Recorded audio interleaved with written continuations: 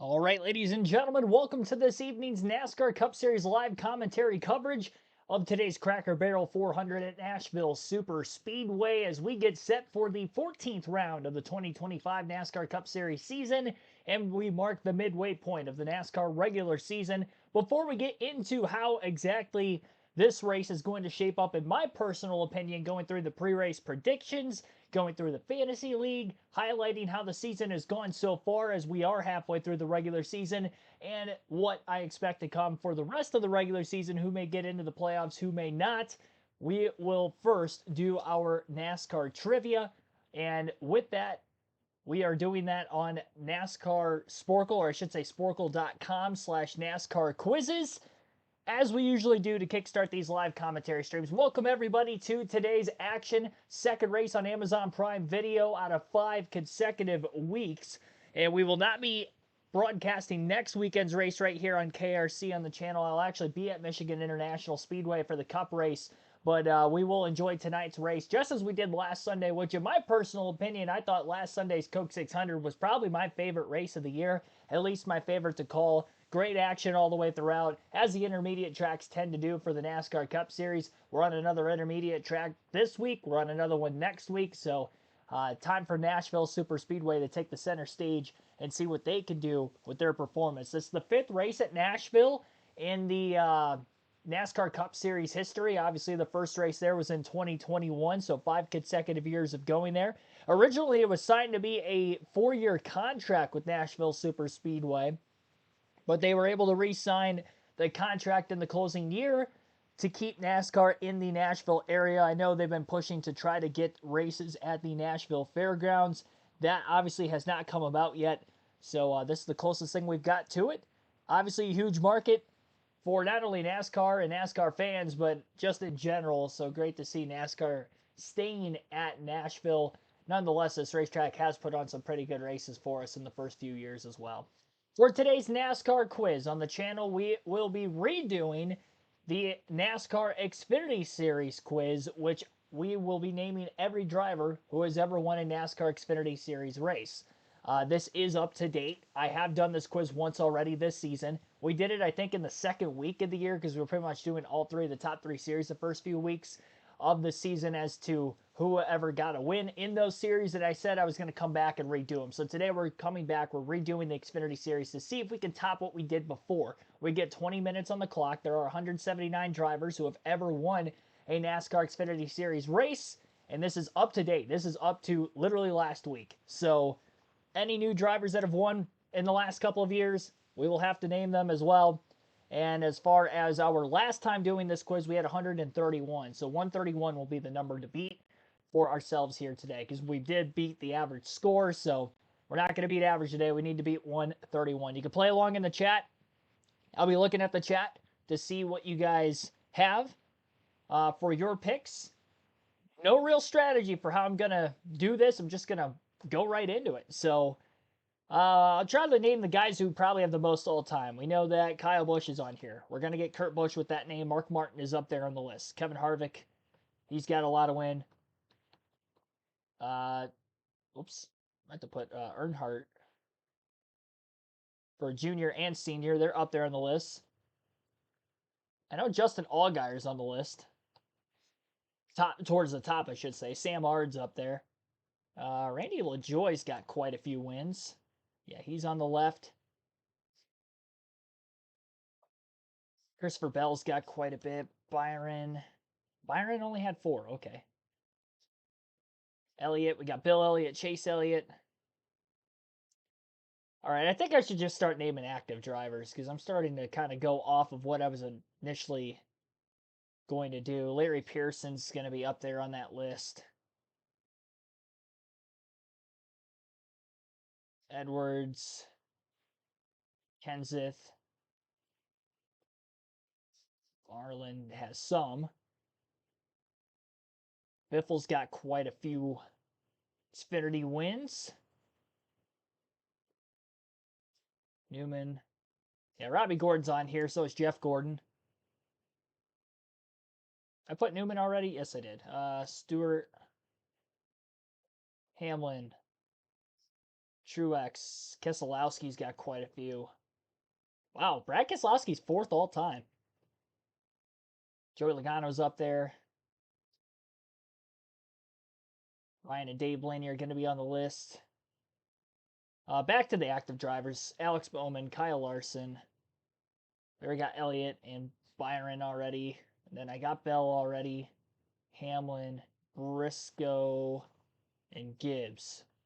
So we got Joe Gibbs Racing. Chastain. Suarez. Van Gisbergen. Trackhouse. Put Justin Haley for Spire Motorsports. McDowell. Hocevar did not win an Xfinity race. Let's go to Allmendinger. Dylan. Then that will be Austin, and then we'll go Kyle Busch for RC. Oh, we already got him. Duh. Cindric. He was the only Penske guy I think I skipped. Cindric, Josh Berry for the Wood Brothers, Stenhouse single car team. In Cup today specifically.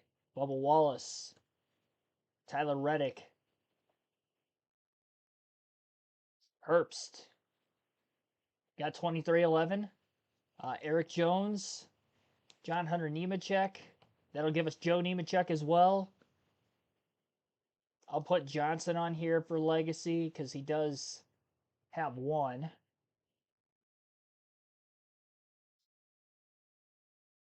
No, Kyle Petty's not on here. Allison, yes. Irvin, I see you guys in the chat. I'll put who you guys have in the chat real quick.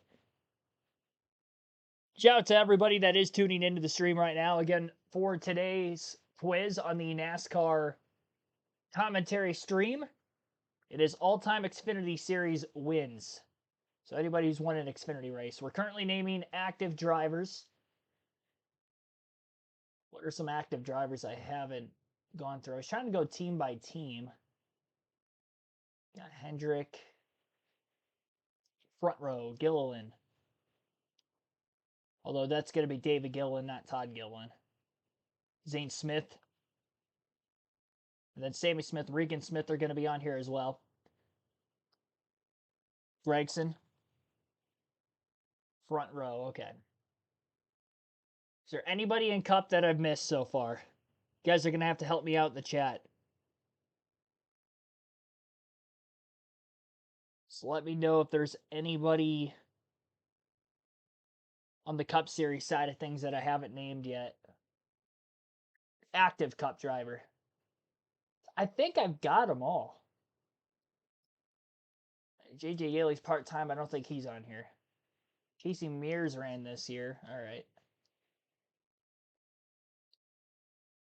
Yeah, I don't know active Cup drivers. I don't think I'm missing any. If I skipped a team, again, let me know. I did put Justin Haley already. I think we can start going to classics then. Parker, yeah, Steve Park. Hank Parker, yep. Saw the Hank Parker in the chat there. Michael Annette. Ryan Reed. Trevor Bain. David Reagan. Got McDowell already. Rudeman. Waltrip. Boyer.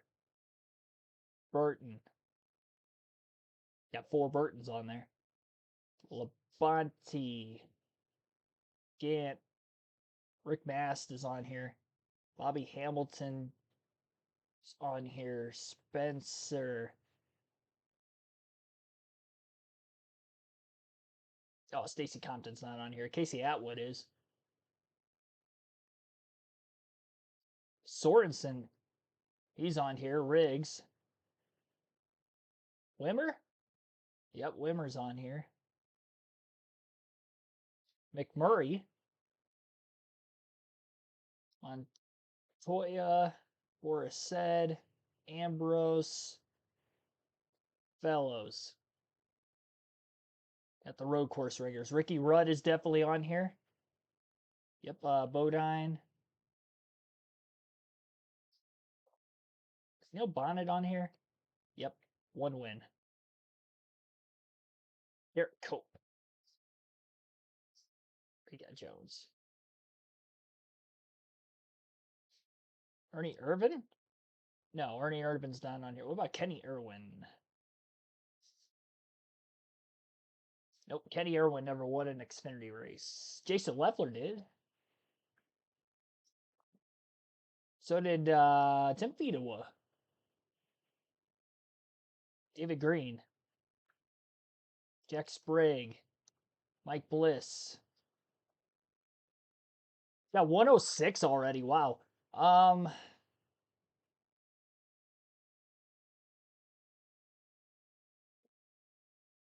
Robert Presley? Okay. Hornaday. Former champ. Ricky Craven. Johnny Benson. Chad Little on here? Chad Little's on here. Musgrave. Nope. Mike Skinner is.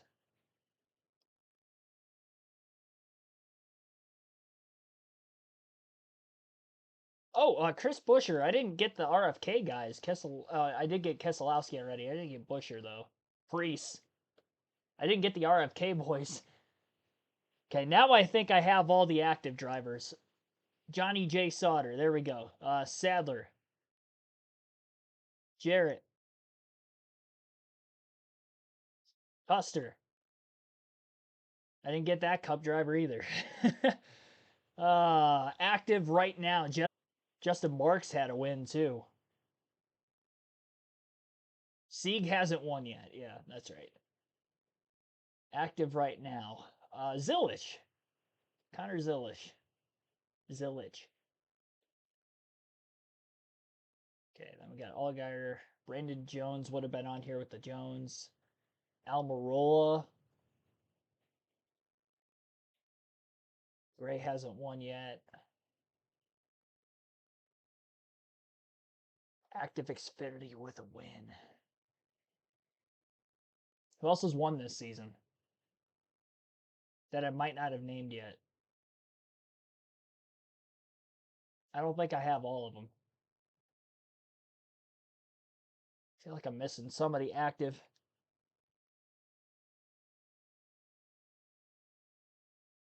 Sheldon Creed's not on here yet. Sam Mayer. There we go. There still might be another active driver on here that I'm missing. I got the Burtons. So Jeb and Harrison are going to be on there. I got Gregson already. Stephen Light. Thank you. Former Cup Rookie of the Year. Yep, Tommy Houston. Thank you, chat.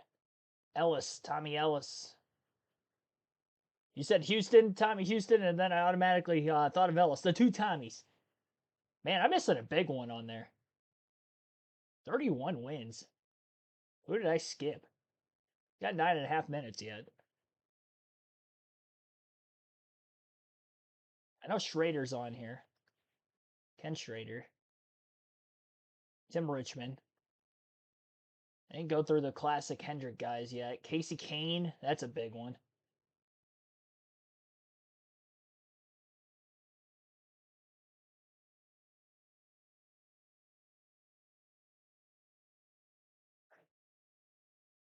Vickers. Ryan Vickers. Scott Speed didn't win one, no. Hornish. Sam Hornish Jr.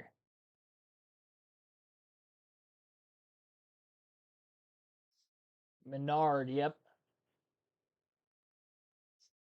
Stremmy's not on here. I put Sorensen already, right? Yeah. Yes, I did. Jimmy Hensley. Any of them in the chat that I've missed? I appreciate the ready. I got Hornaday. Quapple ever win one? No. Just trucks. Crawford, no. Tried Musgrave. Little wasn't on here. Cook. Terry Cook did not win. Darnell, I think, was only trucks. Timothy Peters was probably only trucks. Kligerman, I don't think he ended up actually winning one, no. Cole's twice in the last calendar year now, but. Oh, Randy LaJoy is the big one. Oh, no, I already got him. Never mind. Who is the other big guy that I'm missing right now? Big name. 31 wins. 82 to 91.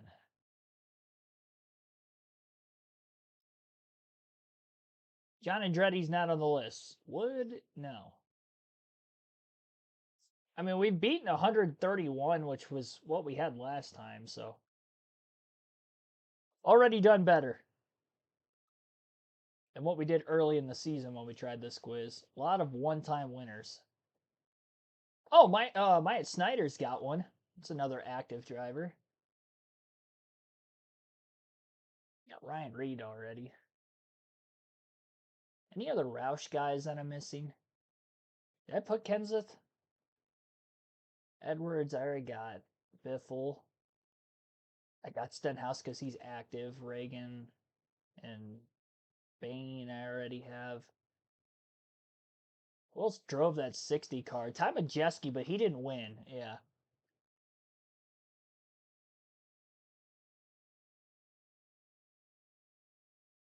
SHR Cup Series. I might have won an Xfinity race. Got Almirola, Newman, Stewart. I already got Stewart. I got Casey Kane now. I put Bobby Hamilton? Yeah, I did.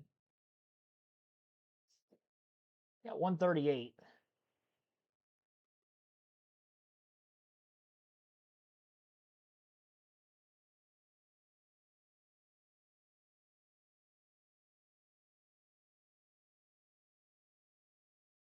I got Wallace because of Bubba.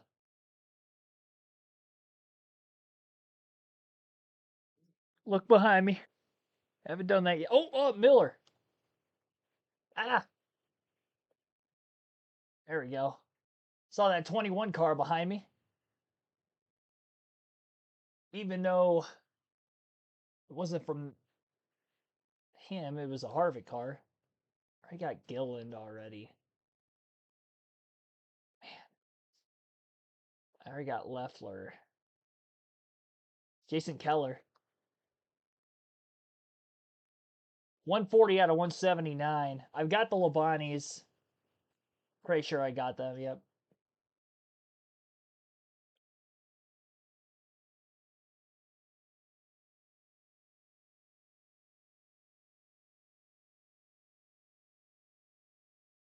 Stewart, yep. Already got him. Got 4.5 minutes. It's bothering me that I'm missing 1982 to 1991. It had to have been an original from the.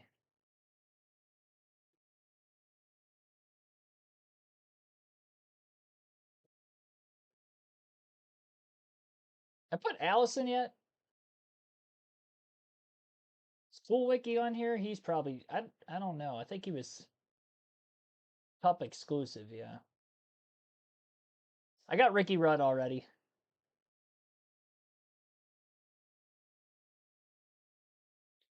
Is race postponed until 11 a.m. tomorrow? No. I don't know where you're getting that from. Race is not postponed. We do these trivias every Cup Series live commentary stream on our pre-race. Jerry Nadeau ever? Nope, just Cup.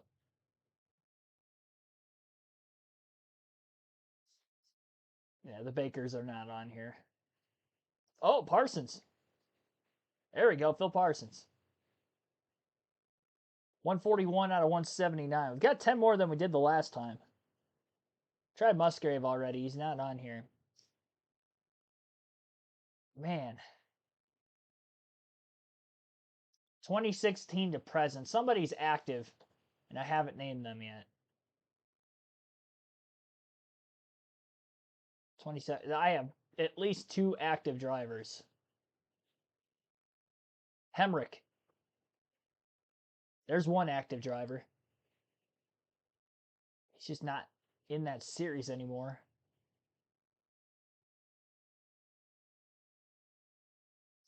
Time hasn't won. There's somebody from Trucks that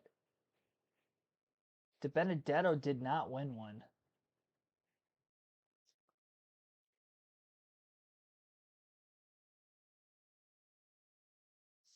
I'm pretty sure I put Jimmy Spencer already. Yep.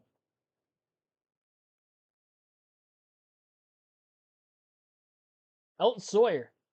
Yep.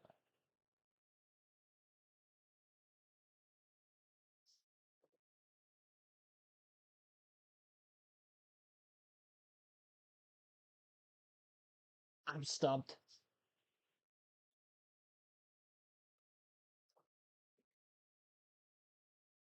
I'm stumped. I Trickle. 144. Who else have I not named? 179 is a lot. We got 144.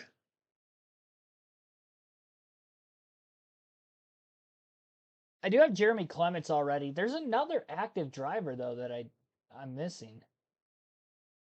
2016 to 2018. Oh my gosh.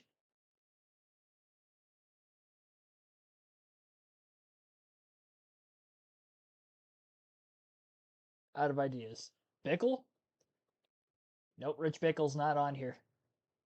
Hocevar's not on here. I already know that. Now Fireball Roberts is not on here. Unless there's somebody else with the last name Roberts. Nope. Yeah, this was before his. This was after his time, I should say. I'm missing one really big name, by the way. 31 Xfinity Series wins from 82 to 91. Who am I missing? Trick Bone? Boom. I always forget about him on these quizzes. 40 seconds. Xfinity Series wins this week. Got 145 out of 179.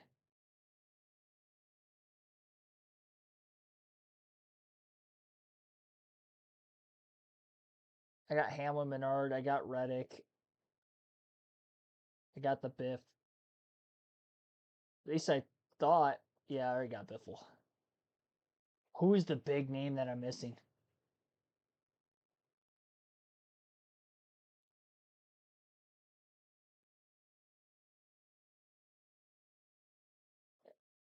I'm out. I'm out of it. Jack Ingram. Oh.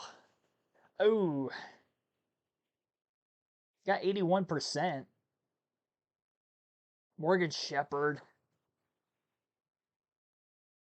I always forget about Steve Grisham on these lists. Those are the only guys above 10 wins all time that I missed. Mike McLaughlin, Rob Moroso, Butch Lindley, Johnny Rumley, Dennis Setzer. I didn't get him when I was going through the truck guys. Brandon Brown. I didn't know he was still listed as active. But I did forget he had a win. Ed Barrier, Joe Bessie, Jamie Aubie, Rick Wilson, Ronnie Silver. Yeah, a lot of those names I probably wouldn't have gotten. Jeff Purvis, maybe somebody could have gotten in the chat. Mike Alexander, LD Ottinger, Ron Bouchard, Brendan Gaughan. That's one I missed. Bobby Hillin Jr., Kevin LePage, Brad Teague, Annie Center, John Settlemeyer, Joe Ruttman. Another one that I tend to forget on these quizzes a lot. Nelson PK, that's right. Thought I had all the road course ringers. I did not. Dick McCabe, Larry Pollard, Greg Sachs, Spencer Gallagher at Talladega that year. That's right. I always remember him failing the post race, but he kept the win, I think, and just wasn't eligible for the playoffs that year. That was the 2016 to 2018 I was missing. Bobby Dotter, Ronald Cooper, Jeff Fuller. Yeah, I mean, all in all, pretty good. For myself, names that I probably could have gotten about 10 to 12 more, but after that, I don't think I could have gotten the rest on my own if time was unlimited. But at the same time, I was out of idea. Like, I just couldn't think of who I hadn't named yet at that point because we had 145. So pretty solid, though. Pretty solid. It was better than the last time we did that. We still have to go back through the truck one, which we were only a couple names away from a perfect score on that earlier this year, and then the all-time cup win. So that'll be in the weeks to come. We're not going to have any quizzes next week because I will be at Michigan for the cup race, and we only do these during cup streams. We will be live for practice and qualifying next Saturday afternoon at Michigan, but the cup race itself, I will be there. There will be race highlights from the grandstands instead. All right, time to go over my predictions for who I think is going to run well and or not run well for today's race, the Cracker Barrel 400 at Nashville Superspeedway. Quick shout-outs as well, by the way, in the chat. I haven't shouted anybody out yet. Regine Huddleston, Shane Richards, Bond1771, Jimmy Clement, Steve, Mark Witkowski, JoJo, Frank Powers, Irene Nasser. Thanks for tuning in, everybody. Billy Kramer, welcome into the stream. And I think that's it, at least of what I can scroll back on my end. Let me go to here. Marcus Villarreal, thanks for tuning in. Holly Lawn, welcome to the stream. Michigander. Yeah, I can't scroll back up to see if there was anybody else when the stream was just beginning. So if I didn't shout you out, I apologize for that. I usually try to get to you when I can. And again, now that we're through the NASCAR quiz for this week, we will go over the predictions for who I think is going to run well, not run well.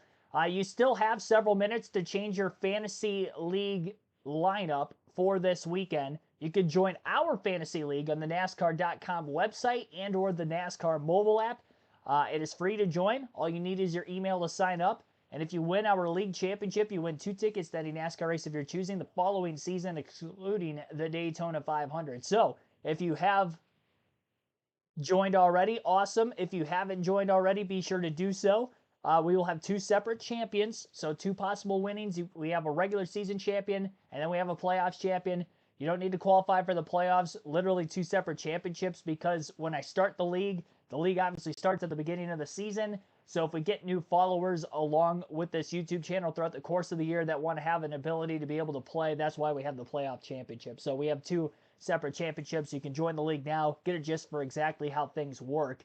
As far as how you can get there, I'm on NASCAR.com right now, as you see on our webpage. And there will be a fantasy section. You'll want to click on that. And then the far left here, there will be a fantasy live tab. And that is where we have our league. So Fantasy Live on NASCAR.com. And the name of our league is KRC League. KRC in all caps, space, and then a capital L on league.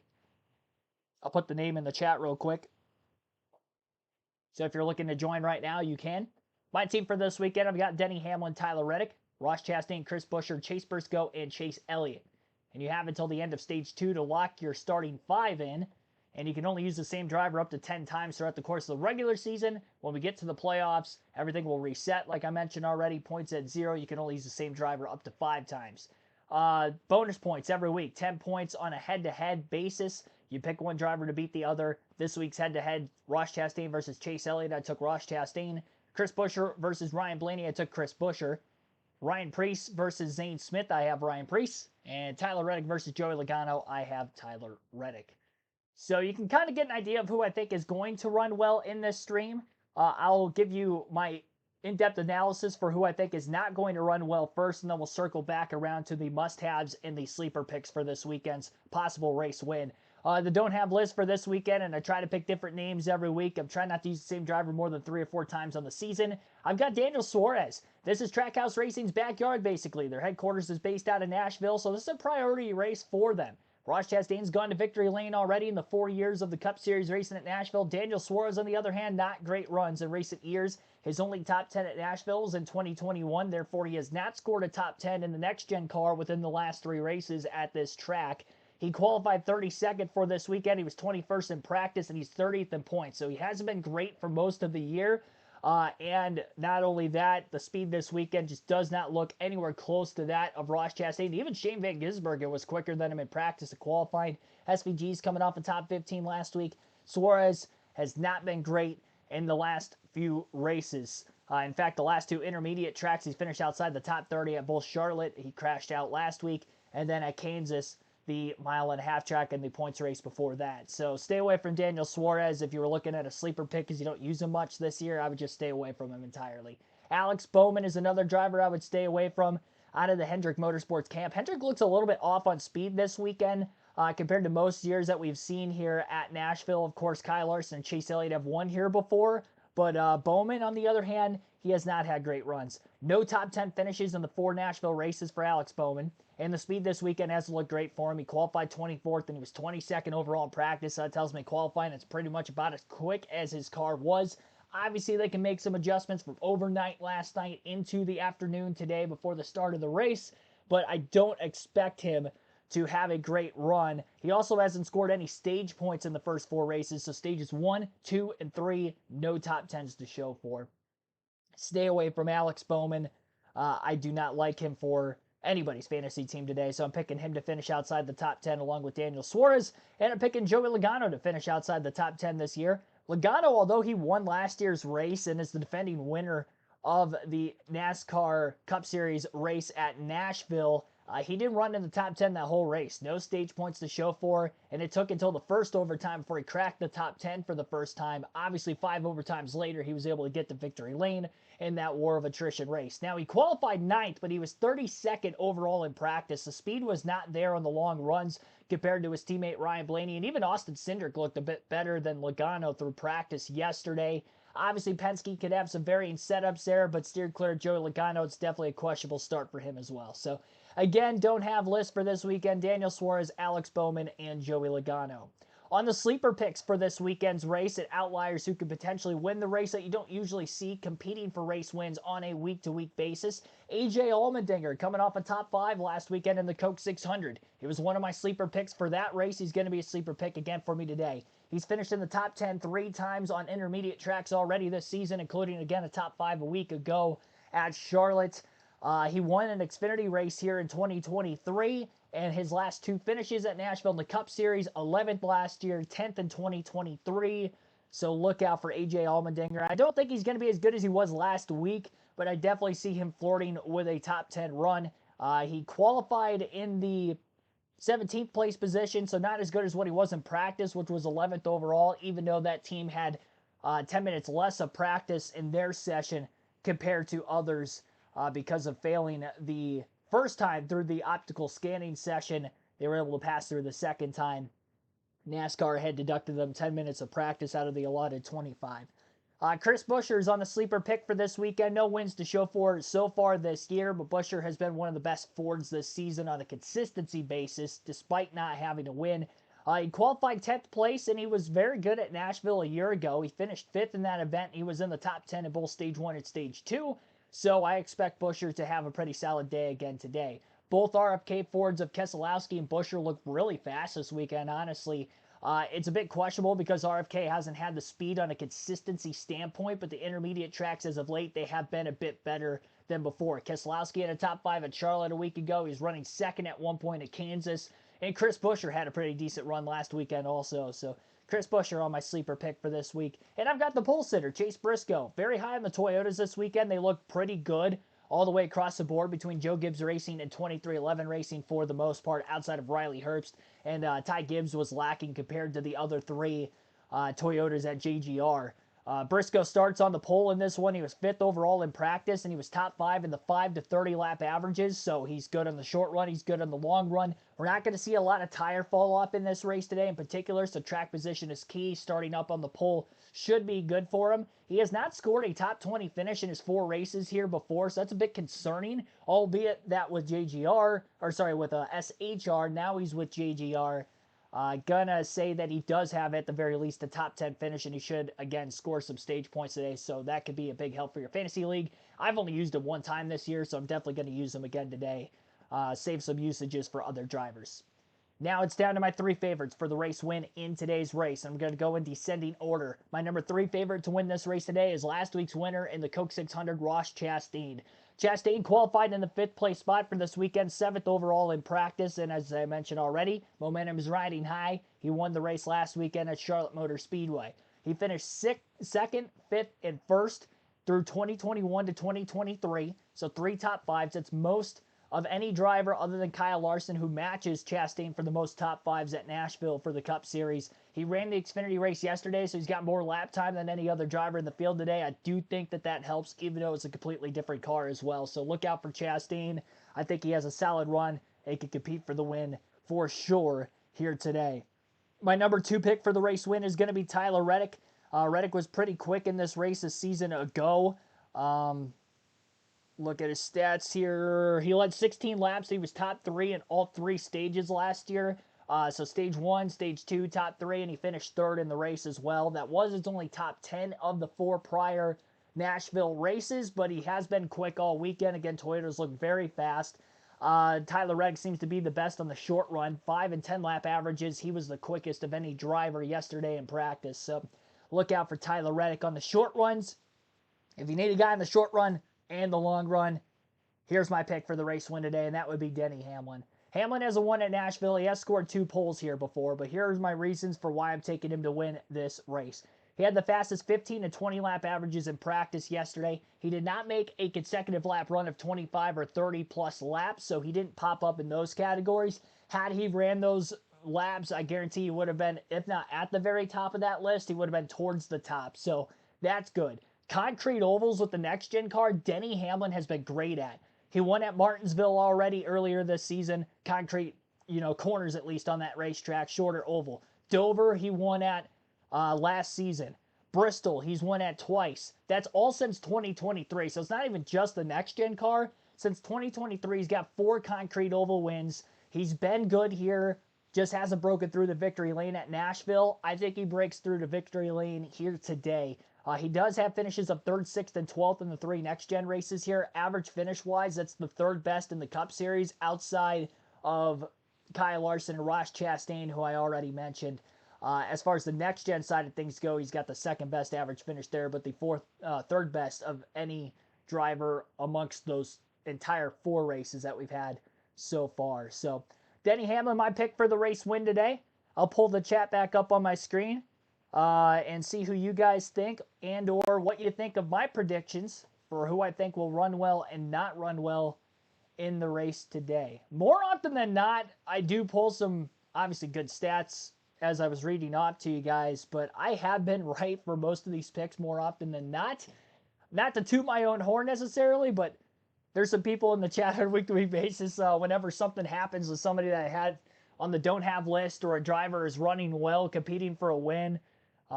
They call me the prophecy when it comes to NASCAR picks. My race win picks, by the way. This is what I've done for race win picks recently. I took William Byron last week in the Coke 600, led the most laps. He won the first 3 out of 4 stages and finished 2nd. The week before, or earlier that day, I should say, I took Alex Palou to win the Indy 500. He did. In the All-Star race, I took Christopher Bell to win the All-Star race. I took Carson Hocevar to win the All-Star Open. They won both of those. I also took Bell to win his heat race, Logano to win his. Bell won his, Logano 2nd. The week before that, Kansas Speedway, I took Kyle Larson. He ended up finishing in 1st. He won that race. And that's the streak I've had going for myself right now. 6 straight picks that or 7 straight, actually. 7 straight picks that I've had to win the race, and they finished top 2. So we'll see if Denny Hamlin can keep my top 2 streak alive at the very least.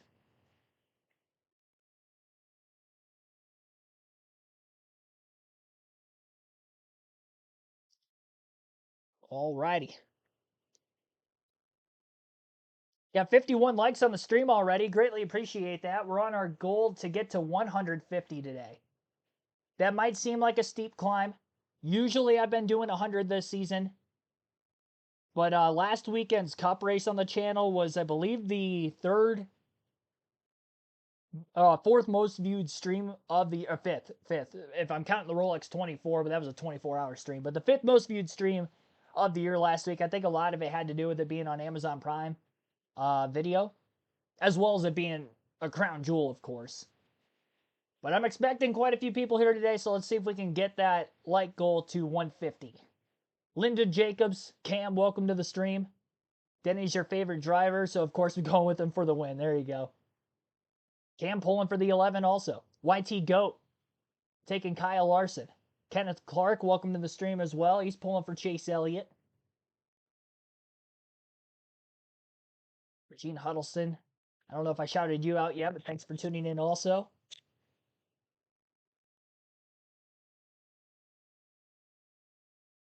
And again, appreciate the moderators in the chat for taking care of things down there with the bots and stuff. Any schemes I like this weekend? The one always looks good. Yeah, I mean the Coors, or not the Coors Light, the Busch Light schemes have always looked good over the years. I don't know. I haven't paid too close of attention to the paint schemes. I honestly don't really look at them going into the weekend. And I know I did a stream yesterday at practice and qualifying, but none of them really jump out to my mind much. I like Blaney's scheme this weekend, even though it's not the scheme itself that looks, more different than most, but it's the exact paint scheme he had of the race that I saw him win at Michigan, and I have that race win die cast. So I always love him bringing on the Caldwell paint scheme. Nathan Powers, Bobby Dillard, B. Dobson, thanks for tuning in. Zachary Powers, also welcome to the stream. We have 3 people, by the way, with the last name Powers. I think we had 2 for the longest time. Now we got 3 of them. It'd be hilarious if you guys were just like all long lost cousins or something.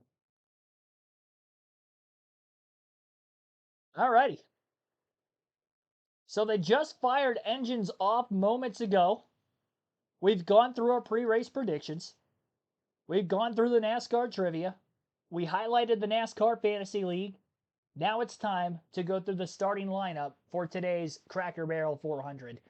So as follows on screen, you can follow along as I'll read off some statistics for each of your favorite NASCAR Cup Series drivers and where they are starting in today's race. Chase Briscoe won the pole for the second straight week, looking to break through to victory lane for the first time in his JGR tenure. And Denny Hamlin, 4 Concrete Oval wins since 2023. He's got 2 poles at Nashville, still looking for his first win at the track. We'll see if he can get to victory lane today. If he does, it'll be his 3rd win of the 2025 season.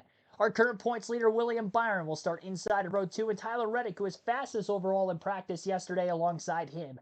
In row 3, last week's winner in the Coke 600, Ross Chastain, along with Brad Keselowski, who only has 1 top 20 finish at Nashville, but he was running top 5 through stage 1 and stage 2 last year. We shall see if he can get a solid finish here today. He was also top 5 a week ago in the Coke 600. In row number 4 will be Christopher Bell, led 131 laps in this race a season ago. He also won stages 1 and 2, but he had a DNF getting involved in one of the overtime restart cautions.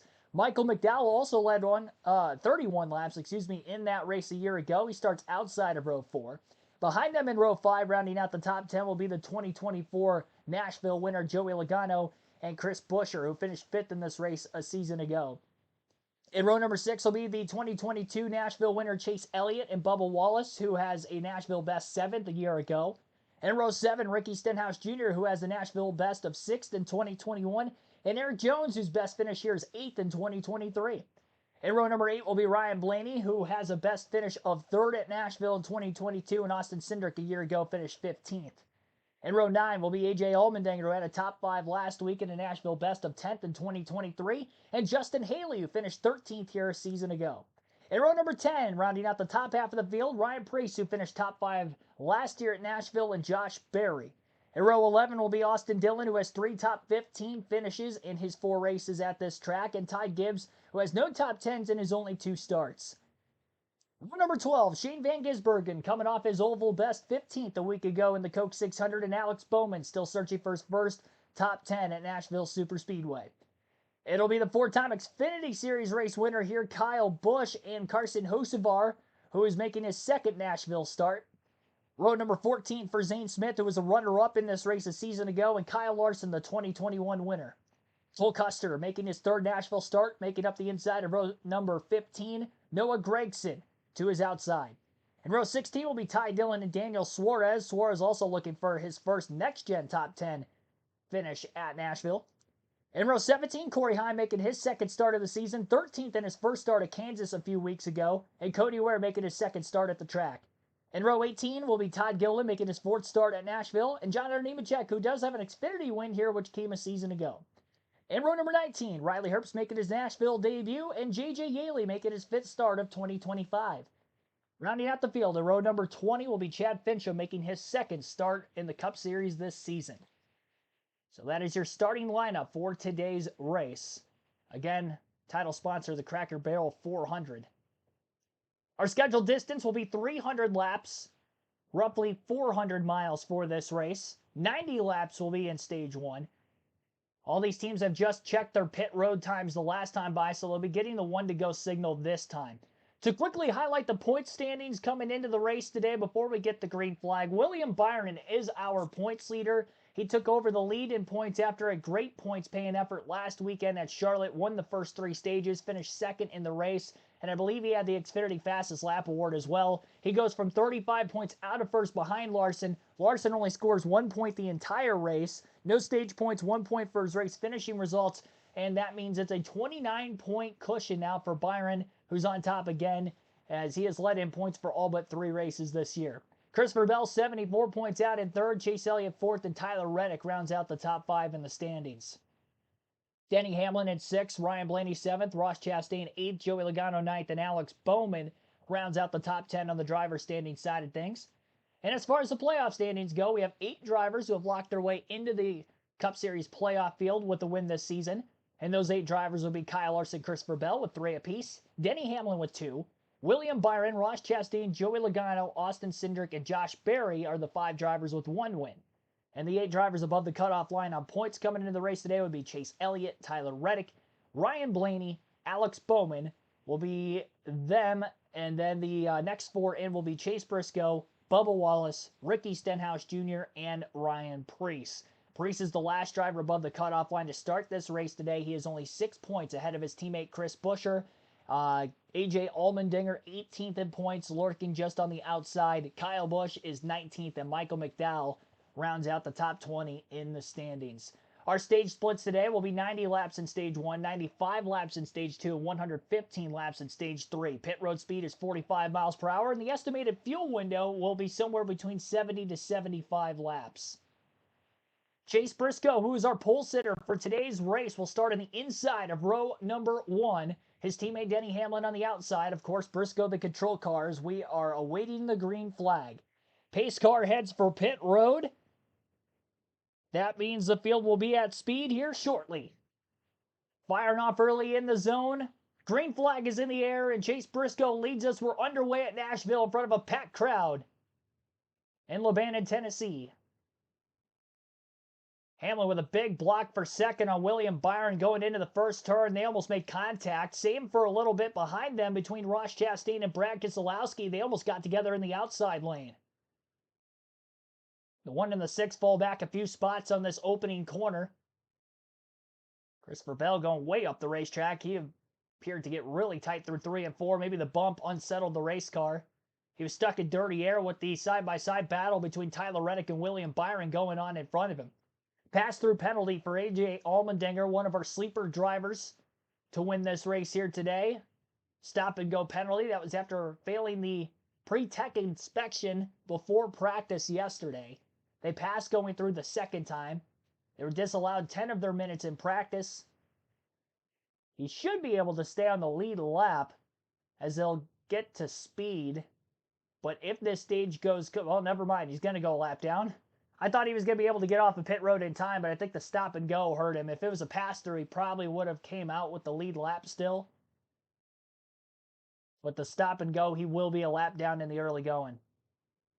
Kyle Larson with a problem off turn 2. He slowed down the back straightaway. He might have gotten up against the fence off turn 2. Either that or in the marbles and had to lift. He's back up to speed right now, but he goes all the way to the tail end of the lead lap before regaining his momentum down the backstretch and into turns 3 and 4. Showing the replay on Amazon Prime Video right now. Looks like he was just sandwiched. He had to check up. Gibbs wasn't going in that outside lane in front of him. The 38 of Zane Smith got into the left rear of Larson. Larson then got loose, was able to make the save. Not a lot of damage on his race car. He was able to keep it off the wall as well. But a few drivers overdriving the corners here in the early laps of this race, causing in several of them to lose quite a few positions, as we're only 5 laps complete. Larson getting one of those spots back on Cody Ware, looking underneath John Hunter Nemechek down the back straightaway for another one of them. Larson did not look very quick in practice yesterday, and he qualified outside the top 25, so he's already having to start deep in the field today, and this only sets him back even more. Not a lot of tire fall off that we will see this afternoon. We didn't see much in the Xfinity or truck races. Definitely won't see much in the Cup race either. Not just with the tire on this next-gen car, but this track itself. Albeit it takes rubber, it doesn't really degrade the tires much. Kind of like the other concrete ovals we have seen with warmer weather and or with this next-gen car. So qualifying poorly for Larson, something he doesn't do very often. It's a huge setback, but he's got 400 miles to try to make his ground back up. Robert Goodrich, thanks for tuning into the stream. Lincoln Kim Hollingsworth, thanks for tuning in also.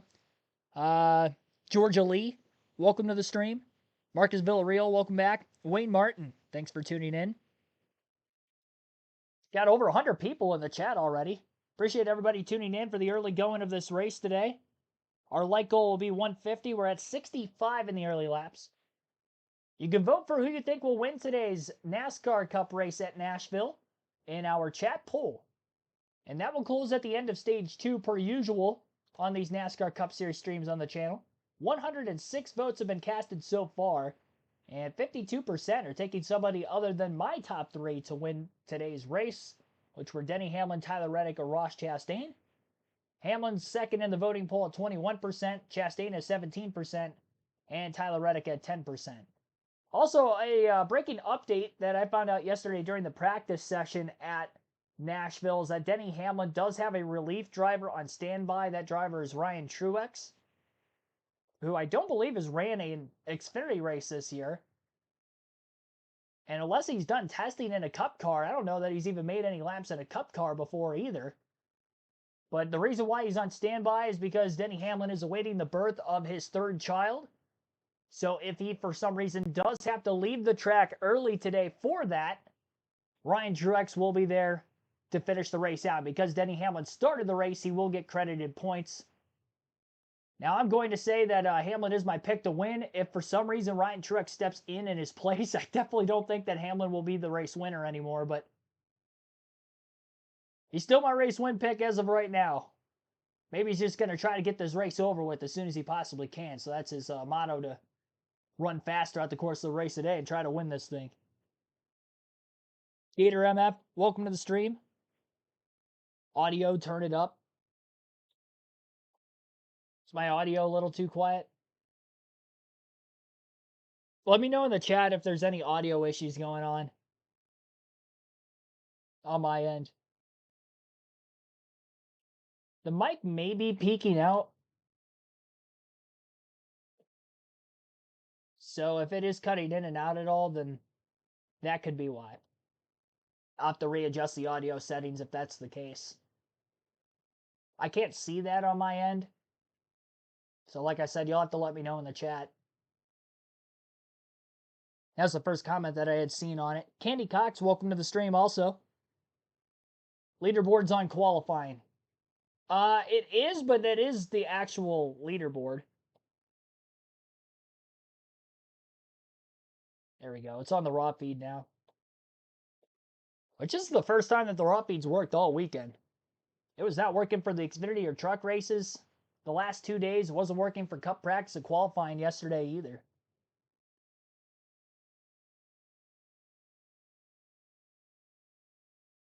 Half a second lead for Chase Briscoe over Denny Hamlin,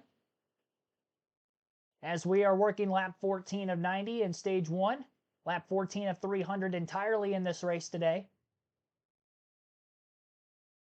Hamlin a little bit quicker than our race leader the last time by. Now he's about 0.4 of a second back. William Byron's 1.4 seconds off the lead in third.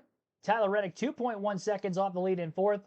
And Christopher Bell's 2.6 seconds off the lead, rounding out the top 5 and 5th. Sixth place is Chase Elliott at 3.5 seconds off the lead. Michael McDowell's in 7th, 4.4 seconds back. Joey Logano 4.9 seconds back in 8th. Ross Chastain in 9th, 5.5 seconds off the lead, and 6.5 seconds back is Brad Keselowski in 10th. So that's the top 10 in the running order, and there are intervals between that and race leader Chase Briscoe. Briscoe from the pole has led every single lap so far, and Hamlin, who started second, has been in second place every lap so far. 1-2 for JGR. 4 Toyotas in the top 5 entirely. 3 of them are at JGR 12311 Toyota. William Byron, the only non-Toyota in the top 5, as he's a Chevrolet in third. 2 Fords in the top 10, and 3 more Chevys, 6th through 10th as well.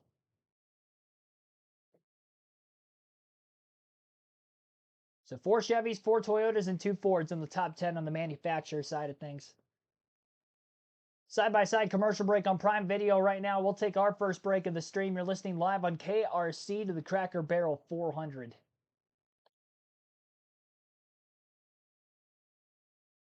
Sounds good? Okay, that's good. Thank you for that. Shout out to Tim Brown watching as well.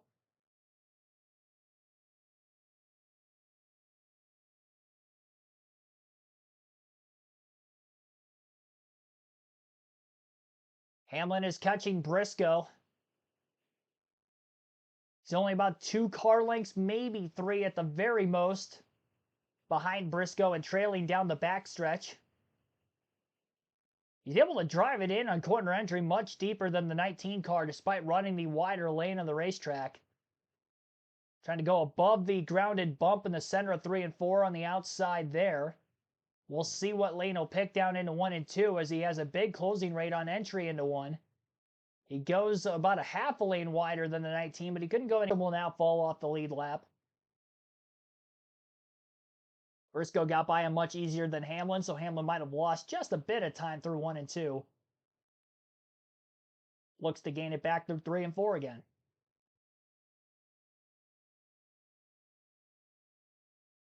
You're watching the Cracker Barrel 400. Chase Briscoe started on the pole. He's led the first 19 laps, but company coming. Hamlin there, but just trying to figure out a move to get around his teammate. Yeah, the teams are starting to find a little bit of speed up the racetrack, and we were hoping for that, and it's already happened. And you can see Denny run at the top of the racetrack, down to the bottom right here, 3 and 4. He's tried the top, probably doesn't like it. That's why he went to the bottom. But you see, got a little trouble with that bump, lose a little bit of grip and speed off of that corner. Watch down here, turn 1 and 2. See what Denny does. See if he goes to the top of the racetrack. It's been working for him. Yep, right up the racetrack here. Got all the way to the top, used that middle groove, and look at the gain that he did down the back straightaway. Starts to close in a little bit. There's a car length, another half a car length, another half a car length. Just got to keep chipping away at it, Steve. Lap after lap, corner after corner. That's the key. It's a game of inches. Charlotte, we saw big runs. You can make up 3-4 car lengths. Here at Nashville, every car length is a big, big game. Then you just don't give it up. You have to be a little defensive, try to keep the game. He has to go outside of the dirty air that the 19 cars created. Right behind the 15 car there. It's very dirty. You need a lot of clean air coming underneath your car to provide the downforce and grip. So the 11 has the offset in the corner. And the 19 can also chase his car up the racetrack. Now, he's not pinned to the bottom right there. He's up the racetrack a little bit, trying to dirty that air that Denny's going to look for. Dirty that air. And that's the game. That's this fun game this car presents. I know it frustrates the drivers a little bit, but it's so fun to see them challenge and try to put together passes and outsmart each other. It's kind of cat and mouse, trying to make you guess incorrectly on where to run on the racetrack. Here's what's interesting to me. These two running so tight at the front. But William Byron, a second and a half or more back in third. So even though these two are racing so closely for the top spot, really no William Byron inside. He can't take advantage. Maybe he will need an adjustment when we get that first stop of the night. Yeah, the Toyotas have been strong. They were strong here in the past years and strong again in practice. And the Hendrick cars have had a lot of speed this year, but they look to be a little marginalized. I say that he's running third, and Chase Elliott's right there in sixth, so they've got speed. But I believe that the Gibbs cars just have a little bit more when we come to this racetrack. We'll see what happens though. Big shift in grid and temperature. This track's going to change a ton throughout the night. And the same thing we saw in the 600. Somebody that might not be running really, really awesome at the start of the race could come on late. But I will say this, for Briscoe, taking advantage of an opportunity. Ultimately, you want to win, and the expectation is there when you start on the pole. But he comes in 40 points above the cut line. You have got to maximize and get stage points, something he didn't do when he started at the front last week. And he's right there, just about in position. And you're right, the pressure is on Briscoe because even though Trix kind of struggled, see what happens here. You wouldn't want to let him go by. You're not going to race your teammate quite as hard as you might race everybody else. But, man, to win these races, and that's what he wants to do, you have to control the front of the field. And you have to race every position, even this early in the race, like it's for the win. The 19 now is trying to commit to the lane almost second. He's only wanting the 11 to commit to the bottom or middle first, right? It's this crazy kind of prediction. That's rear view camera. So on the back of the roof, there's a camera pointing back with a screen on their dash or wherever they decide to put it. It makes all the difference. All right, the 19 gave him a little bit of light to the left side. Then he tries to get lower on the racetrack. So that line right there where Briscoe's maybe a half a car off the bottom, that makes the bottom, very bottom, really not an option for Denny. And that also kind of dirties or muddies up the air in the higher groove. Denny's going to have to find even more grip way up the racetrack if he wants to make this pass. I just don't think the track's there yet to be able to provide enough speed on that longer route around. And you can see the difference now. The 19's kind of moved around, dirtied the air up. Then he slid back a little bit. It's kind of going to regroup, maybe cool his tires down, make another charge at it. Let's go down to Trevor Bay, and it's our Cracker Barrel 400 Pit Road Report. Yes, sir, Adam. I've got the 22 car here looking pretty good right now. They were concerned with their short run speed during practice, but felt that around lap 30, which we're coming up on, their car came to life. Looking pretty good on short run speed, though. Able to move up from 9th to 8th here. Spotter Coleman Presley really getting Joey to move around and change his entry some. Kim. Chris Fisher running in the 12th position, and for this team, it's been a little bit of a sigh of relief this week. The appeals panel met for their penalty back from Kansas. That 60-point penalty was reduced to 30. Now they find themselves 6 points out of the playoffs after that appeal. And Scott Grace is back and told me this gives them a second chance. Right now, Booker feeling good in terms of ride quality and balance on that Ford, Marty. Team Penske driver Austin Cindric sitting in the 15th position. Chatted with Austin yesterday. Said, honestly, I feel like yesterday was one of the better practice sessions we've had at an intermediate track this year. We're solidly in the group that can run the 15th, right where he is right now in the race today. And it was also interesting. You told me everybody's talking about the bumps in 3 and 4. I didn't think they were any worse than last year. I thought they were no different. And how you navigate those bumps tonight, Adam, who gets the victory lane? Maybe it's the youth for Austin. I mean, 26 years old. He's just not worried about bumps. So just let me drive that race car. I'm not talking about it. Let's get an update. Kyle Larson, radio 30th right now for the guy that won here 4 years ago.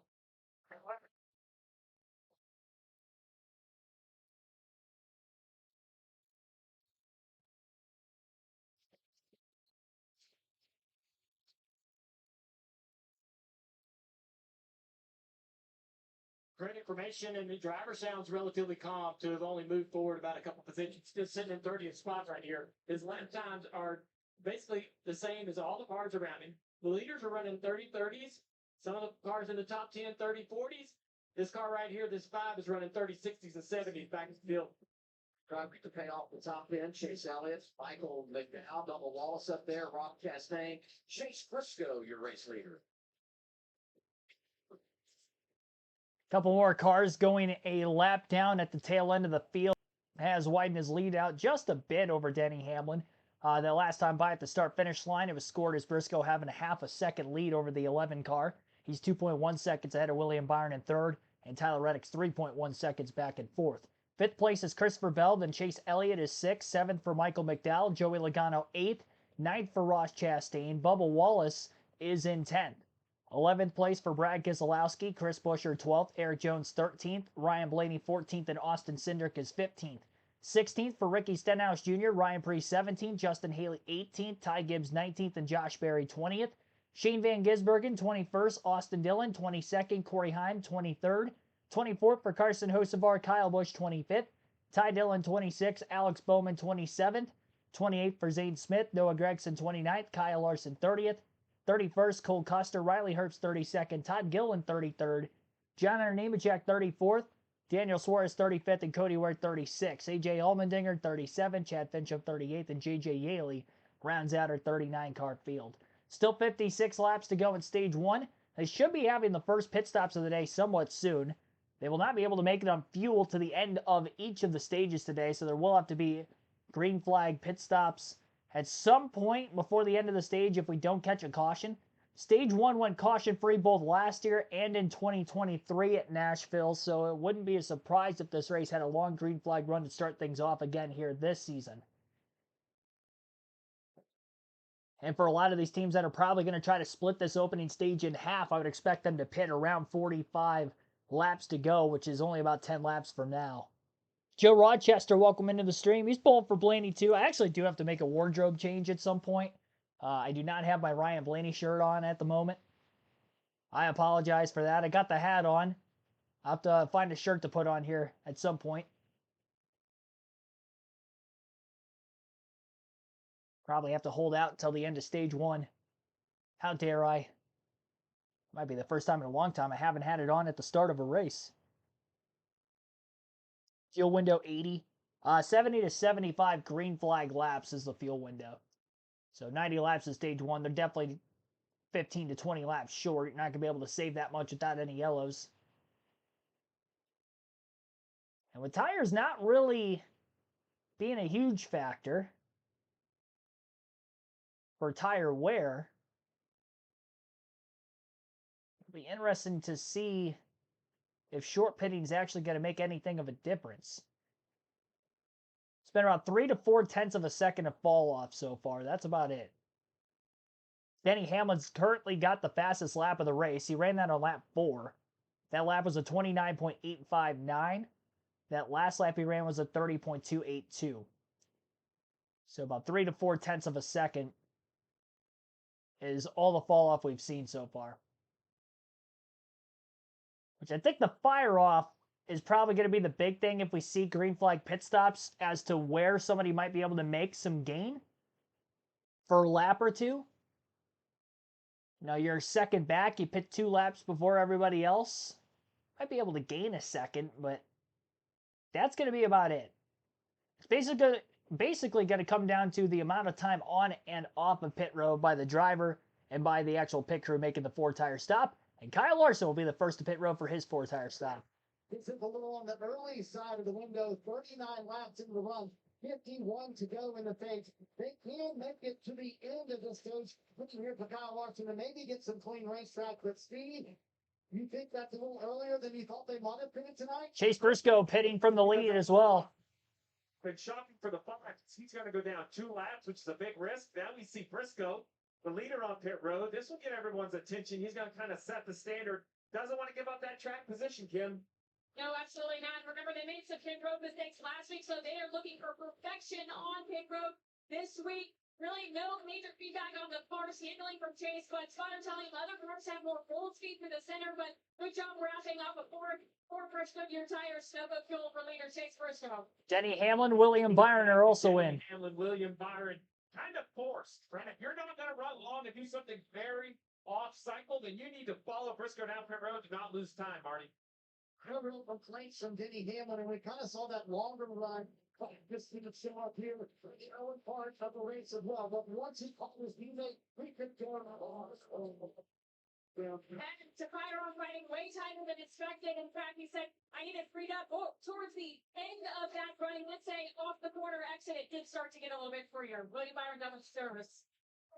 Scheduled green flag pit stops. Tyler Reddick has consumed the race lead at the moment with green flag pit stops ongoing. That puts Christopher Bell in second, Chase Elliott third, Michael McDowell fourth, and Joey Logano rounding out the top 5 and 5th. And obviously that could change very quickly when we see more cars coming onto pit road. Bit of a risk for Chase Briscoe and Denny Hamlin to pit as early as they have. Ricky Stenhouse Jr. now on pit road. Ricky Stenhouse Jr. coming down. Kyle Busch is in also. You got Stenhouse saying the car way too free early in the race of 47 leaves back on the racetrack. The last two races here, stage one went green completely, 23 on pit road. Yeah, the 23 car taking 4 tires and fuel here. Really happy with their qualifying and their effort early in this weekend after 3 bad weekends in a row. Need to recover here at Nashville. As you see, Chris Buescher on the bottom of your screen, he started off neutral, but then tight center free entries before he gave the team before this stop. Be very careful judging the time of these pit stops. Everyone, even at the start of the race, on different fuel loads, Trevor. Yeah, Joey Logano going a little long there on that run. Little free in for Joey Logano right now. They were talking about getting that car better on exit, and this is the car they were. Ross Chesney really good on exit right now. He's one of the first ones to move that entry line around as well. We saw earlier. Sometimes it's challenging to come off the banking, make a pit stop here speeding for Bubba Wallace. Oh. A drive-through penalty here under green. Chase Elliott is in, Trevor. Alan Gutson said that the early part of their weekend is their challenge right now. If they're going to win races, they got to qualify better and run better in stage one. They're doing that right now. Found themselves inside the top 6 for that whole run. Tim. Michael McDowell coming off that top 10 finish at Charlotte, reporting off green turn 4-1 exit. But the handling has worked its way back to him. He said the car is pretty decent right now. No major changes on this stop for Michael McDowell. We talked about Christopher Bell is also down on the pit road from second place. Ryan Preece is on pit road as well. Same for Josh Berry, Todd Gilliland. Checked up a little bit, we'll see if on the track. Skip turn 1 later in the run.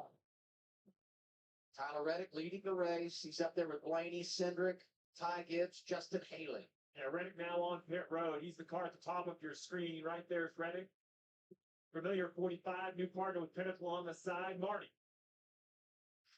When everybody else pitted, Steve Wisconsin worked to take advantage of this green air and see if we can beat the stop sign of the show. Too free at the end of the run as well. See Bubba Wallace.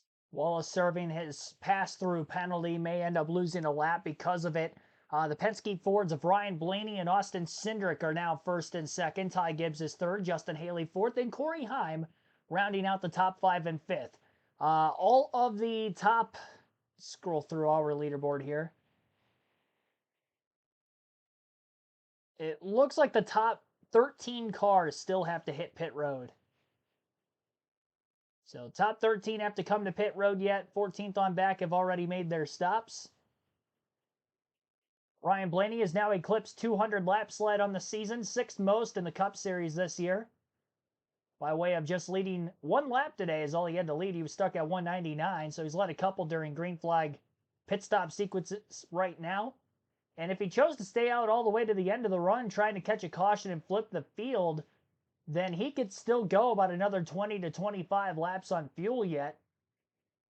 Cole Custer's on his way to pit road currently out of the top 10 that hadn't hit pit road yet. Chase Briscoe scored in 11th. Riley Herbst just came into the pits as well. So Blaney, Cindric, Gibbs, Haley, Heim, Hocevar, Ty Dillon, Bowman, Nemechek, Suarez are the 10 drivers that still have to hit pit road. Chase Briscoe cycled off of pit road during the green flag pit stops ahead of Denny Hamlin. He did pit 1 lap before Hamlin. So maybe helping him ensure the lead when everything cycles through. And the only cars that have pitted that are actually still on the lead lap would be Christopher Bell, Tyler Reddick, Hamlin, Briscoe, Byron. So the original top 5.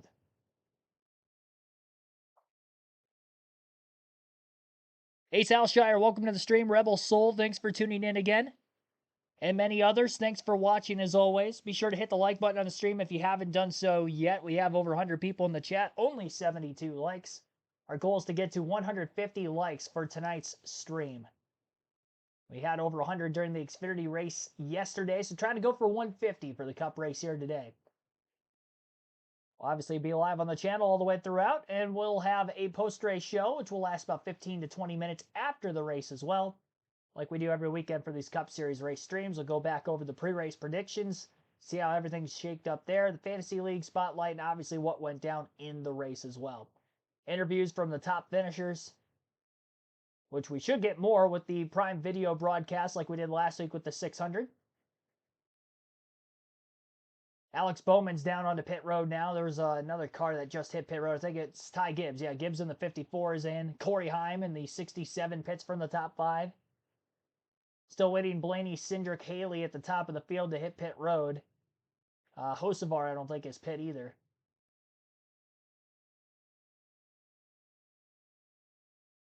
Speaking of which, now Hocevar's on pit road.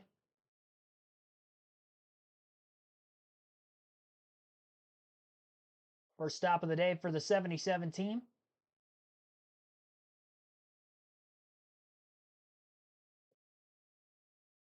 Blaney's still out there leading laps with Cindric in second. Chase Briscoe should be in the top 5 here next time by. And Briscoe's gap over Hamlin currently is about 0.7 of a second.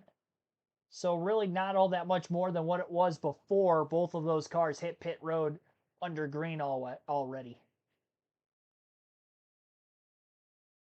So side-by-side commercial break again continues on Amazon Prime Video. We'll take a break of our own here. You're listening live on KRC to the Cracker Barrel 400 at Nashville. Our chat poll up to 134 votes for who you think is going to win today's race already. And again, that will close at the end of stage 2. Somebody other than Hamlin, Reddick, or Chastain at 54% of the votes. I'd be shocked if that voting option does not win, but we'll still leave the chat poll open. Denny Hamlin at 20% of the votes, 16% for Chastain, and Reddick at 9%. Hamlin was my pick to win. Briscoe's led the most laps so far. The only lead changes we have seen have been during green flag pit stops. Briscoe has led for 39 laps. Ryan Blaney the last 9. 6 laps led during green flag stops for Tyler Reddick, 1 for Denny Hamlin. And those are the only 4 drivers to lead at least 1 lap in the race so far today. No Chevrolets have led yet. William Byron's closed the gap on Denny Hamlin for what would be second place if these green flag pit stops cycled through without a caution. Hamlin's struggling in lap traffic right now as he tries to get by John Hunter Nemechek on the outside. He also struggled getting by Riley Herbst and Daniel Suarez over the recent laps. He's lost Briscoe just a bit. Briscoe's now 2.5 ahead of him, while Byron's charging hard in what is 8th place right now, and again would be 3rd if everything cycles through. Only 11 cars are currently on the lead lap, which is why Blaney, Cindric, Haley, Ty Dillon are trying to catch a caution and continue to stay out on the track like they are. Suarez and Nemechek haven't pit yet either, even though they've been engulfed by the drivers who have already pitted that were running up at the front of the field before the stop started. We'll have 30 laps to go in stage 1 this time by. And the lap times are relatively similar for our race leader, Ryan Blaney, at 30.278. That last lap for him. Briscoe ran a 30.319. Blaney was actually about a 10th quicker than Briscoe that last lap, even on the older tires he has. Which again, there isn't a lot of tire fall off. I think during green flag stops, you'll see a lot of 4-tire pit stops just because it takes about that long to top off on fuel anyway. But should we get under caution flag pit stops, I could see 2 or no tires being a strategy call as the race goes on.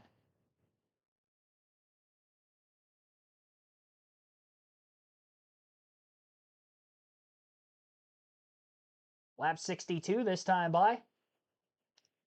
Not a fuel on board. Maybe you take 2 tires at the end of the stage. Maybe you short fill at the end of the stage. I think this just opens up the opportunities. Is really what it's doing. Why take the risk if you don't have to early? Run long, see when the cautions come, and kind of adjust. Best strategy is a fast race car. Is that right, Crew Chief? Fast race car, you know when the yellows are going to come out. There you go. A lot of good decisions. Scan the QR code to save on gaming products by Logitech G, the official wheel and pedal of NASCAR. Bubba Wallace is a big gamer, and streamer as well. And but he's had a bit of a tough run here. Just several weeks ago, this guy had over 60 points to the cut line in the playoffs. Here's the finishes in the last 3 races. Just a abysmal 3 weeks. And that he talked about, man, it feels so good to have such a nice cushion. I've never been in this position. I'm always worried because I'm always around the Bucks late as we're getting toward the playoffs. And this is so nice. Well, he has now lost all of that advantage. And then the speeding penalty tonight had them all tickled and a lap down, giving a lap to the field. So he's ran well here, had some good speed here in the past. But he needs a great run tonight. So you saw the finishes. Let's show how that happened. Right here at Texas Motor Speedway. In the wreck on the backstrap, heavy damage with the inside wall. That's that 33rd place finish. That Kansas, wrong place, wrong time. Another big impact. I mean, that is big damage. Then in the 600 once again. So you can say bad luck that you're in the wreck, but you're kind of back there. You know, rarely do we see guys wreck from 3rd, 4th, 5th. You get back there in the teens or the 20s, you're bound to determine at some point to get in those accidents. This is the time of year where we start to pay attention to the bubble battle and we start talking about it. It's very fascinating. A lot of fun drivers around that battle that are part of the great storylines in the sport. He's still comfortably 45 points above, but just imagine if those had been even 15th, 20th place finishes, what position he might be in. So they just need to come in here tonight, overcome that speeding penalty, try to get, a top 20, top 15 result, and then move on. You see the battle for 4th. Chase Briscoe, who dominated this race early, 4th now because the top 3 have not pitted. Here's 19 radio. Right pedal has been on the floorboard. Oh, no. For the things we talked about here. Do your best, man. Go get it. All right, let it break down. Brake pedal on the floorboard. That tells me that the fluid has gotten hot. The brakes have gotten hot. I don't see any brake cooling on the opening of that 19 car. So as the fluid gets hot, the pedal gets long, and then the feedback of, hey, if you're pumping, so down the straightaway, Dale, if you're pumping the brakes to get a firm pedal, they want to make sure he takes his foot completely off it before he then goes to it at the start of the corner to make sure he has good brake application. This track is actually harder on brakes than you would imagine. As large as it is, it looks like you can really sail the car down in the corner and have a lot of mid-corner speeds. There's no grip. Mid-corner speed's really slow. You use a lot of brake to get the car slowed down to the center. And I think there's a bit of an underestimation of the heat and the humidity. Even today, the temperatures are relatively 20 degrees cooler than last year. It's still muggy hot down there and uncomfortable. Difficult for these machines. Well, you see right here in the telemetry how fast these cars are going. And we're going to see 170 plus at the end of the straightaway. The bright red kind of brake pedal will come on at the bottom of the screen. Knocking speed, knocking over 40 miles an hour out of the car. Let's go to Marty. And it seems to be a bit of a Toyota problem for the brake issues. Here was Tyler Reddick earlier in the race. Listen. Oh, okay. Right now, your blue fire. Over with them. So that was Tyler Reddick saying the pedal is getting spongy. He also radioed to Billy Scott later on, Kim, and said the pedal also very inconsistent. Some corners I get like a quarter into the way of the brakes and it stops. Other corners are taking almost all the brakes to get it to stop. So Ryan Blaney and Austin Cindric, as well as Ty Dillon and Daniel Suarez, are the only 4 drivers that still have to hit pit road. Only Blaney and Cindric are first and second. They're 23 seconds ahead of Briscoe, who has already hit the pits. And now Ryan Blaney comes to pit road and surrenders the lead. Quarters, that makes that pit entry even more difficult. You go to step on the brakes, and you just don't have what you want. The trouble Blaney was stuck. Cindric is in also. Frustration was skyrocketing. Finally came to pit road. We'll see what kind of stop they have, Kim. Yeah, the balance of that car just, not what Blaney wants. It fired off tight. Then he said, I had trouble turning in the center on throttle, but he felt like it was only for traffic, but it did not run tight. So look for it to free up just a little bit, Hardy. Second with Gucci, Brian Wilson, for Austin Cindric. I said, what about this year? He said, why not? Wait on fuel. Steve, why would they make that move now at the green? Switch with under caution at the end of the stage. So it's simple calculation. But basically, you can change tires faster than you can fill these cars up with fuel. So rare. All right, so Cindric a little slower stop, waiting to top off on fuel.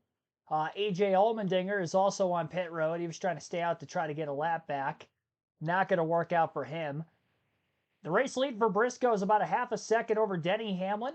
Briscoe reported not that long ago over his radio that it seems like his brake pressure is getting less and less, which is not good for being this early in the race. We have seen brake failures at Nashville before, so this is not uncommon. Same for Tyler Reddick, who is in fourth, so maybe a Toyota problem. That is two different teams at Toyota. Again, one for 2311 and one for JGR. We shall see. Haven't heard anything out of Hamlin yet in second, Bell in fifth. But that will be something to definitely monitor, especially if we do see any sort of a brake failure from the two that have reported problems thus far. Waiting for our leaderboard to update, and then I'll go through the full field running order again, as we have a little less than 20 laps to go in stage one.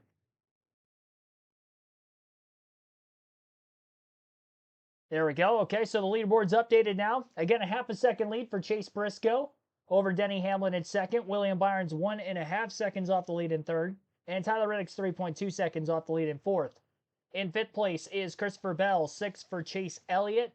Michael McDowell, seventh. Joey Logano, eighth. Daniel Suarez, ninth, who also still has to hit pit road yet. And then Ross Chastain in 10th. 11th for Chris Buescher. Eric Jones, 12th. Brad Keselowski, 13th. 14th for Ryan Blaney, but he is on pit road currently.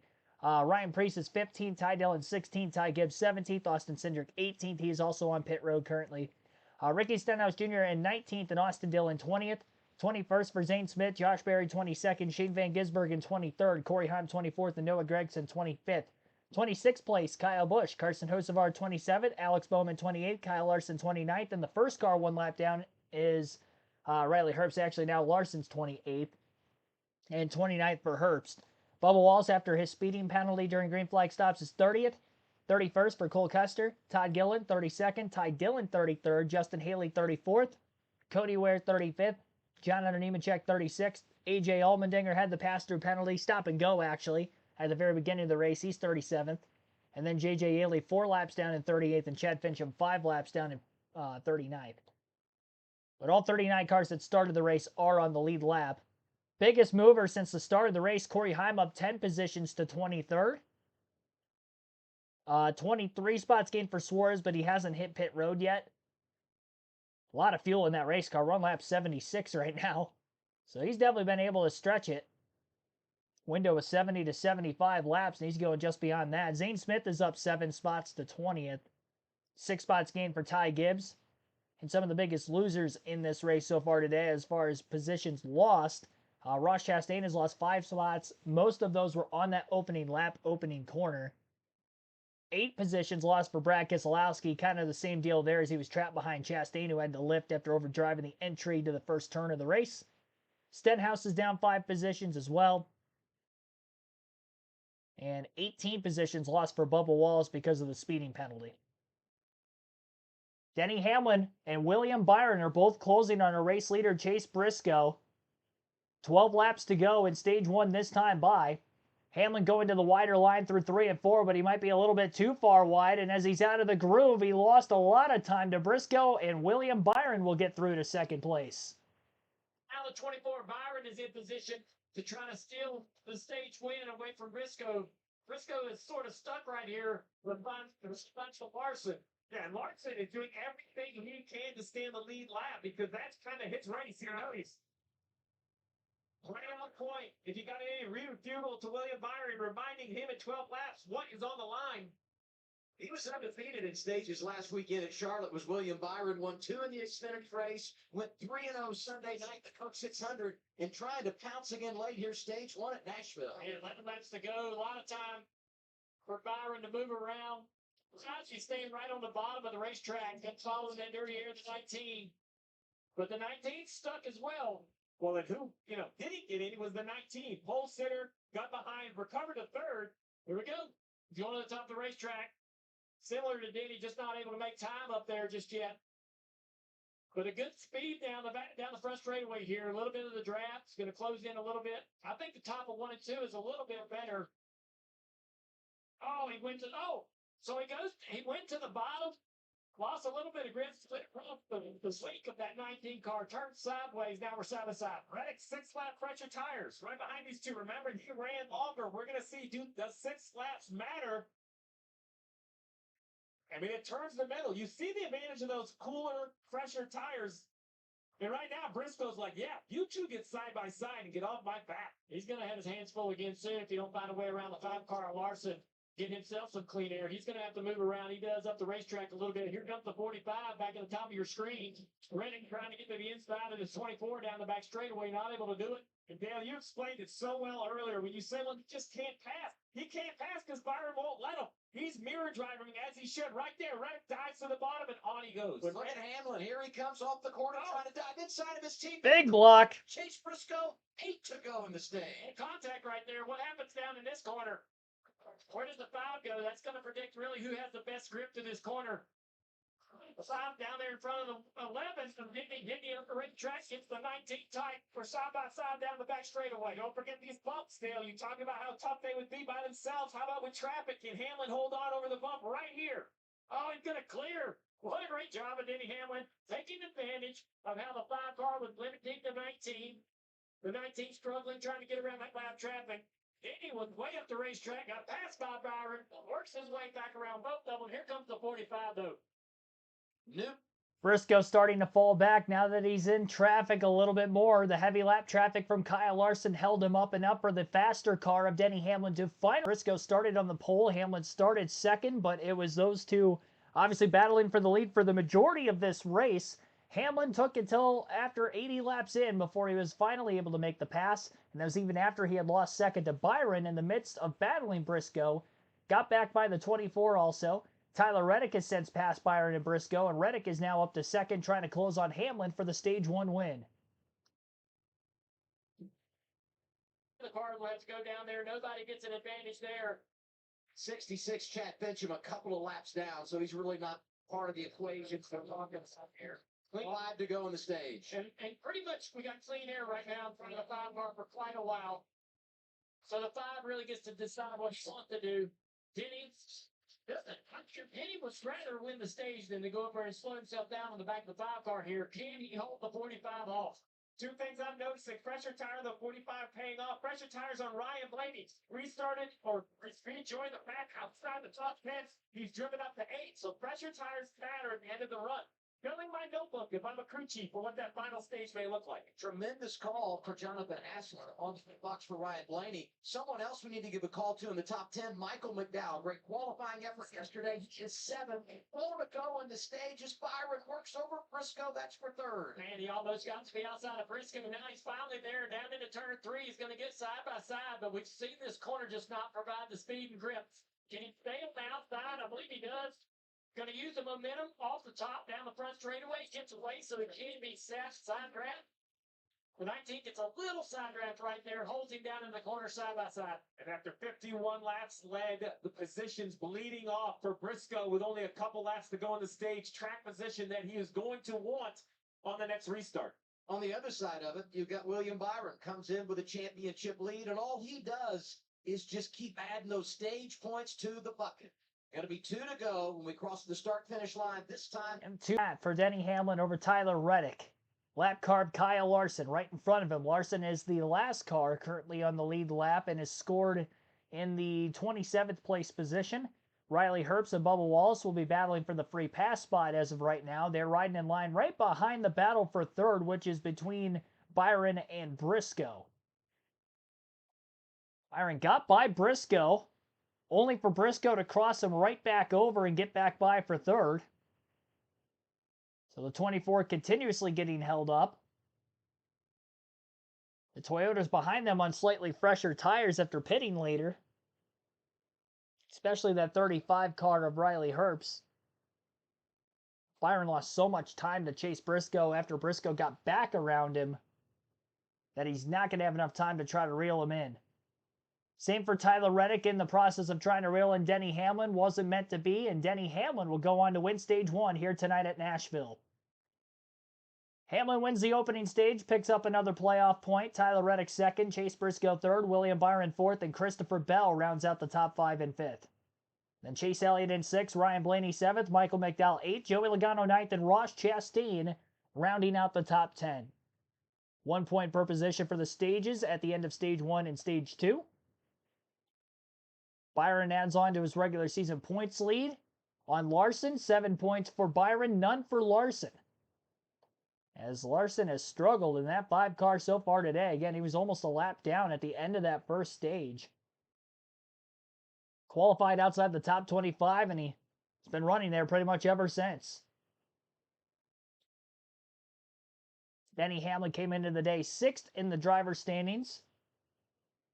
And this will be the 3rd stage win of the year for Denny Hamlin, giving him 13 playoff points total with the 2 race wins and now again 3 stage wins. 5 lead changes through the opening stage. No cautions for incident. Our first yellow will be this lap 90 stage 1 break. We're just over 45 minutes in. You're listening live to the Cracker Barrel 400 at Nashville Superspeedway on KRC.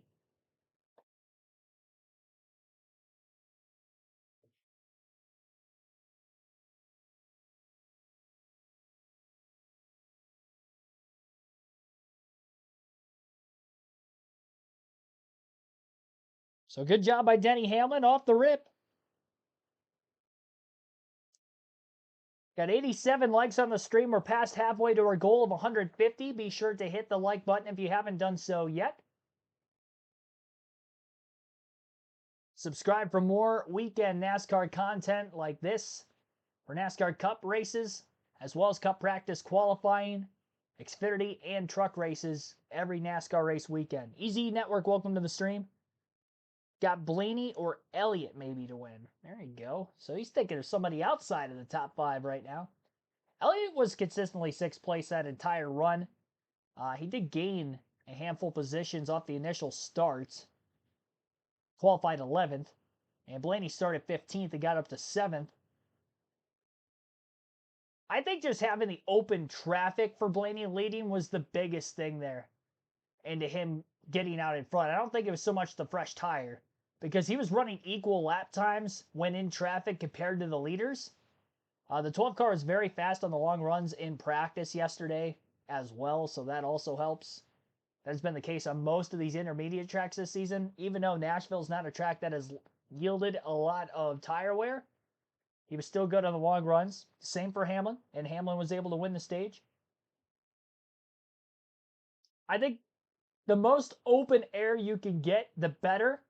I don't know that pitting as late as Blaney did was the sole purpose for him getting up to 7th by the end of the stage. It probably didn't hurt. And again, he probably just didn't have a lot of lap traffic. He was having to deal with everybody else around him. Pit opened everything up for him. He was 4 seconds ahead of Cindric, who was the next closest car to him on the same strategy. Top left of your screen, Denny Hamlin, playoff point in the bank. Pit road's open again. 3 at the early part of the feet was terrific. Tyler Reddick said the last adjustment worked so well. Don't mention each other. Now we have the clean air here.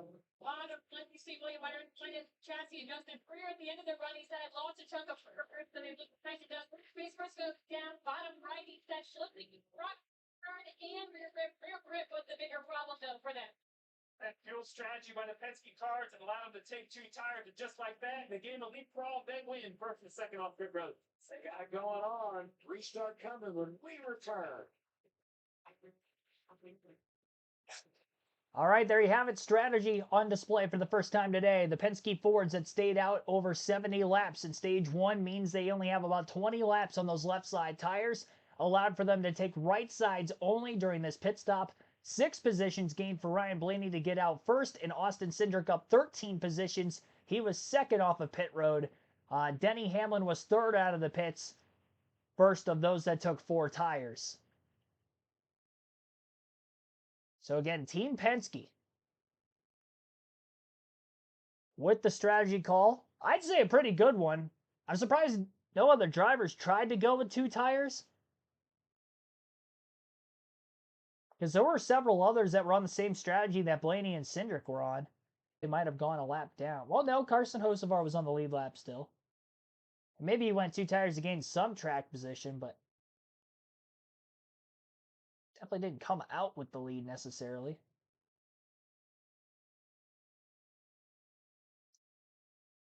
Few drivers taking the wave around to get back on the lead lap. They'll be hoping for a quick caution, because we had 27 cars on the lead lap.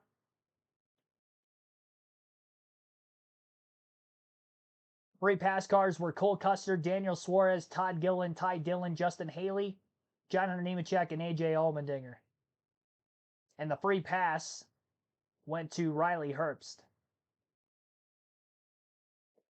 So Herbst is back on the lead lap. Bubba Wallace still a lap down.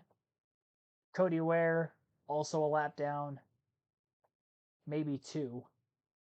And then more than 2 laps down for J.J. Yaley and Chad Fincham. But all 39 cars that started the race are still in the race. And we'll see how the right side tire only strategy works for Ryan Blaney and Austin Cindric when we get back to this next restart. Blaney probably has the best car. We shall see. I'm not going to go to that point yet. Now that we've seen him in clean traffic, we'll see, but he's also on right sides only. It is a track position game. And I think if he gets the lead on Cindric, he's probably more likely to stay up towards the front than Cindric if Cindric gets in dirty air.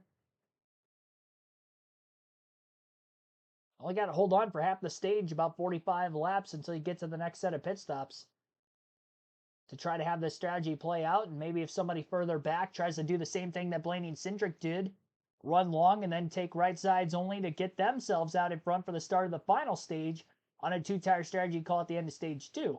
I'd imagine more teams are probably going to try to do that, especially if the 12 and the 2 can keep up at the front of the field.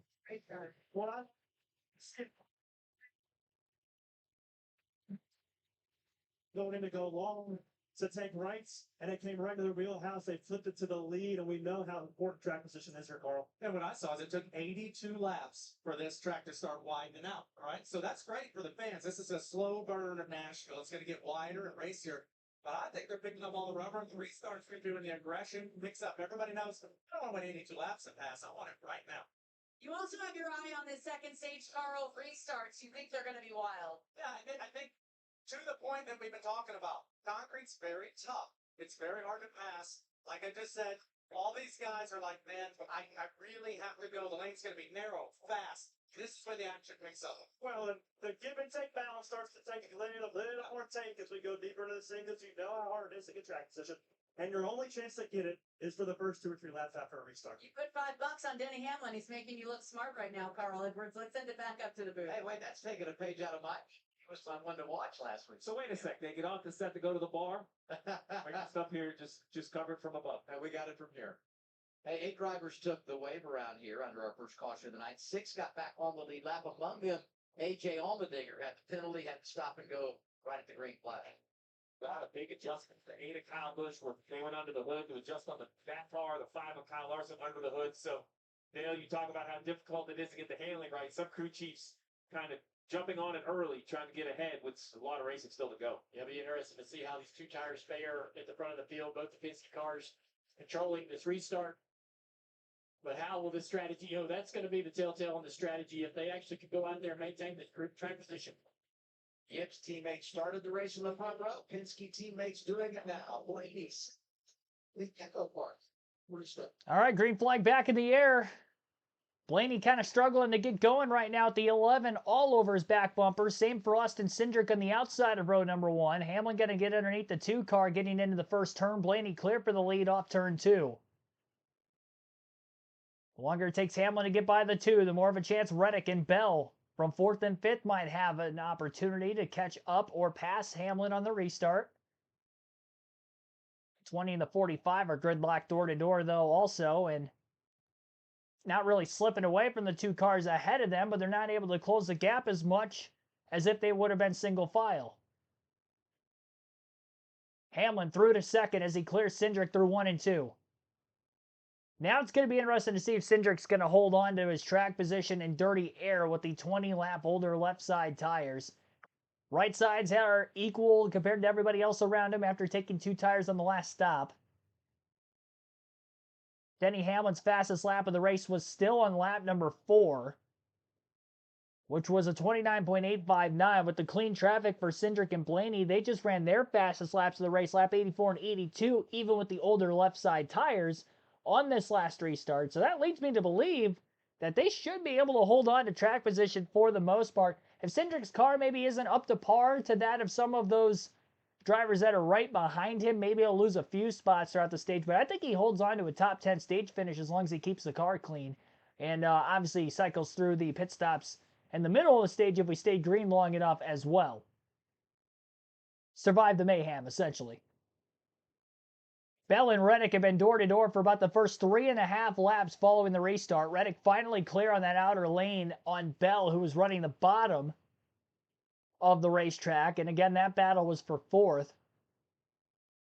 Chase Elliott and William Byron, the Hendrick Motorsports duo, are door-to-door for 7th. Byron was 4th at the end of stage 1. Lost a couple spots on the restart. Elliott trying to get back up to 6th where he finished the opening stage. And Chase Briscoe, who's on the pole, finished 3rd at the end of stage 1, lost some pit stop positions. He is now back to 9th.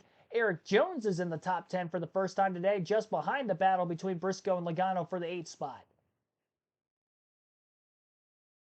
22 and the 19 are side by side. The 9 and the 24 are side by side. Everybody in the top 5 mostly single file up ahead of this group. Lap 103.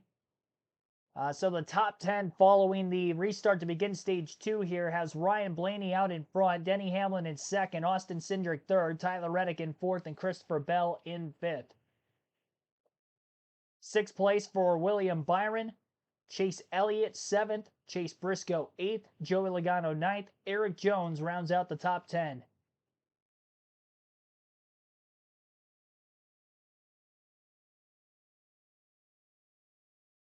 Elliott and Byron are still getting after it. My goodness. Now Blaney and Cindric just ran their best lap at lap 102 on this last restart. And I believe they were the only drivers that actually ran their fastest laps of the race after lap 100. We're currently on lap 104, so just a few laps after it. And again, they took right sides only during that last stop, so they definitely have speed to run where they are right now. Nobody in the top 5 currently has won a cup race at Nashville of the first 4 we've had here. We have had 4 different winners in the first 4 Nashville Cup races. The highest running of which is actually Chase Elliott, who is battling for 6th, still side by side with William Byron. Caution is out for the meantime, though. Ricky Stenhouse Jr. bringing out our 2nd yellow. That took the wave around. We see the NOS energy drink onboard camera for Stenhouse. So a major turn of events. A lot of drivers gambled for this yellow, and they got killed. Right rear's killed is the radio on the 47. Yeah, this is a tough break for the 47. Damage to the right side of the race car. They came in above the cut line, running in 17th spot. Let's take a look at the replay. There. Oh, we lost control. Oh, man. We've been five at the racetrack as well, trying to avoid. Oh, he just got lagged. Rear got a 66. He's not going to be happy about that. Supposed to bar. Yes. He might see Stenhouse after this one's over with. We've known Stenhouse to hang around in the garage, right? He's wearing those shorts. Those are boxing shorts. Probably go the way if I was hosting for. Maybe you can get him on the prime set when things are all said and done tonight. The tough part about this, man, let's take a look.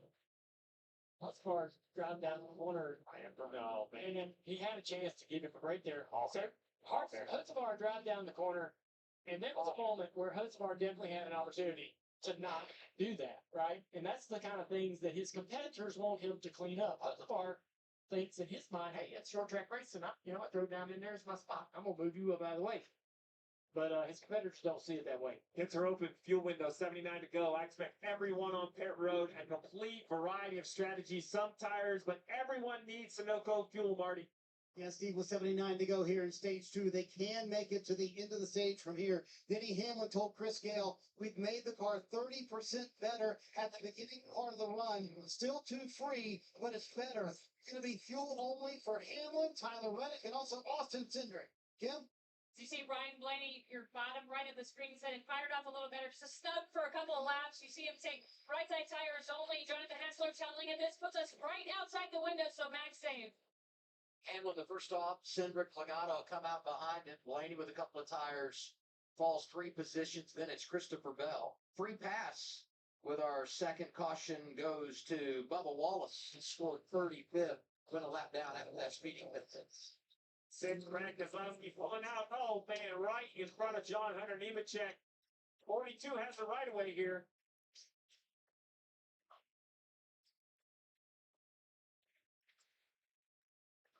Side-by-side commercial break during our first incidental caution of the night. Early in stage 2, Ricky Stenhouse Jr. has crashed at the hands of Carson Hocevar, who had gotten into him in the center of turns 3 and 4, and Stenhouse backed it up against the fence pretty hard. He's got a decent amount of damage to the right rear and right front of his 47 machine. He does remain on the lead lap for the time being. We'll see if he can continue on in the race as we get to the restart. The race win off of pit road was won by Denny Hamlin. He went fuel only. Joey Logano went fuel only at 4th. A couple others took fuel only, and then we have other drivers who took 2 and right sides only that are further back in the pack.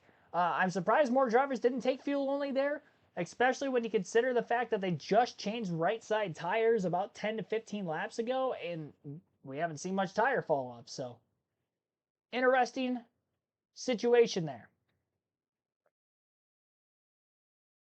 Crew members go to work on the 47 of Stenhouse.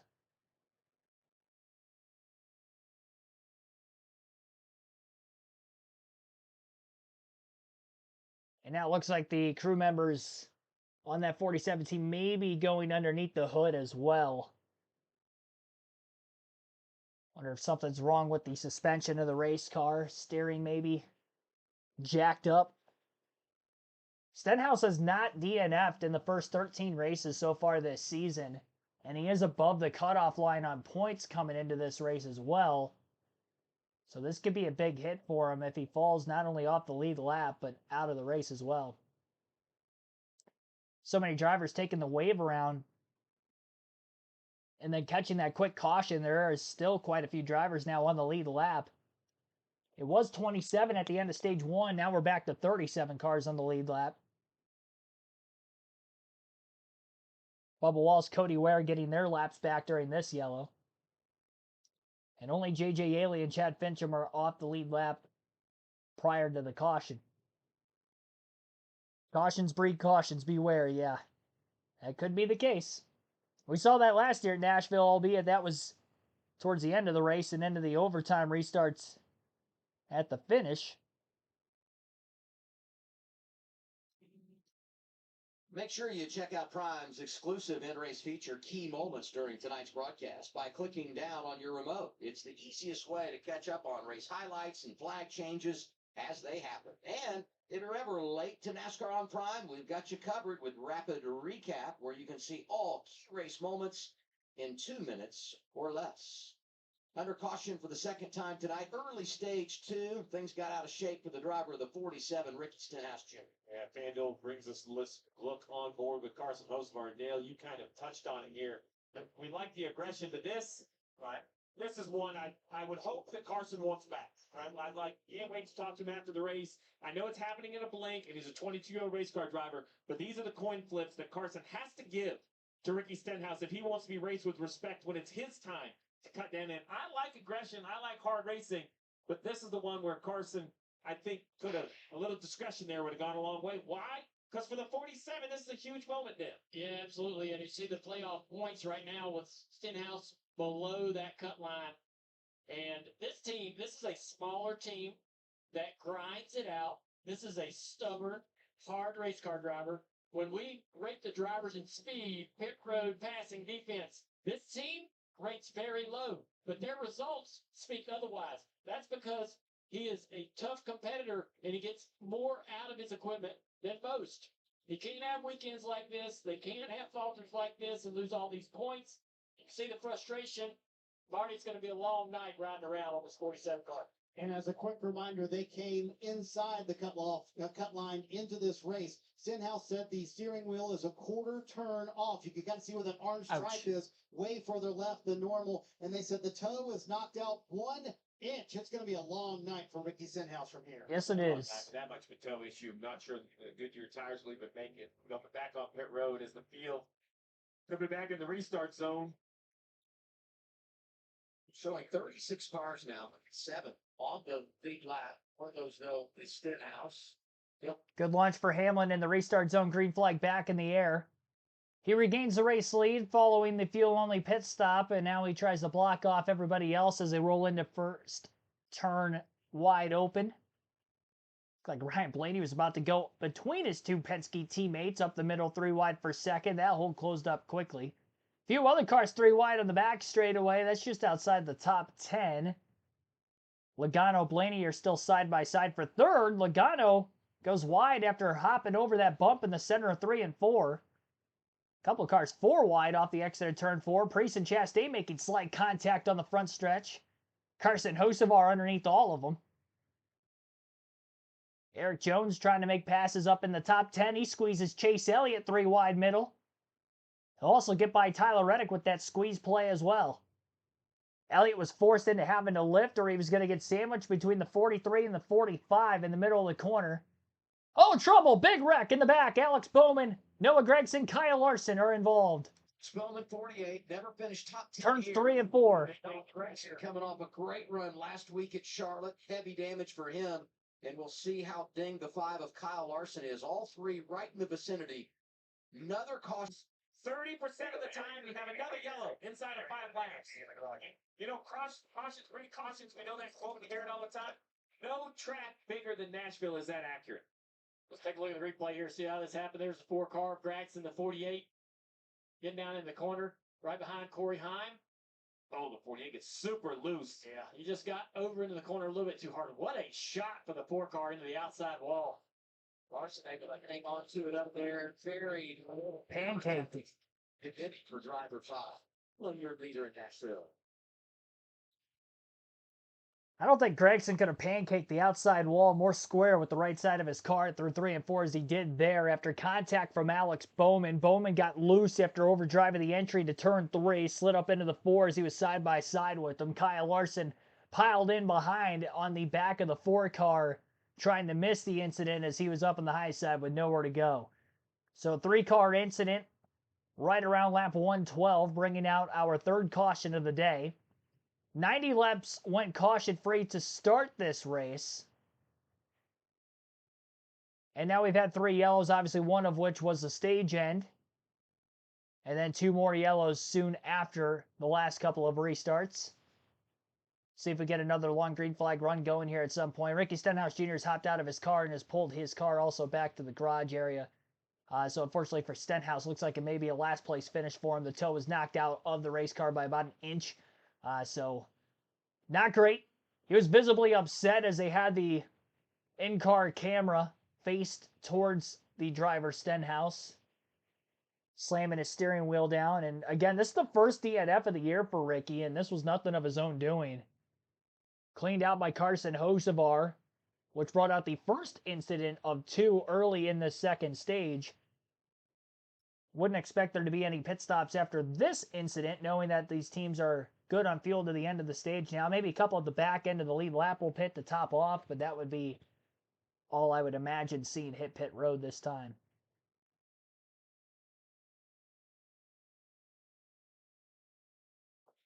Top dozen or so for the next restart. We'll have Denny Hamlin, Austin Cindric, Joey Logano, Ryan Blaney. The top 4, the next 4. 5th through 8th, Christopher Bell, William Byron, Eric Jones, and Tyler Reddick. And 9th through 12, Chase Briscoe, Chase Elliott, Ty Gibbs, and Michael McDowell. I'm sure we'll get an interview with Ricky Stenhouse Jr. He may have to take a mandatory trip to the infield care center beforehand, but if we do have anybody caught up with Stenhouse, and you'll get to listen into his thoughts on the on-track run-in between him and Hocevar.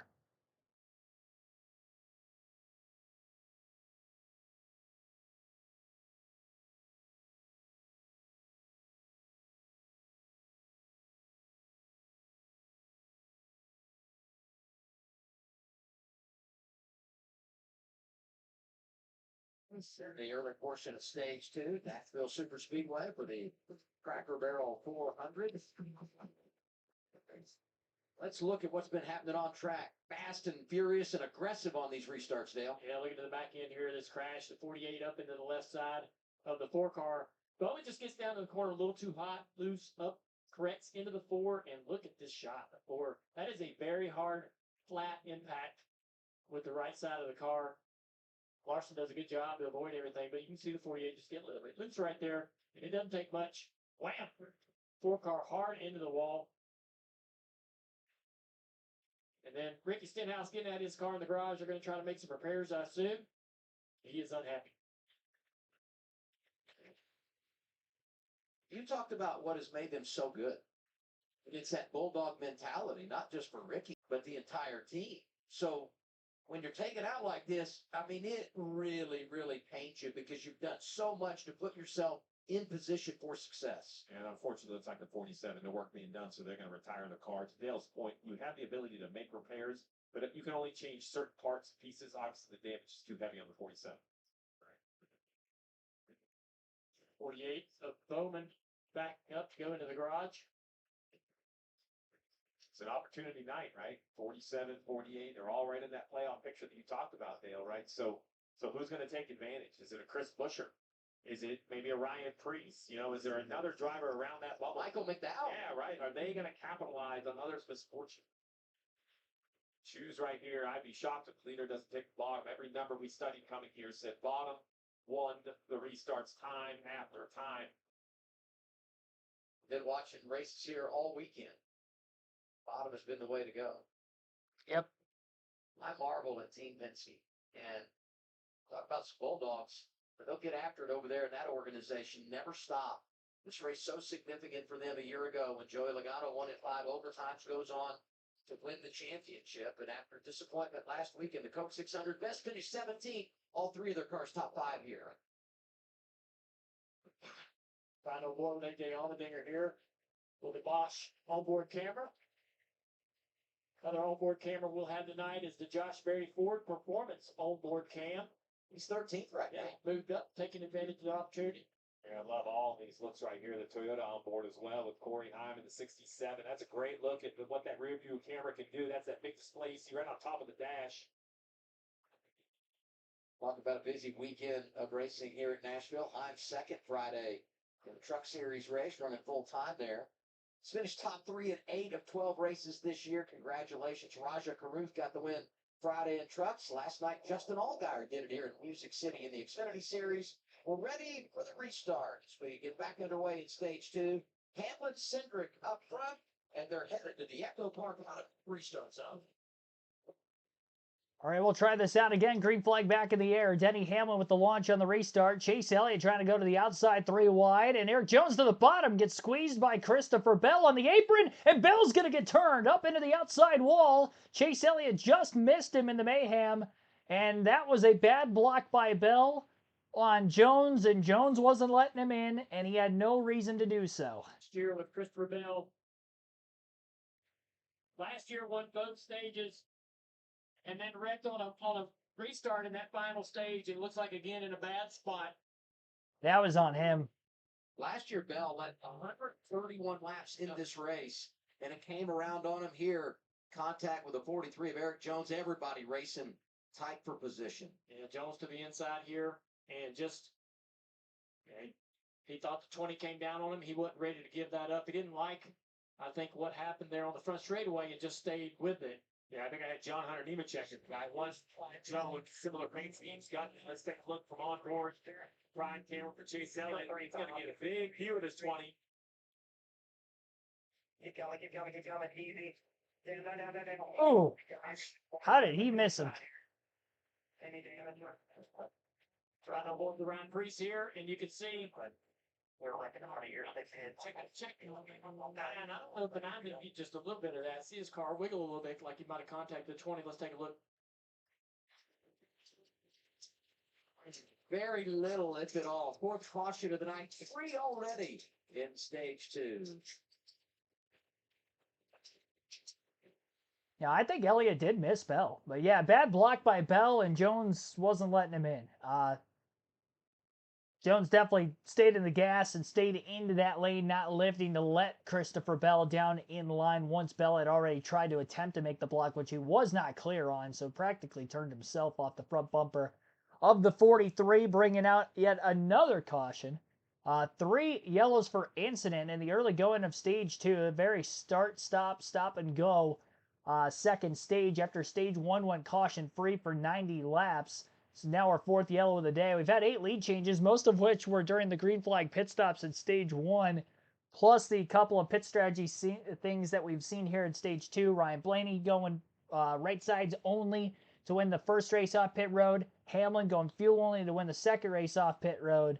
And then Hamlin and Cindric maybe trading the lead back and forth at the start-finish line, getting up to speed. Hamlin's been the leader on the last 2 restarts, though, ahead of Cindric by the time the caution flag came out. And that time it was in turns 1 and 2 where the wreck took place.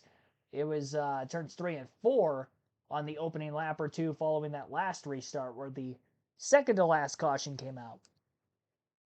Frederico Sanchez, Pete Kramer, T-Van, welcome into the stream as well. And shout out to anybody else who I have not given a shout out to verbally throughout the course of today's live commentary stream. We have 94 likes on our goal to get to 150 for today's race. We're 30 laps shy of halfway at Nashville. Cautions are plaguing other cautions. Here in stage 2, it's kind of just the way things have gone here as of late. Almost picking up where they left off from the 5 overtime finisher from last season. The last time the Cup Series was at this track. We'll take a break. You're listening live on KRC to the Cracker Barrel 400. We're up to 156 votes now for who you think is going to win today's race in our chat poll. 55% taking somebody other than Chastain, Reddick, or Hamlin. 21% taking Hamlin. 17% for Chastain, 8% for Tyler Reddick.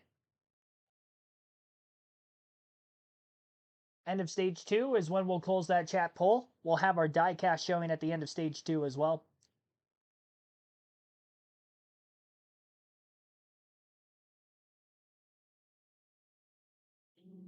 Fantasy League will lock up at the end of stage 2 also. Without pit stops, stream high octane hits like Reacher, Gladiator 2, and Twisters. It's on Prime.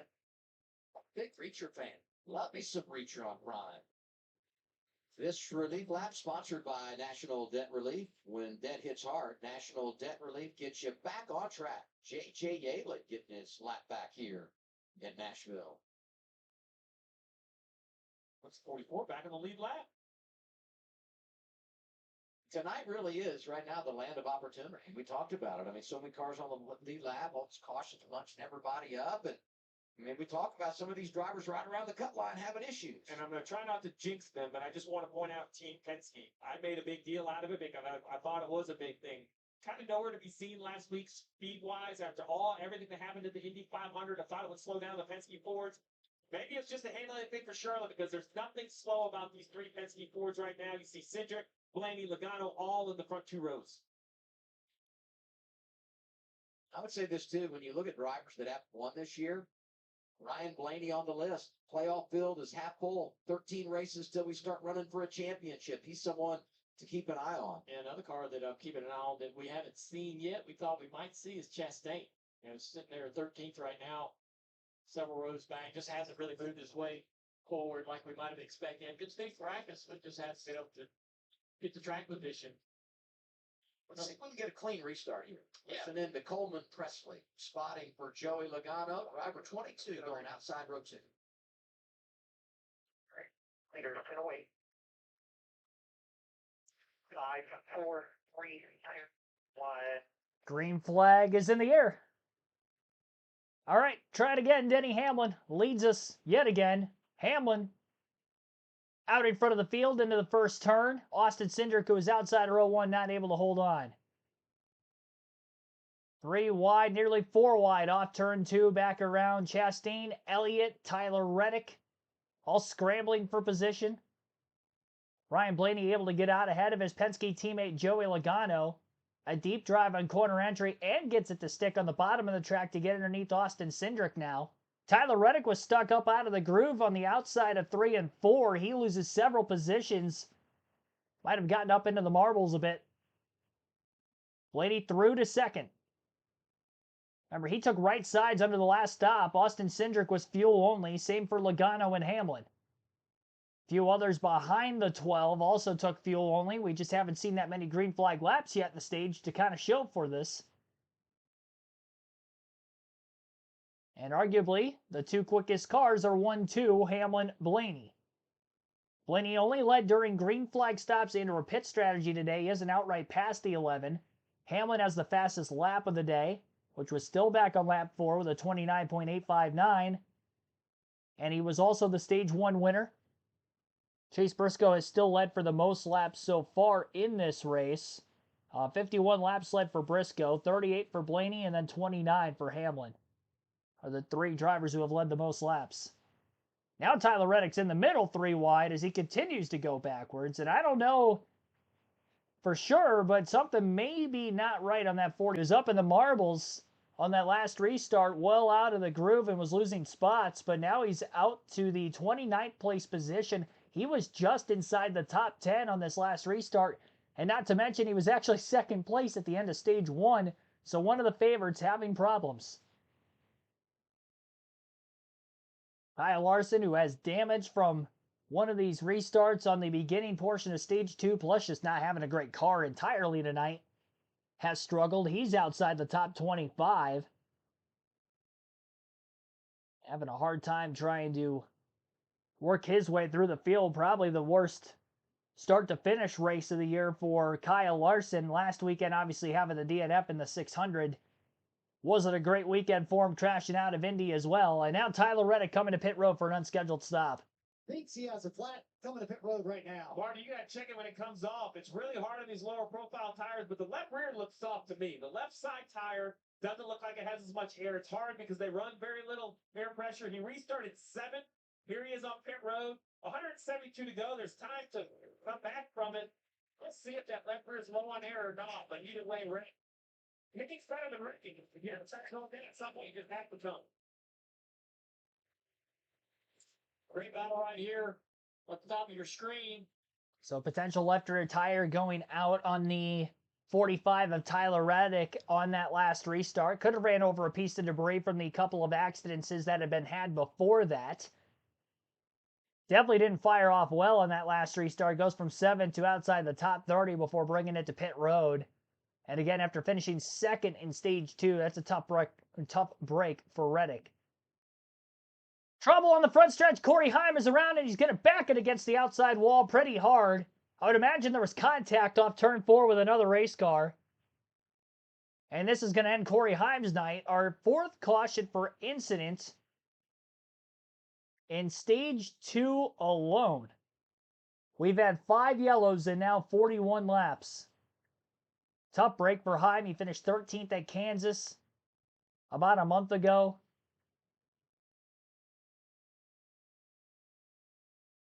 He was in the 4th entry for 2311 Racing tonight. I believe he was just outside the top 20.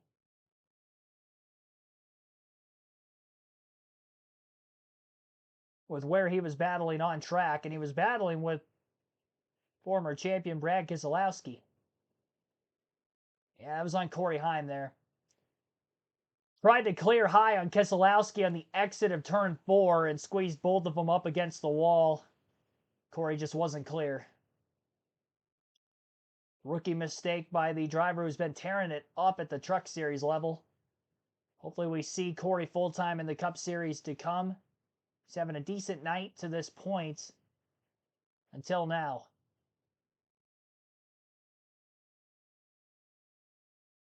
After he made contact with the outside wall initially after squeezing Keselowski up there.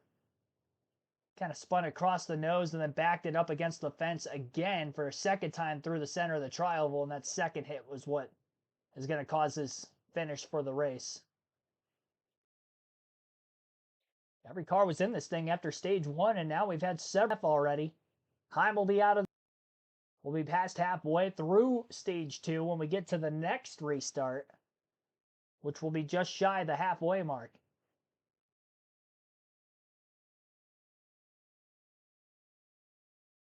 Sharitha Cooper, thanks for tuning in. Liam Creevy, welcome to the stream. I don't know if I gave the shout out to Emo Gene Blevins yet, but thanks for tuning in also. Christopher Bell is still in the race after he brought out the incident before this most recent one from Corey Heim. And he was running 23rd, so kind of still staying in traffic, which I'm surprised because he backed it into the wall kind of hard in turns 1 and 2, but clearly not as hard as what Corey Heim just hit or even what Alex Bowman hit during the wreck before Bell. Chris Davis, thanks for tuning in.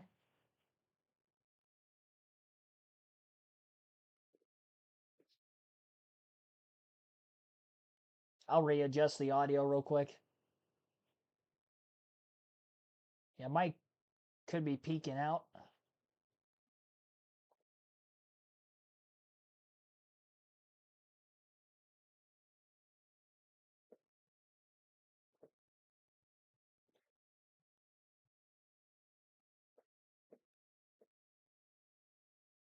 See if that helps at all. If that doesn't help,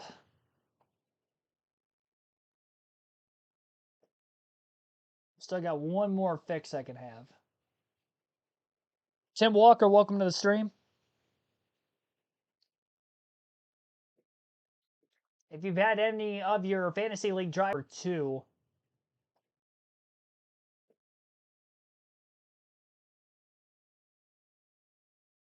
and check my fantasy league team right now. Got Hamlin, Reddick, Chastain, Busher, Briscoe, Elliott, and Reddick having the problem and falling off the lead lap. I'm going to put Elliott in there for now. If Reddick gets back on the lead lap, I may sub him in for Chris Busher, who's not having as great of a night as I would have hoped.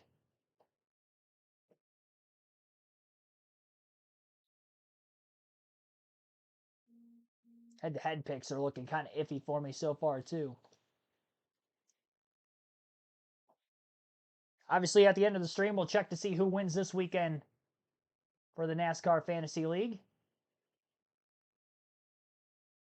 Let's do the IHOP surprise move of the race, Steve. Yeah, the surprise is really a mistake out of Corey Heim, the driver of the 67. 15 truck wins, only his 5th Cup start, but this young man, tons of talent. Spotter is telling him that Brad Keselowski is to his outside. Brad holding his lane. The 67 just, as Dale pointed out, loses kind of track of what needs to be a whole lane left. He doesn't come, leave enough room, drives across the 6 snows. Next, Corey Heim out of the race. This is a great view right here on board. You'll see it. See how much damage it is on the 6th. Pretty hard contact, but big surprise. Corey Heim making a mistake like that. Yeah, that is a lot of contact for the 6th of Keselowski. And he's probably like, what's the deal? That top 5 last week for Brad Keselowski. Marty? Ricky Stenhouse Jr. out of the infield care center, and you and I were chatting about it before you went in. What was your take on the contact from Carson Hocevar? Yeah, a lap or two before, he tried to dive in there from about 10 car lengths back, and then that time I just opened my entry a little bit. He overcharged the corner and just drilled us in the rear rumbler. So I'd say it's not out of the norm for him, but I definitely wasn't expecting that at that point in the race. Just bummer for us. Our Holden alternate drink available at Amazon Camaro wasn't great, but we were kind of making changes. I felt like that restart, I was a little bit better than where I was the run before, and we were just burning our right rear tire off there throughout the run. So bummed that our day ended like that. Definitely have something to do about it at one point. Fortunately, the first DNF of the year for Ricky Stenhouse Jr. in the 47 All right, last line. Yeah, I was going to say, it could be a translation of the last line. It sounds to me that sometime he's not going to cut Hocevar break. Kim? And it was interesting. I was talking to Carson this morning just about all the talk around him, whether it's good or it's bad. And he said, I want people to make noise about me. And he said specifically, I'm not going to change how I drive or how I talk or how I behave to fit a specific mold people want. So to be interesting to see how he feels after the race based on Ricky's comments, Marty. Yeah, just to follow up real quick on Tyler Reddick, it was indeed the right front, actually, Steve, that was down, and it was down by 20 pounds, Billy Scott told me. They just pitted again, so now he'll restart 34th with one of the quicker cars in the field. Bad luck, but great choice. That's what you have to do. When we talk about experience, you can only convince yourself so long that you don't have a problem until it's a catastrophic failure. Great work by Tyler Reddick, just admitting it, right? Dale, it comes to pit road, getting a free pass. Now he has a whole race in front of him. Yeah, absolutely. Still a lot of racing left. An important restart right here with Denny Hamlin. Blaney on the outside. Two more hits and cars in row 2. Let's get some green flag action. Well, already 4 cautions in the early part of this stage. They're not listening. 3 wide, 4 wide back there to the man. Firing again with that. I don't know. That's not a no. I don't know. It's going to work. And he's got a road every time he sets in, so he gets to that one right there. But down into turn 3 and 4, he'll fade back to the bottom of the racetrack. Nope. Felt like it wasn't going to work. He just kept going higher and higher, and here he is again. Yeah, he's getting another one right there around the 22 of Logano, easily passing the 22. Make a note. Late restarts. That 24 fires off great. Hey, Eric Jones right in this game, too. 43 has been outstanding tonight. Top 15, 2 of the last 3 races, including a top 5 at Texas. And he battles down the back straightaway side by side with the 22 of Logano. 20 car of C. Bell thought they didn't get too much damage in that crash in turn 1 and 2 on the restart just moments ago, and he's working around some cars. Chase Elliott struggling right here on the outside. I'm guilty to think the 20 was wrecked. I thought his game was over. Yeah. You're back inside the top 20. 3 wide right here. Reeds, Josh Berry, Chastain. Hocevar, that's very interesting mix. Chastain trying to side draft right there. Berry's going to try to drive down in front of him and take the air away. Shane Van Gisbergen in 88, the rookie. Chase Elliott coming around in the 941, Cole Custer. 71, Michael McDowell flashing into the picture again. He's up there in 8. He's just really done a great job tonight. And as you look at the live playoffs leaderboard, he's above the cut line. 21, Josh Berry getting after the outside lane. Feels a lot like a stage 3 type energy. And I think it's the nighttime. It's the right time. These guys are racing really hard. 50 laps or 45 laps to go on this stage. And man, the intensity just feels really high for this moment. And I love showing it. We focus a lot on the lead where the race is won, but back here, you know, this is like a Broadway bar fight back here. I mean, you don't know where the punches are coming from. I don't want to participate, by the way, in case you were wondering. McDowell doing a good job right there on the inside of Gibbs, trying to keep that spot running in the top 10 most of the night with this number 71 Sapphire Chevrolet. And Gibbs is doing a great job tonight. He is. Also, great practice yesterday. Didn't have a great qualifying run, but now he's racing his teammate core positions. Yeah, Hocevar worked around the 71 there. McDowell got kind of in the dirty air of the 54, and that allowed the 71 to get to his inside 3 and 4, and he's trying to complete the pass, and he's going to do it off of turn 2. Riding on board the Ford Performance Hammer with Josh Berry. Oh, right to the inside there. The 38, Zane Smith, working his way up into the top 11. We got to give him some credit. Second in this race last year, best career finish. But you know what? On their green flag stop at the end of stage 1, they took 2 tires so they could stay on the lead lap. That's what kept them in the game, and now they've got some track position, talking about the California driver, Zane Smith. Chaos starting to calm down a little bit. Yeah. Settle in here, just run some laps. We were on the chip, you know? Busy. Trevor. Yes, sir. Keep in mind that 21 car in practice is one of those cars that hit the bumps and spun out early. They felt like their practice kind of got thrown away, but they went to their partners over at Penske. Remember that alliance with the Wood Brothers Ford, and saw that 12 was so strong. So they kind of went that direction with their setup. Just a minute ago, though, they're still looking for some more speed so they can do some strategy. Take a listen. Still working on it.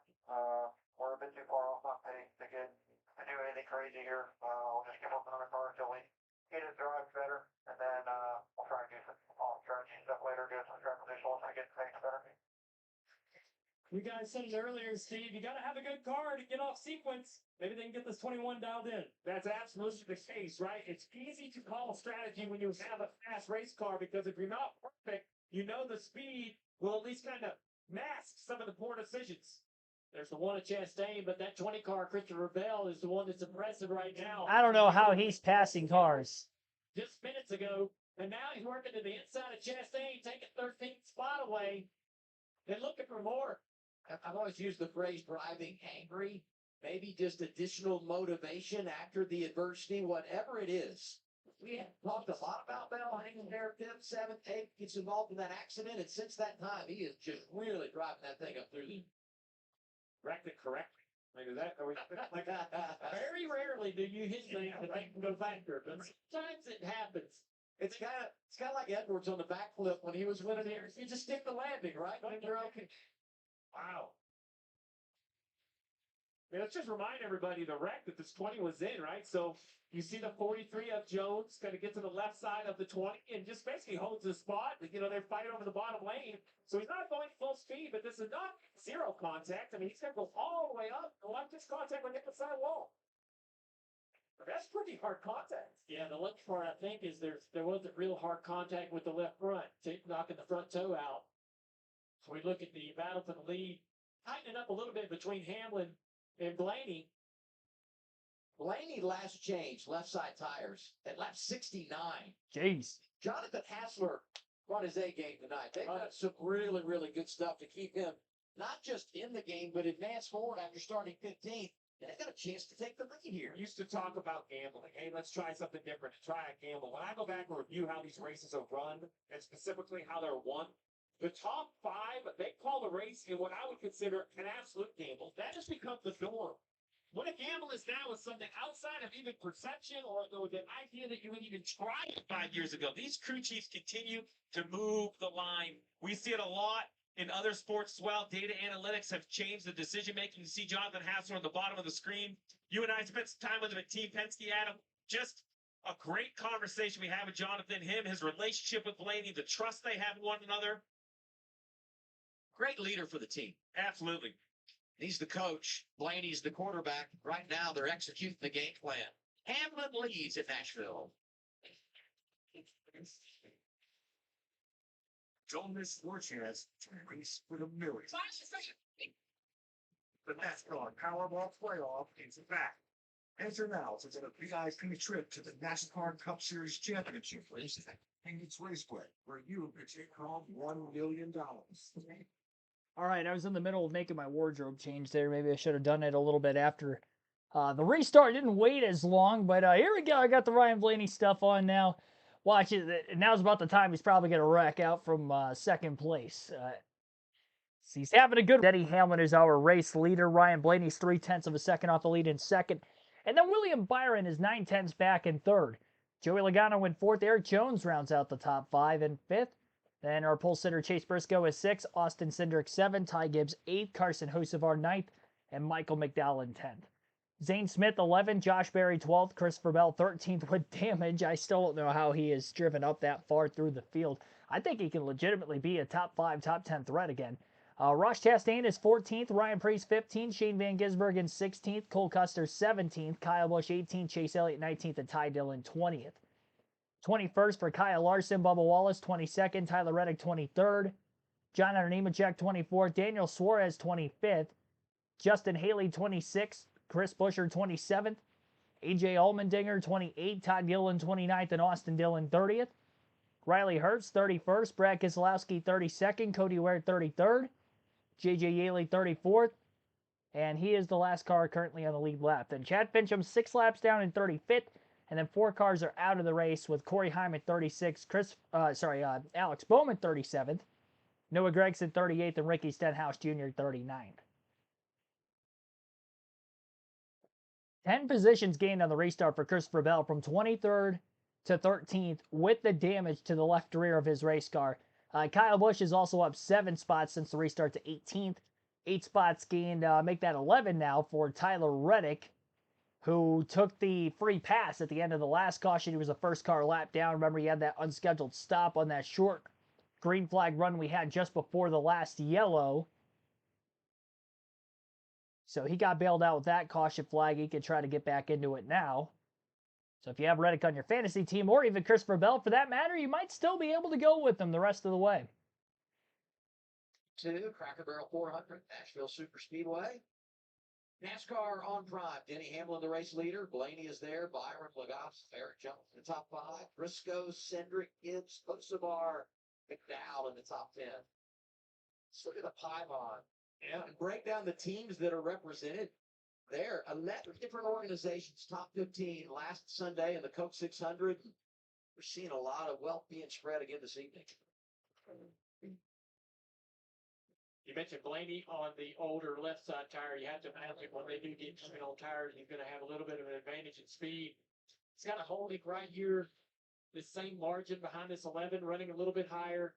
I don't know that he's really pushing the car all that hard. Kind of closing the gap here, though. It looks like we might have a battle on our hands for more laps. You look at the season for Blaney, highs and lows. He's had some wonderful runs, but 5 DNFs, tied for the most in the series. And then you look at his numbers here at Nashville Super Speedway, kind of the same. Couple of nights where it didn't go his way at all. The other 2 inside the top 10. A little bit faster that last lap. You saw it a 10th quicker than 20. Yeah, Blaney's closing. Closing on these 2 as well. He's right there. These 2 get to racing pretty hard. Right to the outside. Oh, they went with the back. He slides up the track because it's done 2 things. Allows him to save the race car, but also gets in the way of that 12 car. But Blaney's right here. Into the straightaway, go to the bottom, out in the middle. And they're getting that information. He's getting the information of the car behind a big arc, so that means he's up on your right rear on entry. One back. 1 car length back. One. There's 12 cars driving. 1.5, 1 lane higher. 1 lane higher. In line there. In line right behind you. That's great information from the spotter. He's obviously seen this on the camera as well. Digital camera, very clear. Oh, here you go, that throttle. Just can't really finish the throttle. Has to be careful going back to gas. 12 has to be a little careful because when he jumps to the outside like that, he knows the 11 when he pulls up, that's going to steer that dirty air across the nose of the 12, like right here. The 11's got a purpose to kind of shut that air off. At the same time, you go over those bumps. You just it could be in a bad situation if you're not careful. Catch a lap car right here, but not much lap traffic beyond the 66. So clean air for Denny Hamlin to work with. 25 left to go in stage 2. Denny's probably just running hard enough. Wants to save a little bit of tire. Doesn't need to push the car any harder than he has to. This asphalt or this concrete's brushed and abrasive, and you can beat the tire up and really use it up and nose over a lap time late in the run. So he's probably running just hard enough to keep that 12 car bothered back there.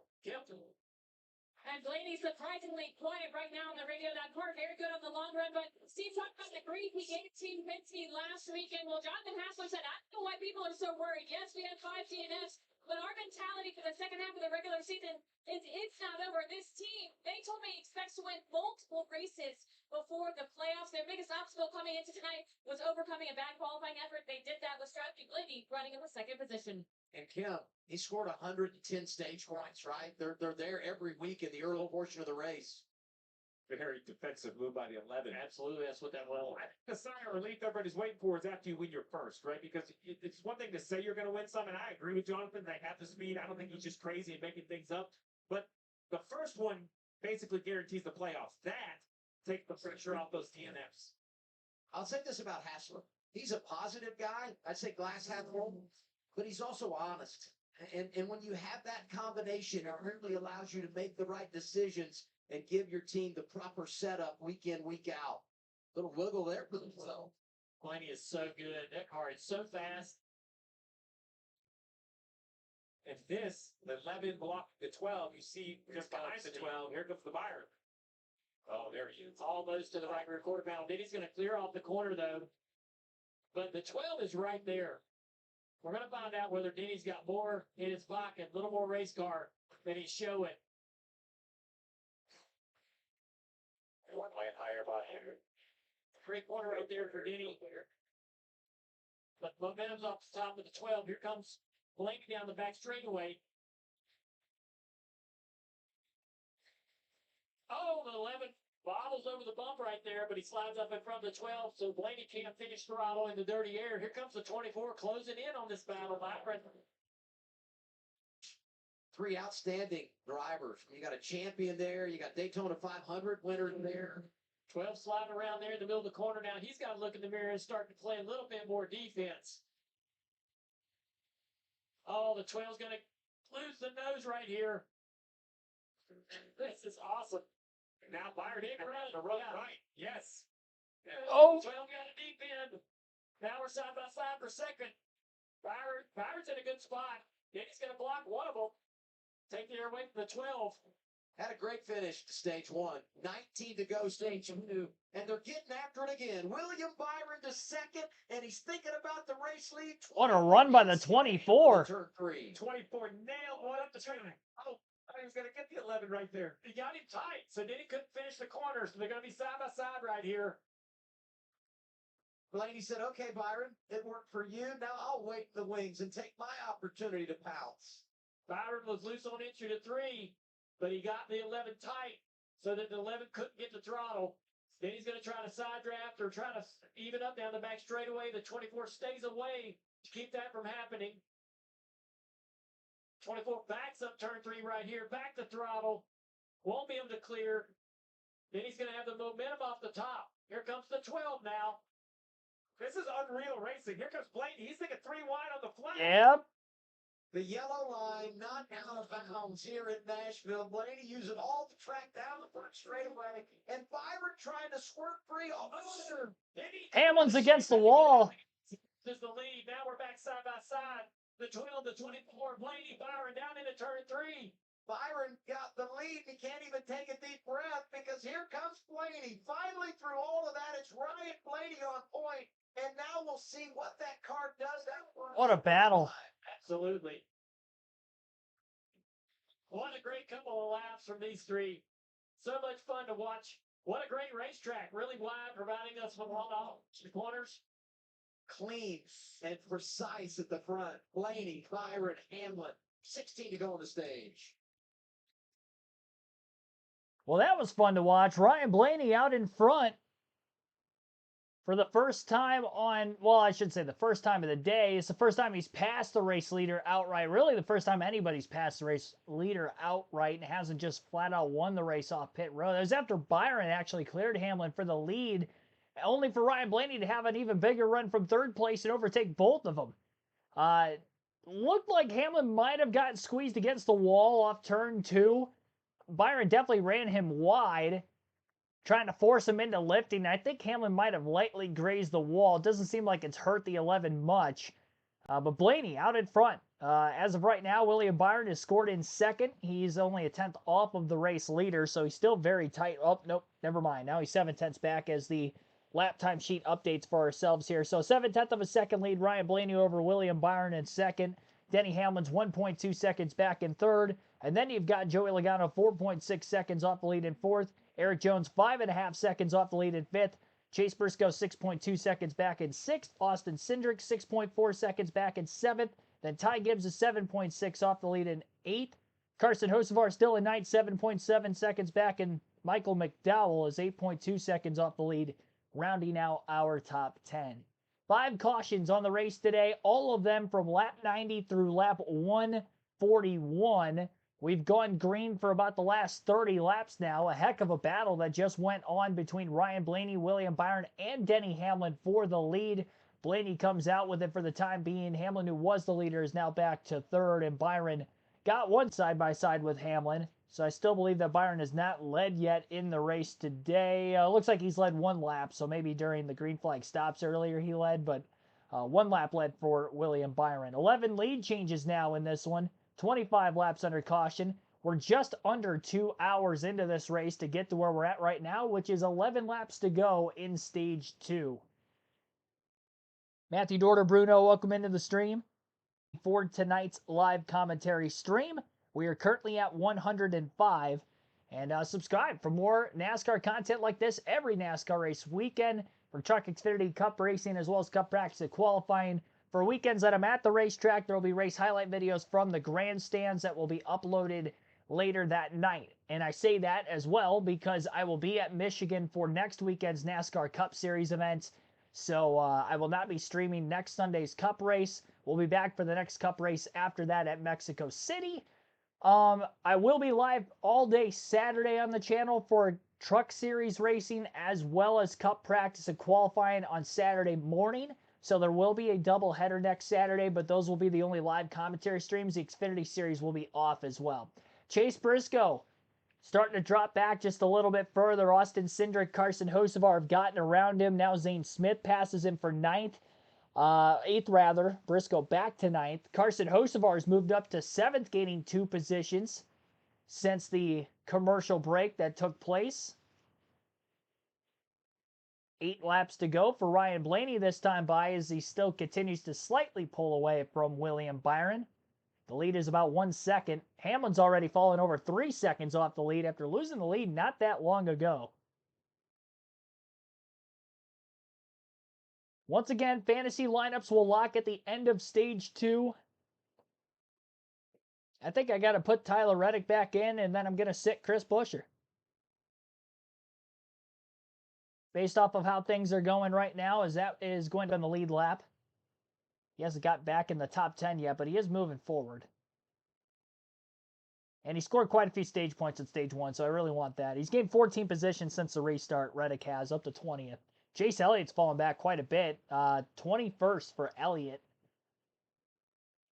After finishing 6th in stage 1, he's lost 8 positions since the last restart. He lost quite a few of the restart before that because of having to miss the spinning Christopher Bell right in front of him. That's what basically knocked him out of the top 10. Shout out to Shane Van Gisbergen as well. He's in 16th right now, and he's looking for back-to-back top 15 finishes on ovals. He's riding a great deal of momentum with Mexico City coming up. The first Cup race there.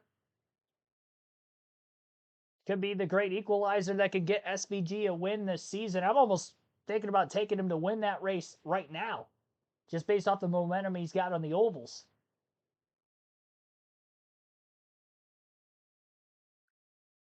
Carson Hocevar all over the back of Austin Cindric for 6th place. Eric Jones not that much further up ahead in 5th. Hocevar to the inside of Cindric now off turn 4, looking to take the spot. Side by side for that position. Carson didn't lead any laps last weekend in the Coke 600 at Charlotte, but he started in the last row, and he was able to work his way up to a side-by-side battle for the race lead on multiple occasions late in stage 3, and then early in stage number 4 is when the engine gave out with just less than 90 laps to start. And you wonder what could have been. He definitely would have been a contender for the win with Hamlin, Byron, and Chastain. Hamlin obviously ended up running out of fuel late, so then you wonder if he would have had anything for Byron and Chastain for the win. I would like to think so.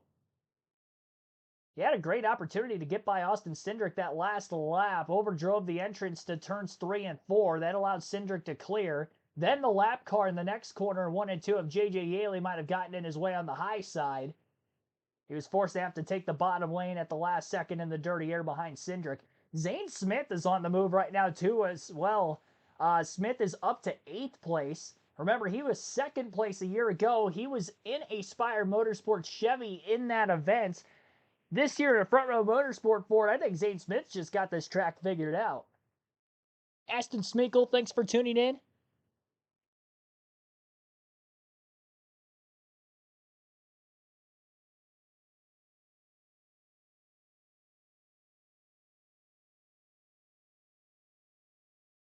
Crazy, crazy run here. Lap and a half to go for Ryan Blaney to win this second stage. I definitely think that Ryan Blaney's got the quickest car on the racetrack. You get the track position to Carson Hocevar, and I'm curious to see what he can do. Because he is definitely making passes up in the top 10, top 5 as well, and his car seems to be getting better as the nighttime becomes the right time. This race kind of like last week at Charlotte, where it started in the daylight hours and finishing in the night. The track temps continue to cool as we get to that complete darkness, which we're pretty much already there. No more sun covering any portion of the racetrack. Therefore, the speed tends to pick up. And we've kind of seen that with the best laps being ran in the middle going of stage 2 for a lot of the drivers in the top 5 and top 10. Side by side at the line for 6th, and it looked like Cindric barely hung on over Hocevar for that position. Nose to nose crossing the line. Carson went down to the apron, but it wasn't enough. So great battle there for 6th place between the two and the 77. They were side by side several times in the last 10 laps. But Ryan Blaney starting to run away with it, wins stage 2. William Byron second in the stage, Denny Hamlin third, Joey Logano fourth, and Eric Jones rounds out the top 5 and 5th. And then, as I mentioned already, Austin Cindric 6th, Carson Hocevar 7th, Zane Smith 8th, Josh Berry 9th, and Christopher Bell. I think Bell's got a quick card that can compete for the win if he can get track position also. Bell is up to 10th with damage to the back of his car following a wreck he had earlier in this stage. That's still unbelievable. They kind of mentioned for a brief moment on the broadcast, maybe his car got quicker after he wrecked, because he's making quite a few passes. He was running about 5th place at the end of stage 1. Hasn't gotten back to that point yet, but he's getting there. Rachel Lazor, thanks for tuning in.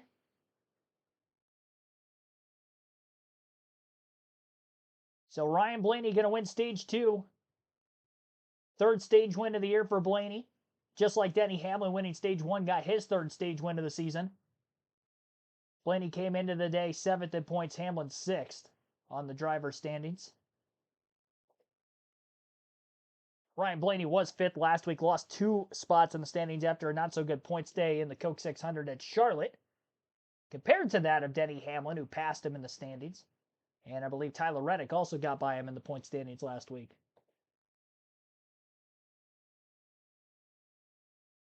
So once again, end of stage 2 here at Nashville Super Speedway. 5-car damage any worse than the 20. He's got more to the nose of the race car. Bell doesn't really have any nose damage. It's pretty much all along the back bumper and or left rear. So I think aerodynamically that could be hurting Larson more than Bell. But Larson also had a way slower car tonight than Bell. Bell was in the top 5 at one point. Kyle Larson, I don't even think he's cracked the top 20 at all today. 21st, where he's at right now, is about as high as he's been in the running order all night. That car didn't unload very quick. He was around 20th in practice yesterday. And he qualified, I believe, 27th or 28th. 28th is where Larson started. So, yeah, that car's just not been quick all weekend. I would say he was the 4th best Hendrick car, but Bowman got in a crash already, so he's out. Byron, clearly the best Hendrick car. Elliott was as high as 6th at one point in the race, but he fell behind in stage 2 on a couple of different restarts. His car's not damaged at all, but fell behind in traffic and just didn't have the car to make passes to try to gain that track position back under green flag circumstances. Pit row will be open this time by as we enter the final stage of the Cracker Barrel 400 at Nashville. Blaney leads them into the pits. Hang out a little bit longer, you can fill it up, Trevor. Yes, sir. Joey Logano was one of those cars that didn't take any tires last time. You might see a little longer stop here when his 4 tires stop. It's battling the short run versus long run for the balance of this car. Morning. Denny Hamlin said, "Holy smokes, man! I lost all my Street and exit at the end of the run. Also, his drink system has on the 11 car is not. Wait, we're gonna wait a minute. Chassis adjustment for William Byron. He just needed more grip. Right there went away. Screen at 20 and they killed there at the end. If he wasn't having anything for Blaney, so you didn't see him wait there. I think Logano just won the race out of the pits. Yeah, Joey Logano, 4 tires stop, gains 3 positions. Great job by that 22 team winning the race off pit road. In 6th after finishing 2nd in the stage. Very close call, it looked like, for the fuel man for Joey Logano. He was barely able to get the gas can out of the car and kept it in his hands as he fell down. But it did not leave the box, so I don't believe that's going to be a penalty for the 22 team. Couldn't have been any closer than that. My goodness.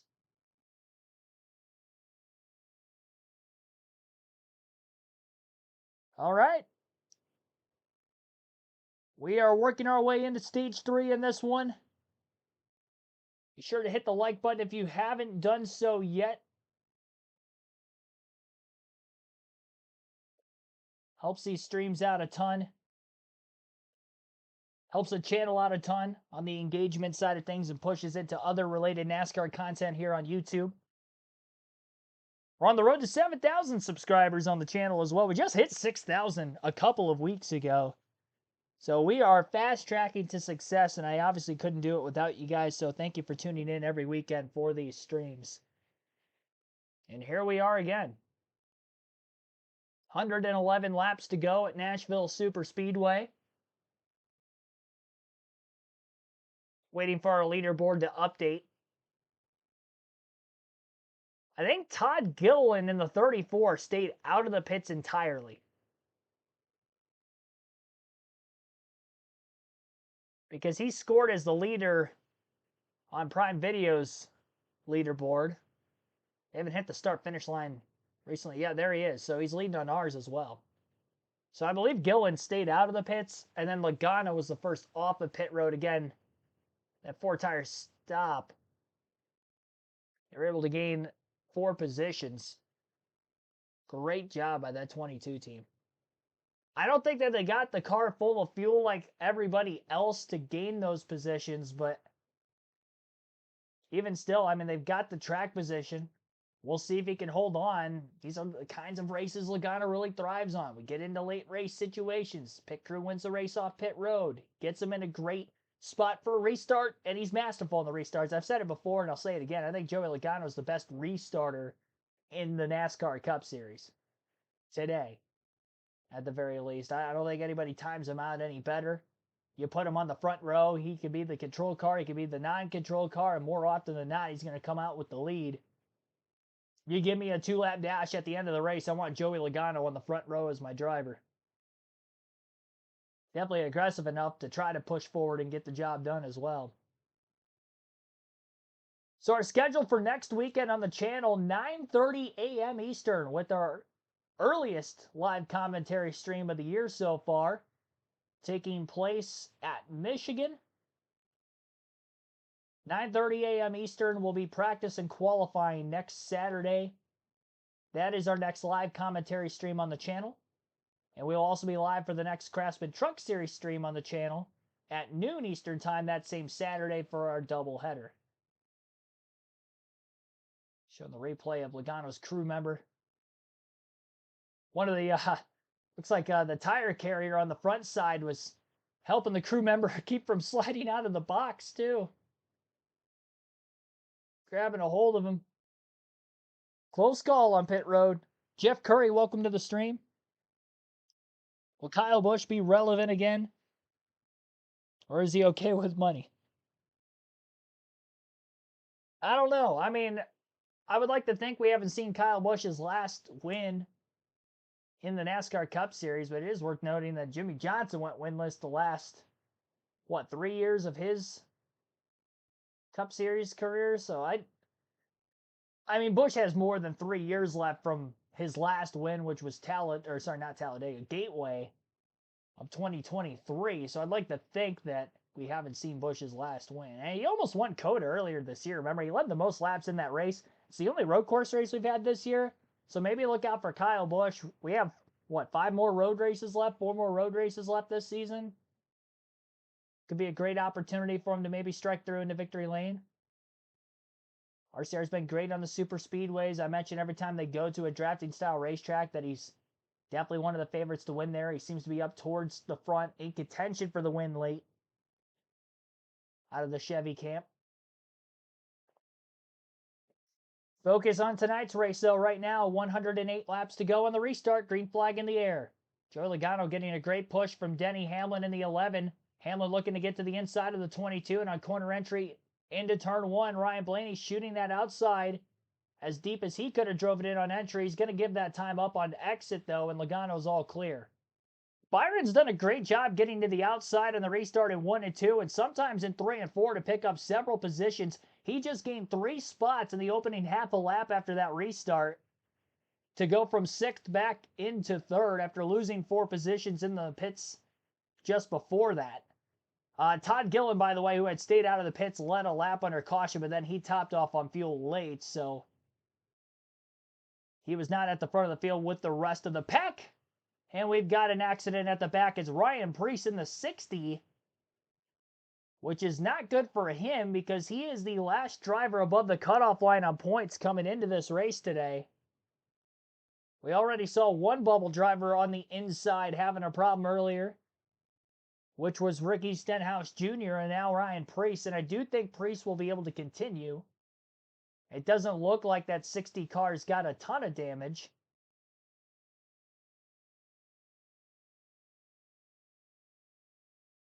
Have to wait and see how this started.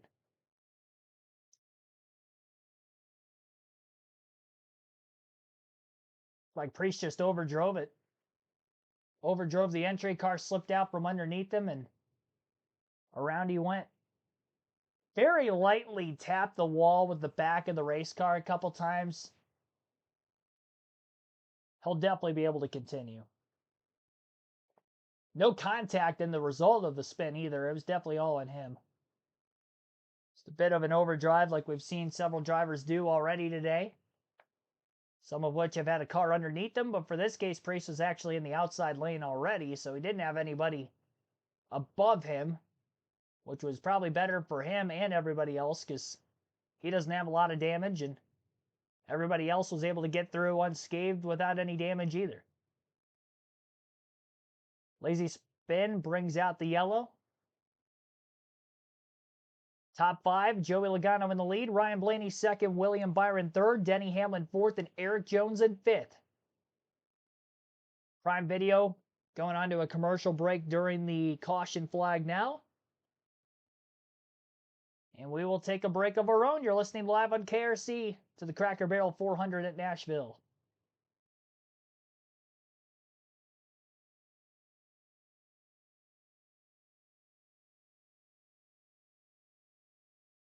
$110 likes on the stream. Be sure to hit that like button, everybody.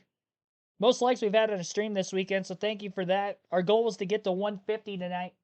I didn't get the diecast showing out during Stage 2 either, so I'll do that now since we have a caution early in Stage 3. Tonight's diecast showing is a 2002 Ford Taurus, and it is Dale Jarrett's number 88 UPS Ford from Robert Yates Racing. No real reason why I am showing this one here today. Dale Jarrett never won at Nashville in either the Busch at that time or the Truck Series, but figured I'd show off a Dale Jarrett diecast this evening. And this is the only one I have. I really like this scheme. I think it's highly underrated.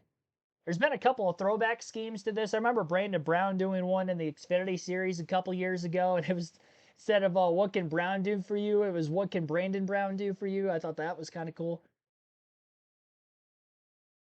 Everything looked pretty similar on the race car, all things considered. But yeah, this was definitely one of my, honestly, one of my favorite schemes growing up. This, I don't know which scheme I like more for Dale Jarrett between this one or the Circuit City number 88 car. I would probably prefer that one over this. The original Joe Gibbs Racing 18 also was pretty up there. Dale Jarrett has some good schemes over the years. Some underrated ones. Actually ran that Circuit City paint scheme on the NASCAR Heat 5, I believe. When we first started the channel, I did a throwback scheme of that during a season mode playthrough. NASCAR 25 comes out. We will be gaming on a regular basis with that. We'll get back to the gaming here very shortly as well. In the meantime, with NASCAR 8 on the PS2 for our midweek NASCAR content. This caution is our 7th of the race. Fuel window 70 to 75 laps. So with this caution coming out right now, we still have a little over 100 to go. So I don't expect anybody to hit the pits because they are not in the fuel window to make it to the end yet. We saw fuel mileage last year at Nashville because of all the overtime finishes. So you might have to factor that in because we've seen cautions breed cautions on restarts already tonight. So I wouldn't necessarily be surprised if that ends up happening again. Points as they run. Ryan Preece following the spin is only 2 points above his teammate Chris Buescher now. I believe it was a 6-point difference coming into the night. Carson Hocevar currently running in the top 5 is only 4 points back. Allmendinger is only 4 points back. Stenhouse, after his crash, is now outside of the cut line by 2. Kyle Busch is in plus 10 despite not having a great night, but he stayed out of trouble. Alex Bowman is 14th after he has crashed out. He's plus 49.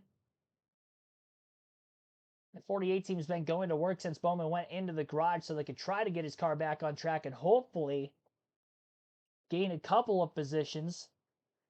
Try to get some sort of points back, but with how many laps down he is and the only other car out of the race right now being Corey Heim, it's 1 point per position for everywhere in the running order, 36 on back. So even if they get him back out there, I don't think he's going to be able to pass anybody before the end of the evening.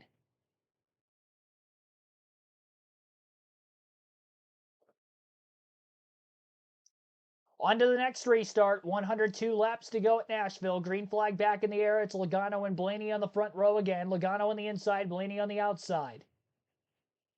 Nose to nose for the lead into the first turn. Blaney charges hard on corner entry on the outside again, and he gets the lead off turn 2.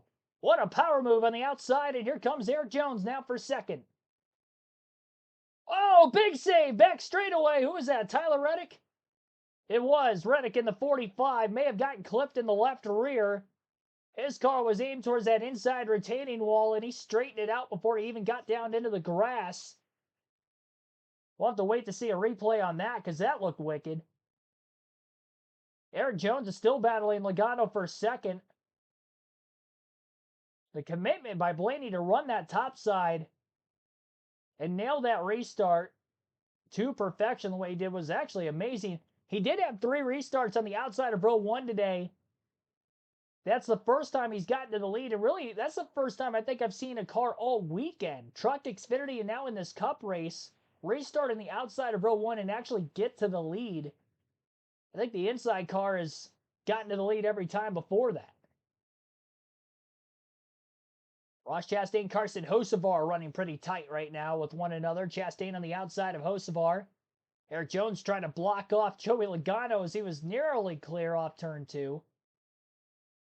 Logano may be able to get a slight side draft on the left rear corner panel of Jones, and he's right back underneath him again. All this side-by-side battling going on is allowing Ryan Blaney to pull away. And he can conserve his tires a bit in the process of it. Not that we've had a lot of tire wear, but I'm sure it probably helps. Clean air advantage. Jones almost squeezed into the wall by Logano now as Logano swings wide off turn 2 with an aggressive move of his own right. Takes over that spot, trying to keep him in the front row contention if we see any more cautions. Because we know Logano's great on restarts and can get it back, but albeit, I mentioned already too, Logano, in my opinion, the best restarter in NASCAR, and Ryan Blaney beat him. Despite not being the control car too, and on the outside, which is the non-preferred lane, which nobody has done at Nashville all weekend before that. Crazy.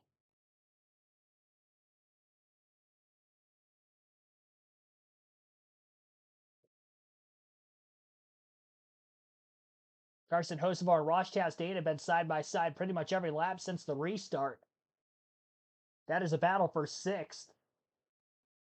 Chastain moved up a couple spots in the couple restarts early in stage 3. Hocevar right around where he was running into stage 2. He was 7th, so now he's up a spot to 6 as he clears Ross Chastain finally.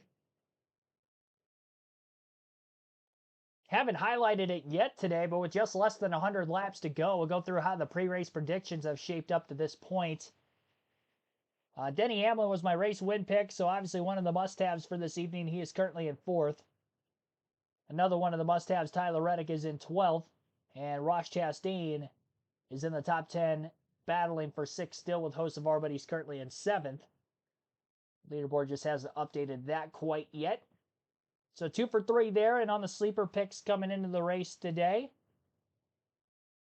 None of them are actually in the top 10 right now. I almost had Bubba Wallace on that list, but I actually subbed him out for Chris Buescher. And Buescher's not had a great day. He's currently in 22nd. after qualifying up in the top 10. Another driver I had on the sleeper picks. Trying to search through the running order to find him. I'd have to go back into my notes. Chase Briscoe. Briscoe started on the pole. He's in 19th. He was still top 10 at the end of stage 1. I think he might have been 9th or 10th at the end of stage 2. He was definitely hovering around 10th. He might have fallen out of it just before then. I can't quite remember, but he's definitely gone backwards. Now he just lost another spot to SVG, so it looks like he's in 20th. And the last of the sleeper picks for this weekend would have been AJ Allmendinger, who basically started a lap down with the stop and go penalty. And AJ hasn't really cracked the top 20 at all this evening. He's 26. So all three sleepers outside the top 10. Not great on the predictions there. My don't has to finish outside the top 10. Joey Logano's in second. That's not good. That'd be insane if a don't have ends up winning this race. Because he's definitely in contention running where he's at right now in second. Only his teammate to beat as of right now. Daniel Suarez has been well outside of the top 10. Currently 18th, and Alex Bowman has DNF'd, so he'll finish 37th. So about 50-50 on my predictions from the pre-race to where we're at right now. Still a lot could change, obviously, with about 90 laps to go, but we'll find out. Underdog of the race award going to Eric Jones, who was top 5 at the end of stage 2. He's currently running in 4th. Carson Hocevar trying to take that not rookie of the race, but underdog of the race award from him here on the channel. Hocevar in the 6th spot. He's been slowly creeping through the field as we've gotten into the nighttime portion of this race. Denny Hamlin is also closing in on Joey Logano for second, meanwhile, as the battle for position within the top 5 starts to close. Hamlin has the fastest lap of the race still, but this time it's his lap from 126 and not the lap 4 lap time. So lap 126 in stage 2 he ran his fastest lap, which is faster than anybody else. So 29.663. One of the restarts we had early in that second stage while he had the clean air and still had the race lead. Was able to put that lap time up. Joey Logano ran his fastest lap of the race at lap 2:04 in this last restart about 7 laps ago. Everybody has to pit one more time yet. Bill Sweet, thanks for tuning in. Where's the number 9? Chase Elliott is 17th. 17th for Elliott. Kyle Larson, by the way, is up to 9th.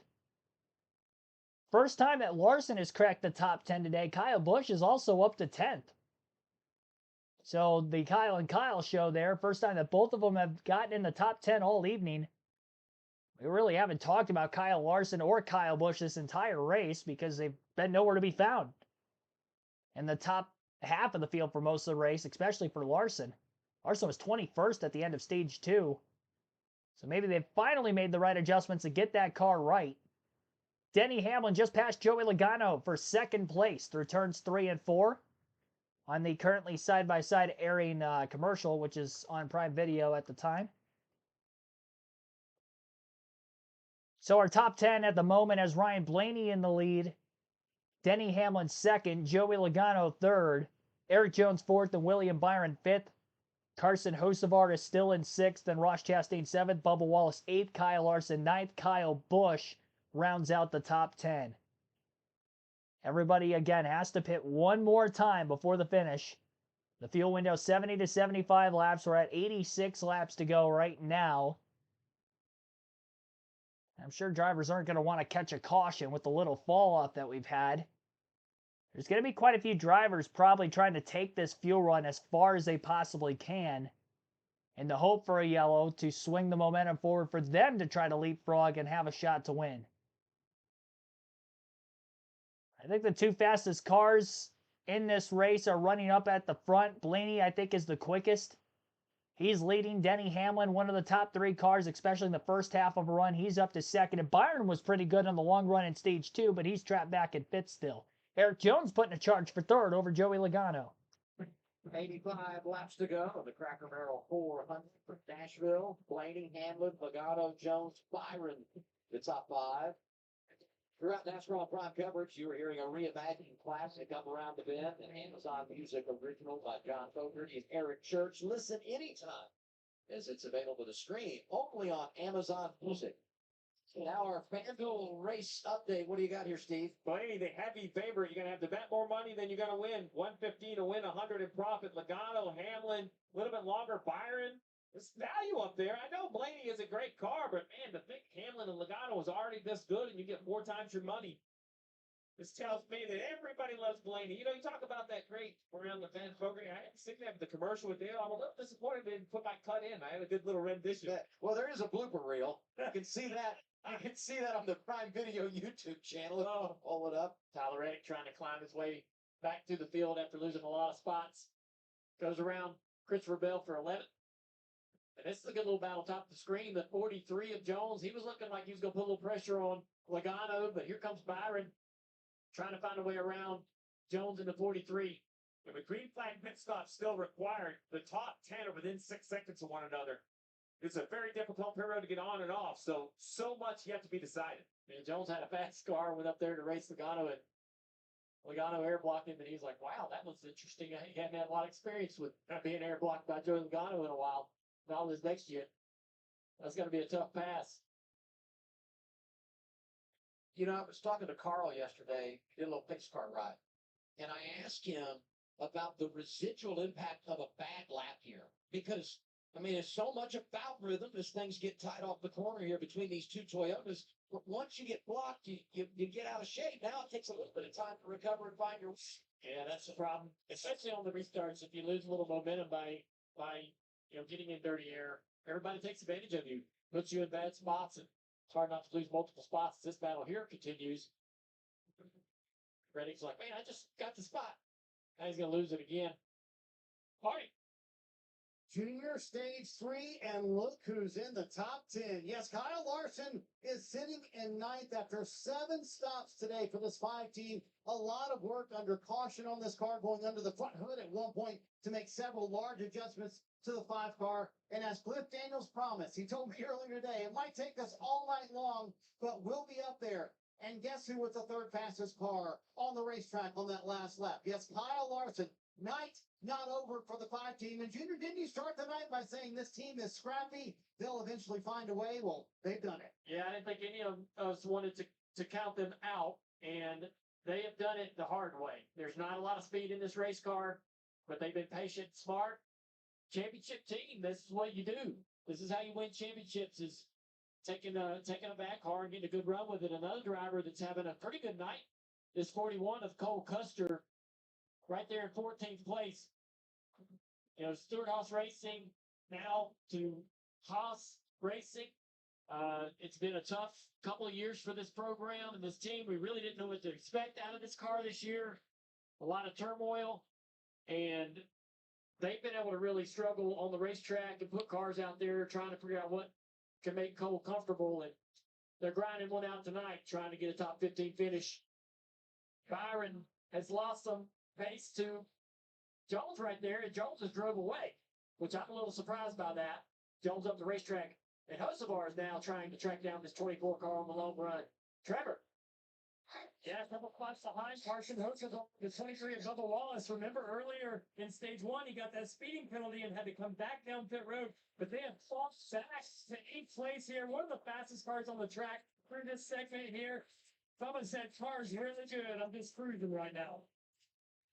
I would say, too, when things aren't going your way, 3 consecutive finishes outside the top 30, you get the speeding penalty tonight. If you can overcome that, finish in the top 10, and it's that kind of a run that gets you back, does a lot for momentum and adds a lot of belief to the team. And you look at the standings, plus 53 right now. And you're just going to be amazed at what the teams circle on the calendar as the motivating moment of the year, right? We're going to focus on the highlights, the scenes, the great run, great this. But sometimes it's the great recovery, or when your relationship or teamwork's been tested and you've persevered through to have success on the other side. Those can be as important for an organization. Remember, Newark crew chief for Bubba Wallace had so much time with Booty Barker on top of the pit box. You know, these type of battles are going to solidify this crew chief. But night of Chase Elliott, though, just has not had the night we'd expect from him. 17th, working on McDowell right here for 60. Yeah, he and McDowell both had slid out in the top 10 as the nights went on, and that's what allowed these other drivers like Bush and so forth to be able to get themselves up toward the front of the field. A lot of cars struggling as this race goes on. See Briscoe down there at 20th, not able to bring that 19 car up back to the top 5 where he started earlier today. Suarez back there behind him, driving the 99, the Tootsie's paint scheme. Yeah, they were out to lunch when this race started. They worked really hard to be able to stay in this race. I think they've got to be happy to be sitting here at 18th. Maybe some opportunities late in this race with some restarts like we had last year could turn this into a top 15 or even a top 10 finish. His first career Xfinity win came at Michigan, where we go next week. But 2 weeks is when they circled the calendar, Mexico City. I cannot wait to watch Mexico City celebrate Daniel Suarez in 2 weeks' time on Prime. You see on the bottom of the pylon, final pit window open, meaning if you hit here, you can make it to the end of the race, no problem on fuel. I only bring that up. These cars, look, I'm going to be honest. We think they can go further. If we think we know how much fuel on here, we're lying. Every crew chief down here is holding those cars close to their best, how long they were in the pit box. We knew who had slow stops and fast stops, so I know who has more fuel than others, but we don't really know where any of them are at. You see Jonathan Hansler, crew chief for Blaney, right there on the bottom. Blaney's last pit stop, 10.5 seconds. So that should be 14 or 15 gallons. I only say that because this next wave of pit stops, much like last week in the Coca-Cola 600, it was detrimental to Denny Hamlin. That adjustment was magical to Ross Chastain, who came down and ran Byron down. You know, who is going to feed into that? Who believes they're one pit stop away from the perfect adjustment? And now we get into the fourth quarter of the race. You got to be able to finish the deal. Blaney in position right now. He's in front of Hamlin, Logano, Jones, and Byron. NASCAR on Prime live at Nashville. 70 laps to go at Nashville Super Speedway. Ryan Blaney, the race leader. Denny Hamlin second. Joey Logano third. Eric Jones fourth. And William Byron rounding out the top 5 in fifth.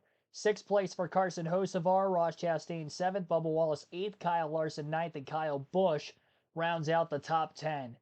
We'll stay with me for the rest of the stream as far as the commentary side of things go. Mexico points race? Yes, it is. Yeah, Mexico City's a points race. First trip for the Cup Series there. The Xfinity Series have ran a few races there back through the mid-2000s. Mid to late 2000s, they ran some races there, and then they ran up in Montreal in Canada, but first time the Cup Series will be there. Trucks will be off that weekend, so it'll be a Xfinity and Cup Series event only.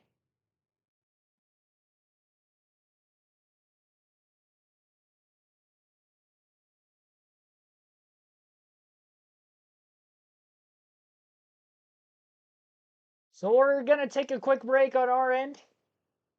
Should get into pit stops pretty soon, knowing that the fuel window is open. Nobody wanting to pit yet to risk going a lap down. If they are to split the final stage in half, I would imagine we'll see stops with about 50 to 60 to go based off of the caution laps that have been ran already in the stage with the stage 2 end, plus the early yellow we had at the beginning of this stage as well.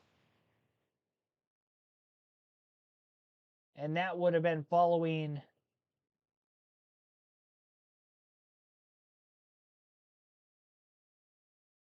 the last spin by Ryan Preece. And Ryan Preece has since recovered only to 29th, so only a couple spots gained on the restart for the 60, who's been struggling for most of the evening. Ryan Blaney leads, and we'll continue on with our coverage.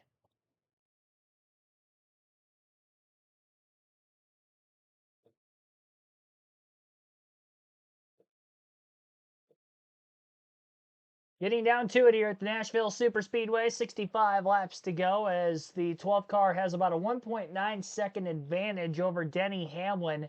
4.7 seconds to Joey Logano in third, And then Eric Jones is 5.4 seconds off the lead in fourth, and William Byron is 6 seconds off the lead in fifth. So that's the top five, and then the interval between themselves and our race leader. Still just over 30 cars on the lead lap. The least amount of cars we had on the lead lap at one point in time in the race was back at stage one, with the first stage going caution free. We had 27 cars on the lead lap then. Several of them took the wave around. Then we got the first of many quick cautions early in stage two. And pretty much ever since then, we've had 30 plus cars on the lead lap. As of right now, there are 32 that are on the lead lap. And you never know, any of them could be in contention for the win if we do see a caution in the middle of green flag pit stop, splitting the strategy up, because I'm sure many that are at the tail end of the lead lap are going to stay out as long as they possibly can. And you might have a mix of some drivers who are up towards the front of the field doing the same thing again, but maybe not all of them, because they don't want to risk giving up too much time, if any at all, despite the lack of tire wear we've seen so far today. For instance, Denny Hamlin in second. His fastest lap was a 29.663. That last lap he ran was a 30.343. So about 7/10 of a second to fall off for the 11. Blaney looking at from his fastest lap to the last lap he just ran, which was the quickest on the track of anybody, which was a 30.227. It's about a tenth or two quicker lap than Hamlin. And Hamlin's still pretty consistently about the second quickest car on the racetrack right now. It's just how much better the 12 has been. It took quite a bit of time for him to get by the 11 of Denny Hamlin. It took a battle between him, Byron, and Hamlin to take down the leaders. And he actually went from third to first in one lap, getting by Hamlin in 1 and 2, and then Byron in 3 and 4 towards the end of that second stage, en route to the stage 2 win. You are just tuning in for the first time. We've had 7 cautions tonight, 13 lead changes, 35 laps ran under the yellow. We're barely over 2.5 hours into the race with 60 laps to go. Stage 1 winner was Denny Hamlin. Stage 2 winner Ryan Blaney. Ryan Blaney has led the most laps so far in the race tonight, 97 laps led. 71, second most for Denny Hamlin. Third most would have been our pole sitter, Chase Briscoe, who led for 51 laps this evening so far. 10 laps for Joey Logano, 1 on a restart for William Byron, 7 during green flag pit stops back at stage 1 for Tyler Reddick, and those are the only drivers who have led at least 1 lap so far in the race tonight.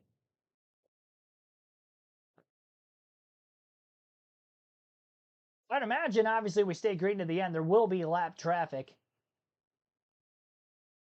I don't see anybody taking the 12 car down with how fast that car is unless major adjustments are made under the final green flag pit stop. I think it's going to take a caution and some restarts to maybe take down Ryan Blaney. Blaney did a great job getting to the lead on the last restart. He was actually in second. He was outside of row 1. Logano, the control car, and in the preferred line on the inside, got beat off the exit of turn 2, getting up to speed. Blaney was actually clear of him. Drove it in hard on corner entry into 1 and 2, which is what he tried to do the restart before that on the outside as well, but then in the center of the corner was forced to have to lift because of overdriving it, but he actually got it to stick the second time around, so learned from his mistake and then some, and picked up the time needed.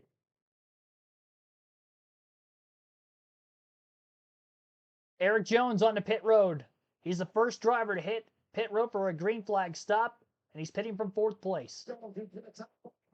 All on stage 3, with 58 to go. They should be able to hit her, obviously make it to the end, but not have to wait too long on fuel. They are going to have to go to the second can, though, for Eric Jones. But doing it under green, what's the advantage of that, Steve? Well, you're just trying to not burn as much time under green because the cars are spread out. When everybody comes at once under yellow, you can kind of leapfrog them on pit road. We're going to see if it works out, though. Hocevar on pit road now, Kim.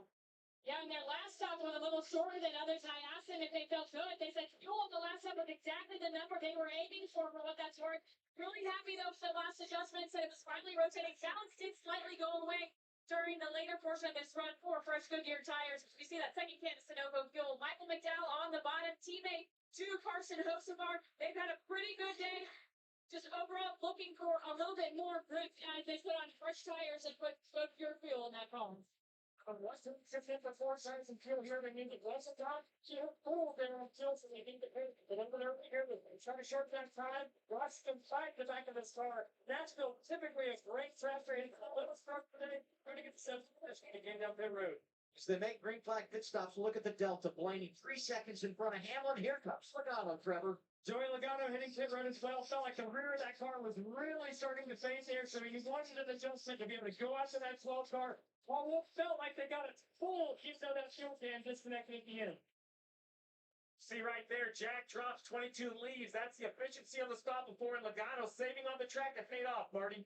Back at the game for Kyle Larson. He said his biggest complaint now is 2-3 on the entry of turn 1 for fresh Goodyear tires. Also, Sunoco fuel to get Larson to the end of the race after a miraculous recovery on the back of the field several times into the top 10.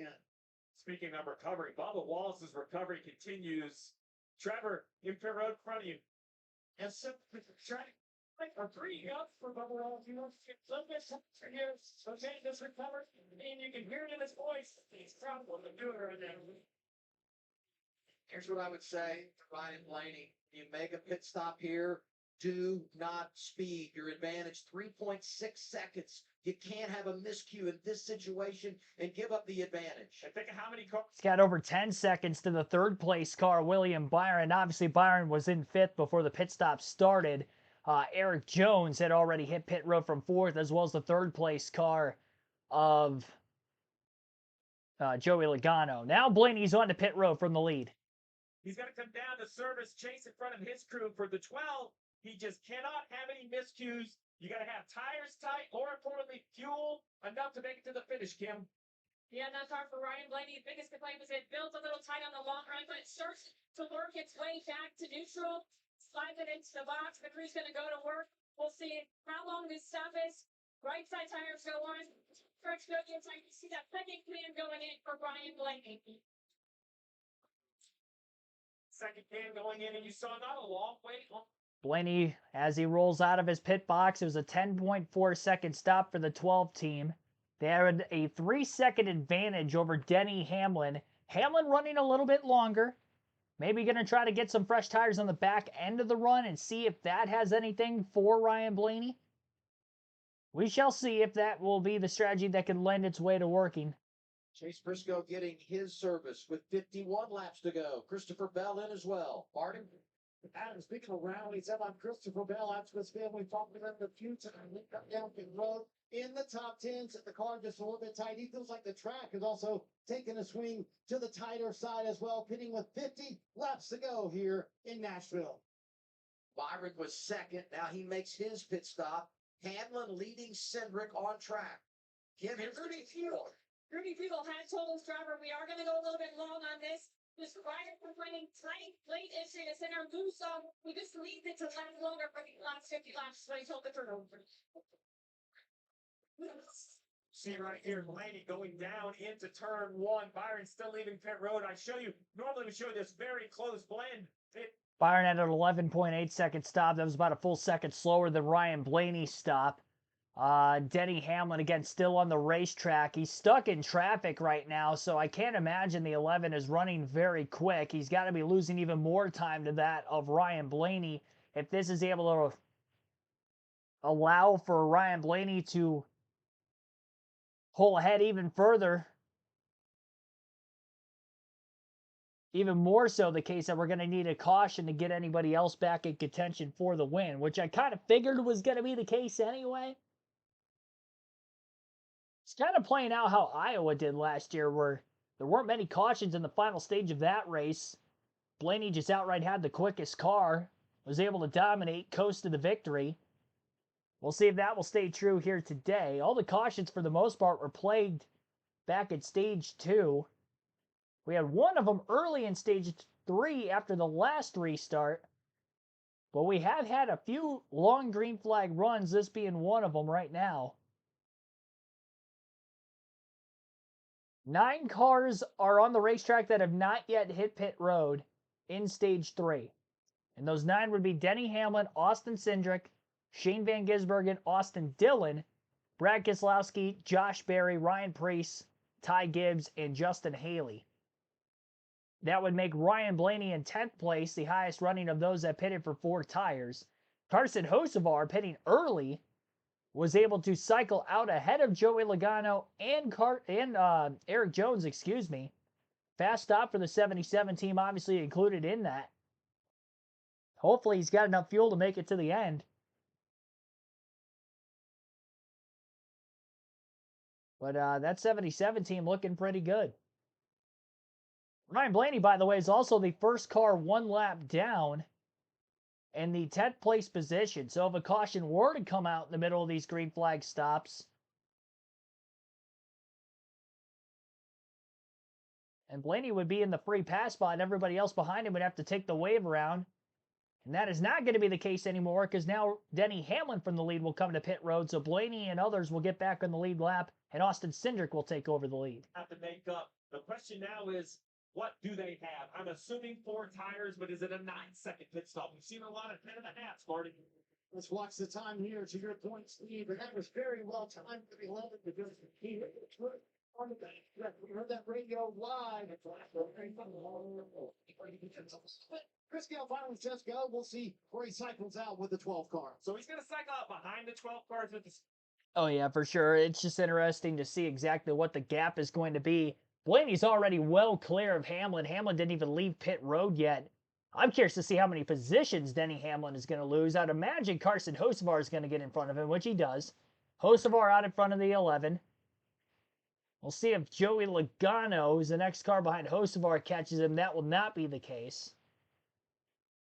So Hamlin is 10th.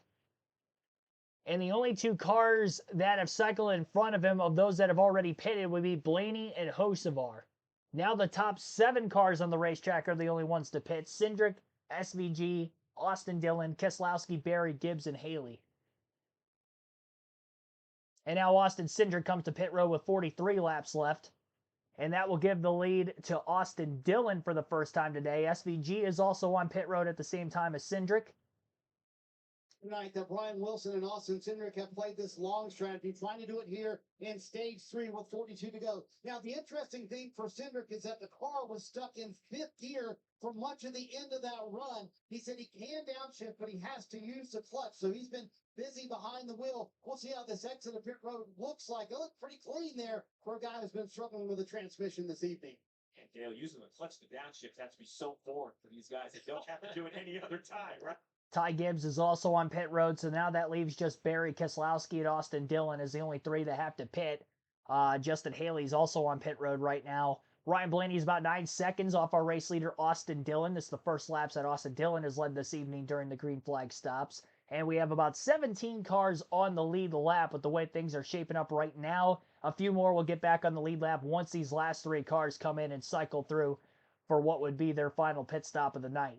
I don't imagine we'll be seeing any pit stops for the most part. If we do see another caution, if we do, it would be a lot of fuel only and right sides only. Fuel only, honestly, not even the case because they're good on fuel to the end. And once more, limited tire wear here at Nashville Superspeedway. 40 laps to go. Going to be 39 this time by at the line for Austin Dillon. In the playoff, the best guarantee. So we're really focused on 4th Blaney, who we believe will be the leader when the cycle finishes. So the fuel mileage or how far they can go on a tank, they have to be coming close to the end of that tank. So they're going to be praying for this caution to be coming in the next 5 laps or so, if not sooner. Think about the way Austin Dillon has won some races in his career. Been very creative. I go back to that first career win, Coke 600 2017, when they played the fuel mileage game. It's out front right now, Trevor. Yeah, the 3 cars trying to make it to about 269. That's for me. It's killing too, but Austin Dillon's loving that clean air right now. And right behind him, the 6th car, Brad Grabowski. Remember last week he hit that crew member on pit road, got a penalty. Today had the issue with the 42 and then the 67. So another day where the issue just keep arising for that 16 when they have a fast race car.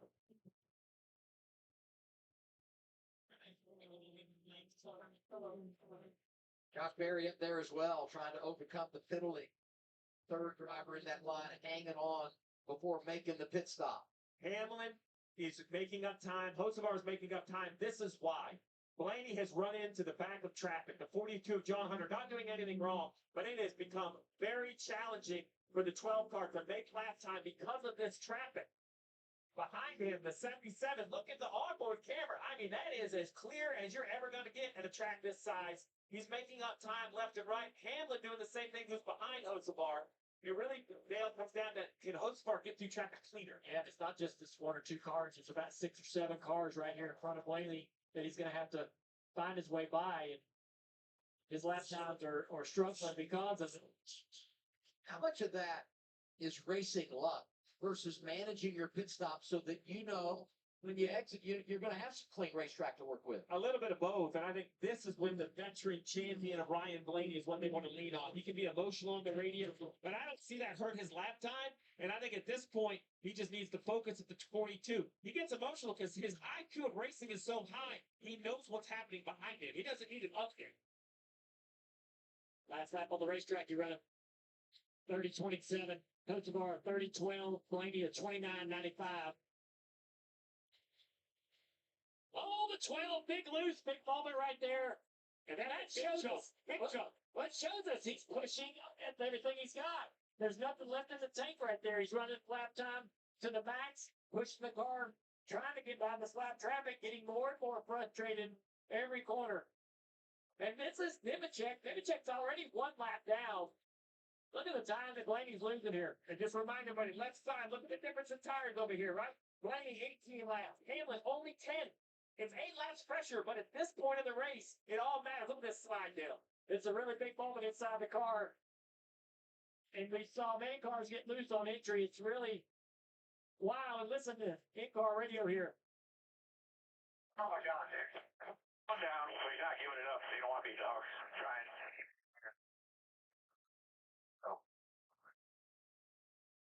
He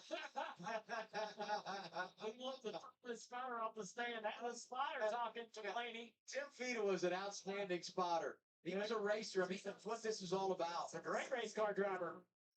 It's the kind of guy you want up on top of the stand that knows what it's like to be inside that car and how to calm you down, because that's great for Blaney to know he relates to what I'm feeling.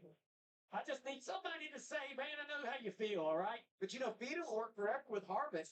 And when Harvick retires, he comes over and now he works with Ryan Blaney. He has really found the sweet spot. And now we're in that emotional point where that bright yellow Menards paint scheme is so good for a spotter, but it is absolute motivation for Carson Hocevar. Because here you are on board, but look up in the distance. You see that bright yellow paint scheme. Hocevar knows that's the guy. He has the clean air. He can see it. He can taste it. All of that. Yeah, Carson Hocevar was about 5 seconds off the race lead, I would say 8 laps ago. Now he's 3 seconds off the lead. Hamlin was about 7 seconds back. He's got the freshest tires of anybody in the top 3. And now Hamlin is only 4 seconds back and a second off the 77. There is a ton of lap traffic out in front of our race leader, Ryan Blaney. The top 5 right now has Blaney out in front. Again, a 2.9 second lead over Carson Hocevar in second.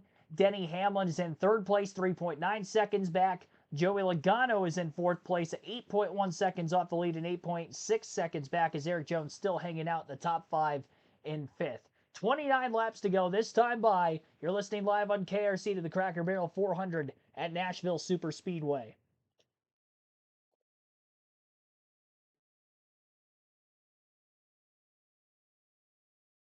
That we've been talking about and make the passes quicker. 29 laps to go. Less than 15 minutes time a day for Blaney to ride this thing out and get his first win of the year. All his teammates are in the victory lane this year. Blaney was 3/10 slower that lap. And so when they came back out on the racetrack in the middle of the pit cycle, it was about 4, maybe a little more than 4 seconds between these two drivers. It's now down to 2.5 seconds. This traffic, though, in front of Hocevar is going to really challenge him to continue to close that gap. And here comes that blue car back there, Denny Hamlin. He's mad, he's hot, uncomfortable. By the way, early congratulations to Denny Hamlin and his fiance Jordan, because they're expecting a baby boy anytime. We didn't even know Hamlin was going to race here tonight, right? So He goes home, could have a new baby here this week, and we offer our congratulations before it even happens. This will be a battle here shortly. The 77's going to start to struggle a little bit with those cars in front of him. Sometimes, though, once you're a lap down, I don't know if you mean to, but I've seen drivers kind of just give up, not give up, but allow a driver pass easier than the leader. Because remember, when Blaney passes you, that's putting you a lap down. Hocevar and Hamlin, you're already a lap down. Hocevar is now struggling, running 30-30s. He's lost about 2/10 in the last lap or two to his lap time. But Hamlin not. Still a 30-18 out of Hamlin. 26 laps is an eternity at this point at this racetrack. At a track that Carl's been telling us all weekend, the king of concrete, how slippery, how one overdrive costs you so much time. Byron and Jones going at it, as they have multiple times tonight. Bubba Wallace right behind them, sitting there in the 7th spot. Love to get 2 more spots. Make his night even better. Great comebacks from Wallace and Larson. Wallace hasn't finished in the top 30 in the last 3 races. Wow. There's tons of points to the bubble or the cut line. Close call for 88 SVG. Had a great run last week. 14th in the Coca-Cola 600, NASCAR's longest race. Well, look at this big correction. Bad arrow spot. Big loose. That was almost the yellow that Blaney didn't want. Currently running in the 24th position. That got his attention without a doubt. He crossed the wake of that lap car. It's like just shut all the downforce off of the car immediately, like a big light switch. Now Blaney's got some traffic in front of him. There's a lot of traffic in front of the 12. There's also a lot in front of the 77, too. It's kind of got all this stalled out right now. It really does. The accordion has squeezed together. Look at Hocevar running second. He's a Michigan native. We go racing in Michigan next Sunday. What a homecoming it would be if you returned to your home state to race and you picked up your first career cup victory. 23 to go. He's second behind Blaney. Yeah, Hocevar's doing a great job. And as he tries to approach this lap traffic, he just needs to keep that in mind. Like many, obviously, we want to go up here and try to win this race, but we also need to finish. If we got a second place car, we need to bring it home in second. That same exact thought is what I think the 23 of Bubba Wallace have. You talked about it early. This horrendous run of finishes for 23-11, and specifically Bubba Wallace. I mean, look at that, 35th, 33rd, 33rd. I thought it all came apart today when he had Petley on pit road, but here he is back in 6th. What a recovery out of this 23 car. It may only look like a top 5 at the end of the day, except to get Byron in front of him for 5th, but it could have been much worse and a much needed swing of momentum after the final 3. That 8th place finish at Talladega, the only top 10 for the organization in the last 5 races at 23-11. Wow. Put him on notice. 3 cars, He too. wants to see more out of the organization. So, Bubba responded today. Reddick was great last week, had the speed. 21 laps to go. Hocevar still getting through the lap traffic relatively okay. He's actually gapped Denny Hamlin by a couple tenths of a second over the last few laps. And as for Ryan Blaney, what was a 5-second lead over Hocevar when the green flag pit stops first cycled, now the lead is down to about 2.2 seconds. There are a few lap cars that are still between the 12 and the 77, but there's also a handful of lap cars that still remain in front of our race leader, Ryan Blaney. Our overall leaderboard with about 20 laps remaining has Ryan Blaney in the lead. Carson Hocevar, again, 2.3 seconds back in second. 2.8 seconds off the lead is Denny Hamlin in third. 4th place for Joey Logano, William Byron 5th. 6th is Bubba Wallace, Eric Jones 7th. Kyle Larson 8th, Ross Chastain 9th, and Christopher Bell rounds out the top 10. 11th is Tyler Reddick, Kyle Busch 12th, Zane Smith 13th, Daniel Suarez 14th, and Chase Elliott 15th. 16th for Chris Buescher, Chase Briscoe 17th, 18th for Cole Custer, Austin Cindric 19th, and AJ Allmendinger is 20th.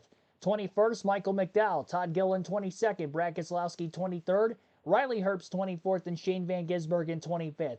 He's the last car in the lead lap. Then the first car lap down is Ty Dillon in 26th. Then Jonathan Nemechek 27th, Ryan Preece 28th, Austin Dillon 29th, and Josh Berry 30th. Ty Gibbs 31st, Justin Haley 32nd, Cody Ware 3 laps down in 33rd, same for JJ Haley in 34th, and Chad Fincham 11 laps down in 35th. Out of the race, or off the track for a long period of time, was Alex Bowman. He has since returned following a crash back at stage 2. He's on track 110 laps down at 36. Then 3 drivers are out of the race. Corey Heim 37th, Noah Gragson 38th, and Ricky Stenhouse Jr. 39th. 17 laps to go for Ryan Blaney. His lead is actually extended by a couple tenths over Hocevar, 2.4 seconds back. And his lead over Hamlin, what was 2.8 seconds a few laps ago, is now about 3.5 seconds. So he is starting to turn it on late. Lap traffic isn't really slowing him down as much. And I think a lot of it really has to do with Carson Hocevar now having quite a bit of lap traffic in front of him. The next car in front of him, I believe, is Josh Berry in the 21, who's, of course, a Penske affiliate to that of Ryan Blaney. So I don't think that he's necessarily going to pull over very easily. 16 to go. Great 2/3 of the Coca-Cola 600. But Dale, you and I talked about it. Adam, that experience. We could talk about simulators and studying and notes and all those things, but sometimes you just have to do it. And last week he did it. And you see hand out the window right here. I think it's just thank you maybe for somebody who's letting him go. Oh, he's waving the 3-by right here. Yeah, so right there. I think only 3 4 off the cut line. Yeah, the 3 hit it so much later. He's got a little bit better tire. So he's trying to let it go by. He must know that he's struggling with the comfort of his race car, and he doesn't want that 3 back there pestering him a little bit. He's trying to maintain this spot. He knows that Denny's coming, and close it in. 15 to go. He's like, what are you doing? Racing Insights. With the 3. Racing Insights giving us the numbers on Blaney. First on long run speed. Overall speed outstanding as well. I told you the Hocevar camera. Yeah, hand signals. We got it all. Carson's got it all. He does not disappoint. No. And I think he's going to become a fan favorite. I think some are going to really not like him. If you're a Ricky Stenhouse fan, you probably don't love Carson Hocevar today. But if, people like personality, and Carson Hocevar does not lack in personality. I would say he's found the balance, but if we're being honest, he's crossed the line a lot. Not afraid, not apologetic. He comes home at 9:15 a lot. Well, he actually misses his curfew. Night's not over yet. He's still got to hold off this 11 car of Denny Hamlin. Like the 77's kind of stalled out here in traffic. Now he's riding on board the National Denver League camera with Denny. He's not closed the gap as quick as I thought he would because he pitted so late. And he's got a little bit of a tire advantage, but he's going to try to use this traffic. See if he can't get this second position away. You and I know, though, when we get to that point in the race where we're trying to show you all the battles we see around the racetrack, but there are 1,000 of moments that we just 12 laps to go at Nashville for the number 12. Ryan Blaney, his lead is extended to just over 3 seconds ahead of Carson Hocevar now. Still 3.3 seconds to Hamlin in third and 7 seconds to his teammate Joey Logano in fourth. Quick shout out to those of you who I maybe didn't shout out throughout the finishing portion of today's stream. Christopher Hayes, thanks for tuning in. NASCAR Info and News, thanks for tuning into the stream tonight as well. Rowdy Catfish 18, thanks for watching. Roger Riggs, thanks for watching. And many others. Appreciate the support you guys give me on a weekly basis, and we'll be back again next weekend for Truck Series Racing as well as Cup Series Practice and Qualifying next Saturday for our next set of live streams on the channel. I'll be at Michigan for the Cup race on Sunday next week, but we'll still be live on Saturday for live commentary streams the day before. As far as tonight's race goes, we will still be live about 15 to 20 minutes following the conclusion of this one. We'll go through the pre-race predictions, how they shaped up for the finishing results of this race, and then obviously interviews with the top finishers along the way. We'll highlight the Fantasy League to see who won there. Then we'll carry on into Michigan next week. Still a 3-second lead for Blaney, 10 laps to go. I don't think anybody's going to catch him now. It looked like for a little bit lap traffic was holding up that 12th car just a little bit too much. But it's not going to be enough without a caution for Carson Hocevar and Hamlin to get to the 12. There is a chance Denny Hamlin could get to Hocevar for second, though. He got to within a half a second of him about 10 laps ago, and then he faded back to about 0.8 of a second back. He wasn't getting through the lap cars as quick as the 77. Now he's starting to get back to the 77's back bumper, but does he have enough time to get by him? 8 laps to go. He's about a half a second back again, maybe 0.4 this time by at the line. The other position that I've seen has changed inside the top 10 over the last several laps. There's also a close battle in the top 10 between Ross Chastain and Tyler Reddick. They're battling for 9th, and Reddick does get alongside Chastain down the back straightaway. Reddick is on the inside of that battle, and Chastain working the outer lane. Chastain trying to pinch the 45 down on that yellow line, keep him from getting back to the gas soon on corner exit, and they're still side by side. 7 laps to go. About 6.5 for our leader. Lead is still 2.9 seconds. Hamlin's still about 4/10 off of Hocevar for second. William Byron's actually getting closer to the back of Joey Logano for 4th as well. They're only separated by a few tenths of a second. And Bubba Wallace just behind that. Chastain got passed by Reddick. And now Christopher Bell, who has had a great recovery with the damage to the back of his race car, has been flirting with the top 10. He was up as high as 5th before that spin and a back into the fence on a restart early in stage 2.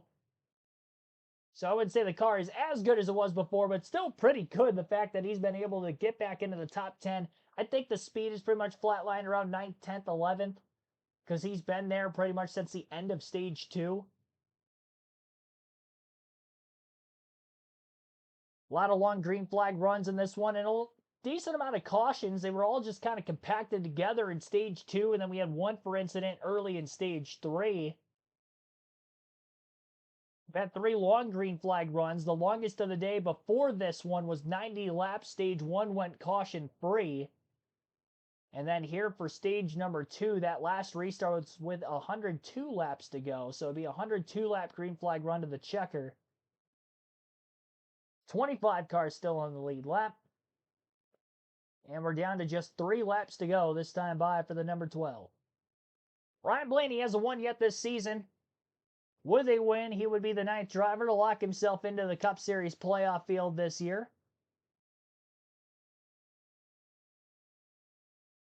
Coming into the night, he's led the 6th most laps in the NASCAR Cup Series this season. But with the laps led in this race, currently 134 and counting, he is now going to jump up to 4th on the most laps led this season, only behind Hamlin, Byron, and Larson. So he's been up towards the front. He's been competing for wins. He just hasn't been able to break through yet.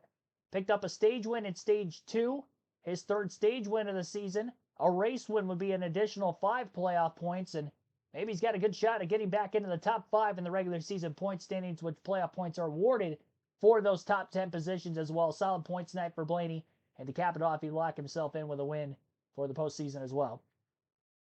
He's a half a lap away. That's less than a mile now from the white flag, which is what he's trying to get to and hope that we stay green. It doesn't look like there's any incidents on the track. And so here we go. White flag in the air. 1 lap to go for Ryan Blaney. He's a mile and a third away from pay dirt. Carson Hocevar holds on to 2nd still over Denny Hamlin. Hamlin is now 0.3 of a second off Hocevar for that 2nd spot on the final lap. Blaney's lead still roughly 3 seconds over Hocevar. Checkered flag going to be waving. Ryan Blaney going to pick up his first career win at Nashville. Our 5th different winner at the track in the first 5 Cup races here. And margin of victory going to be about 2.9 seconds over Carson Hocevar, who ends up in 2nd tonight. Denny Hamlin 3rd, Joey Logano 4th, and William Byron rounding out the top 5 in 5th. 6th place finish for Bubba Wallace. Eric Jones 7th, Kyle Larson 8th, Tyler Reddick 9th, and Christopher Bell rounds out the top 10. Ross Chastain at 11th, Kyle Busch 12th, Zane Smith 13th, 14th for Chris Buescher, and 15th Chase Elliott. Daniel Suarez 16th, 17th for Chase Briscoe. Austin Cindric 18th, Cole Custer 19th, and AJ Allmendinger in 20th. Michael McDowell 21st, Todd Gillen 22nd, Brad Keselowski 23rd, Riley Herbst 24th, and Shane Van Gisbergen in 25th. Ty Dillon 26th, Jonathan Nemechek 27th, Ryan Preece 28th, Austin Dillon 29th, and Josh Berry 30th.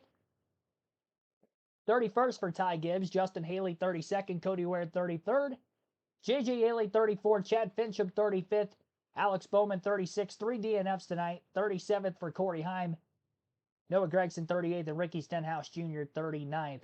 18 lead changes, 7 cautions, 35 laps, ran under yellow. We did finish under the regulation length of 300 laps, 400 miles. 3 hours, 5 minutes, and 29 seconds total time on this one here this evening. And again, Ryan Blaney, the Cracker Barrel 400 race winner. Let's go. As a Ryan Blaney fan, that is much needed.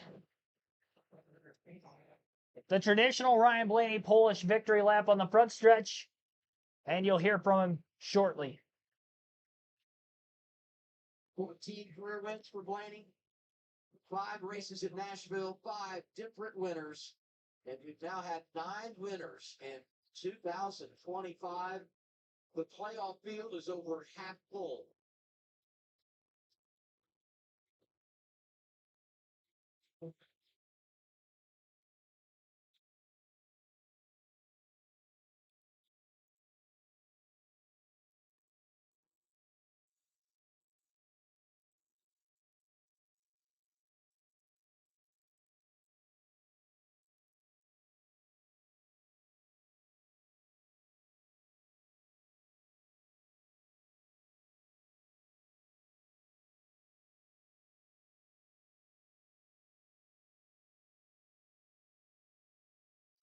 '53 wins now for Team Penske as an organization.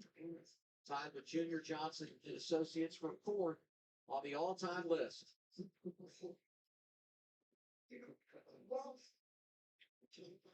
Adam, now we can officially say welcome to the 2025 playoffs, Ryan Blaney.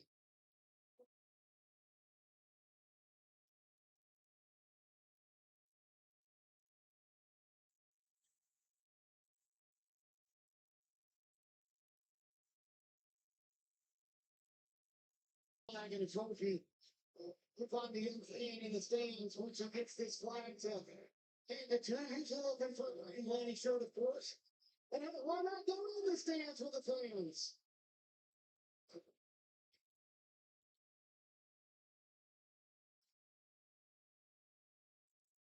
Delivered personally by the race winner to that young fan.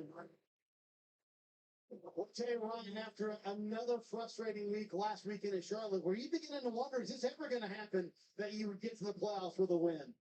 I never gave up hope, that's for sure. We've had a great speed all year. It just hasn't really, been the best year for us as far as good fortune. But so the 12 points are awesome. They stick with it no matter how it goes, and it was great to finish one out tonight. Much did the game change for you guys on the 12 team when Hassler made the call for the 2-tire stop at the end of stage 1 and you got all that track position? Yeah, I thought it was a good call. We drove up to 7th there in the first stage. I thought 2 tires were great. I thought my car was really good, and that really set us up for the rest of the race. So great job by him as always. All the 12 boys, appreciate what they do. Pit crew is great.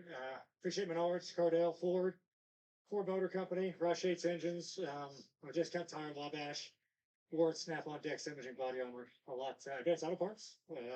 Everything what they do, it's nice that it's finally happening. So I'm ready to go celebrate.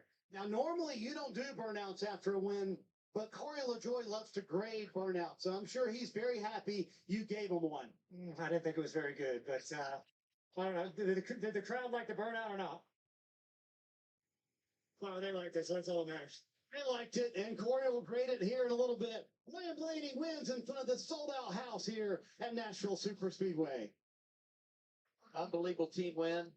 What a weekend. What a night for Ryan Blaney. Went to stage 139 laps. Execution down the stretch. And he's able to secure his first win of 2025. Another great result for Blaney, but another great result too for young driver Carson Hocevar.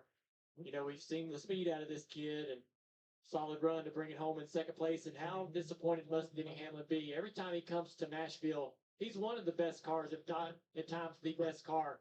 Again, falls a little short. And when Hocevar looks at second, he might be disappointed. So he sees Blaney in front, Hamlin looking on him, firing behind. That's an impressive top 5 to be included with him. Hocevar, the youngest full-time driver in the field. Hamlin, the oldest. They're second and third behind 31-year-old Ryan Blaney, who gets it done tonight, Danielle.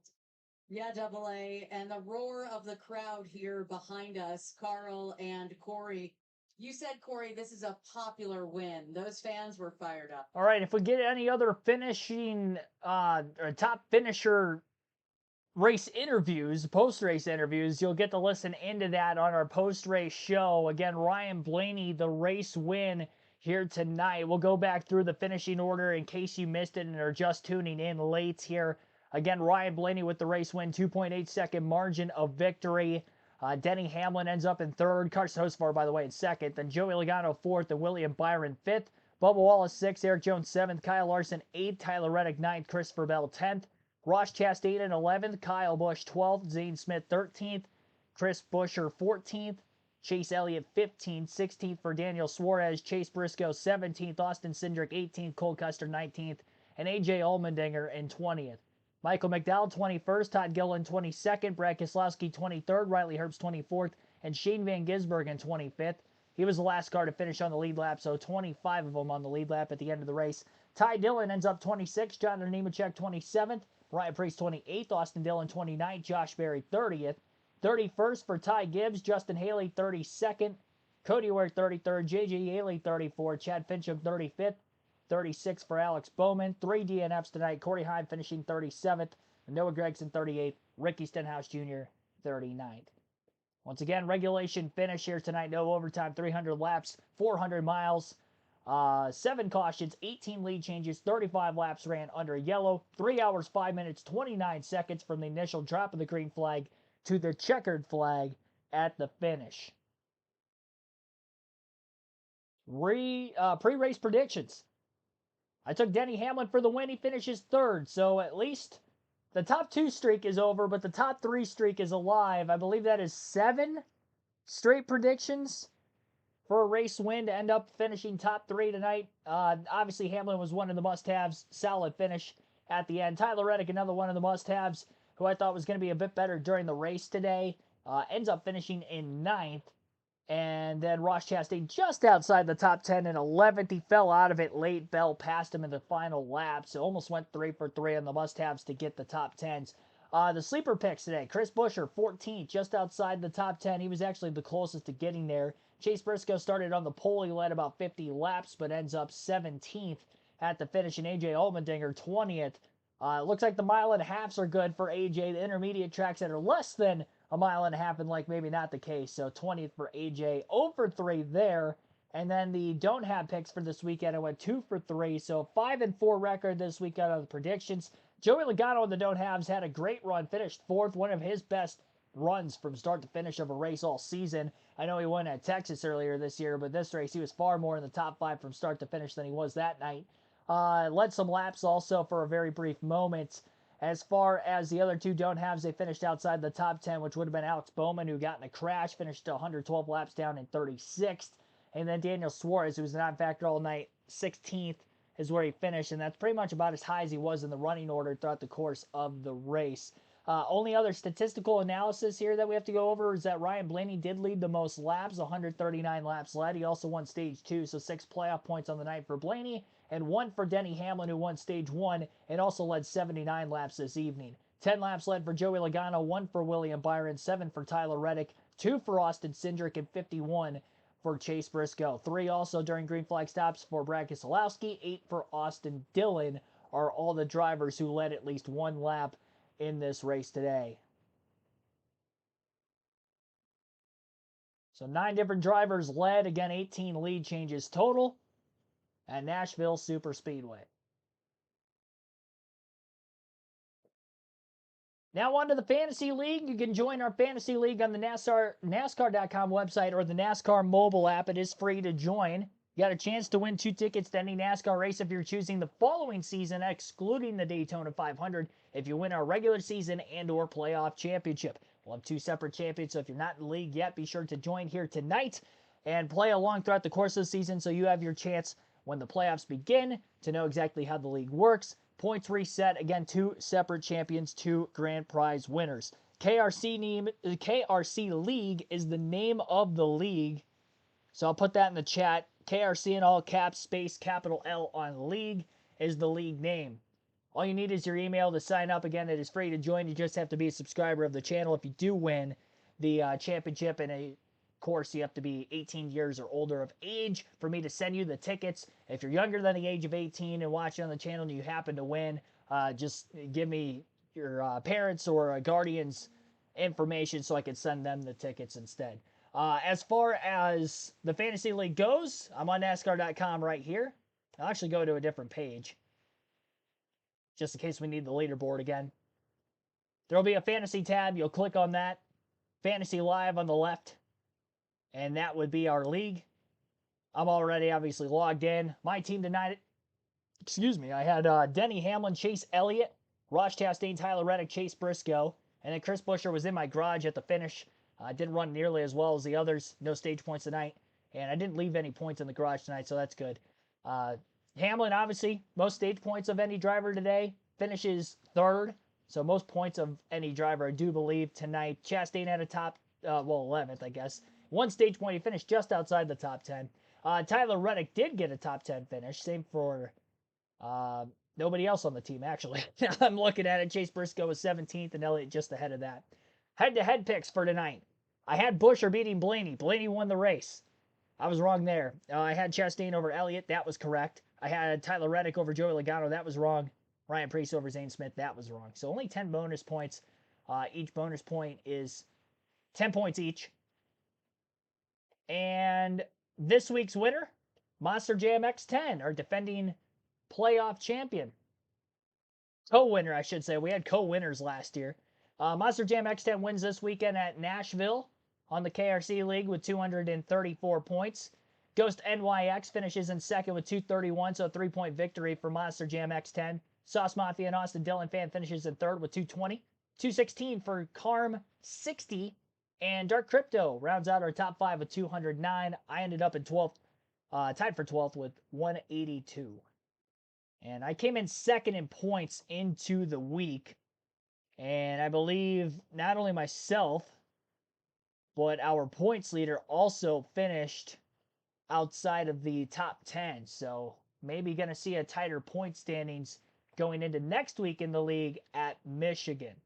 Live commentary streams for next week on the channel. We will be live for the NASCAR Craftsman Truck Series race on Saturday afternoon.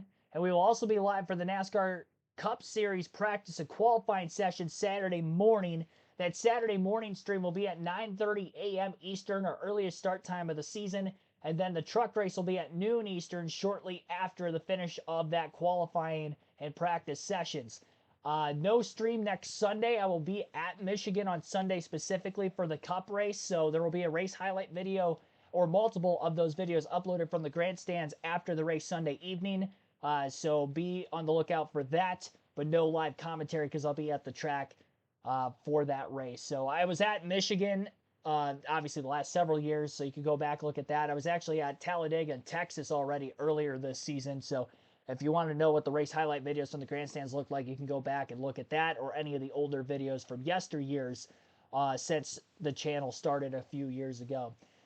That is what to look forward to next weekend. There still hasn't been an interview on Prime Video up to this point, and we've gone through everything we needed to go through on the stream. We did get to our like goal of 100. I forgot I extended the like goal tonight. The like goal was 150. We're at 126 right now, so we didn't get to that up to this point.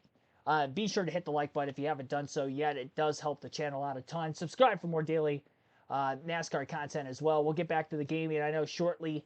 I promised you guys that I was going to stream 300 days in the calendar year 2025, and I'm still on pace for that. I can miss 11 more days and still get to that 300 mark, so I know there hasn't been as many streams during the week as of late. I've just been basically taking a break, honestly, for about the last month or so. I was working a lot of overtime for a couple of months. I haven't worked as much overtime since I came back from vacation, but it has been nice to just kind of rest and recover from the day-to-day grind, because I don't think I missed more than a couple of days for the first, three and a half months of the calendar year. So we'll get back to it. Trust me, we will still hit that 300-day mark. We're basically just going to be on the grind for about the last 6 months of the calendar year, leading up to the end of the year again. NASCAR 25 is going to be coming out here over the next several months. NASCAR 08, we still have to finish on the channel as well. Now we're getting more interviews. I'm stalling a little bit. Here is Joey Logano, who finished in 4th. And you were able to hang on to it. Yeah, details. We did the details well. All but the one restart, and I lost the lead there, but I don't think I would have maintained it anyways. That run to 12 was just lights out, which gave him that huge lead, and really wasn't able to hold on to second either. 11 got by me, and the last run after the last pit stop was pretty solid. I thought that once I get going, just took me 15 laps, 20 laps to get speed in the Shell Penzo Mustang, which is the same as what it was in practice. So, good execution. Proud of Team Penske. That's all the cars got to win now. That's pretty impressive to have everybody with a win. It shows all the teams are really strong, and my guys were great on pit road today as well. So proud of Team Penske, proud of everyone at the shop. Just yeah, it's a solid, hard-earned top 5. Joey, you bring up Team Penske. What would you say to everybody that maybe question where your speed would be as a team after the events at Indy? Your teammate just won tonight. You're a top 5. Yeah, everyone's fights hard. It's a hard fought situation. And, last week in Charlotte, we just missed our setups. We just didn't hit it right, and understood where that was. I think at the end of the race, it's just too late. And this race, we fired off, top 5 speed pretty much the whole race, and the 12 was obviously the best car. So glad the best car won. Thank you, Joey. All right, so it looks like Bubba Wallace might be headed to the Prime Video area after a 6th place finish. They'll be talking to him for a minute. There will be more post-race interviews. If you do have Prime Video, I highly recommend tuning in. They're probably going to be live for their post-race for about a good hour after the race, like they were with the Coke 600 last week.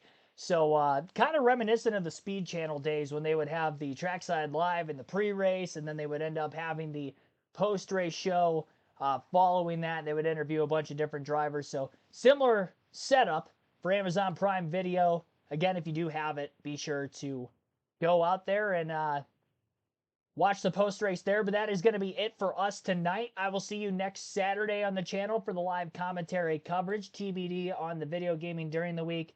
Thanks for watching, everybody. Have a good rest of your Sunday night. Again, congratulations to my guy, Ryan Blaney, for winning his first race of the 2025 NASCAR season.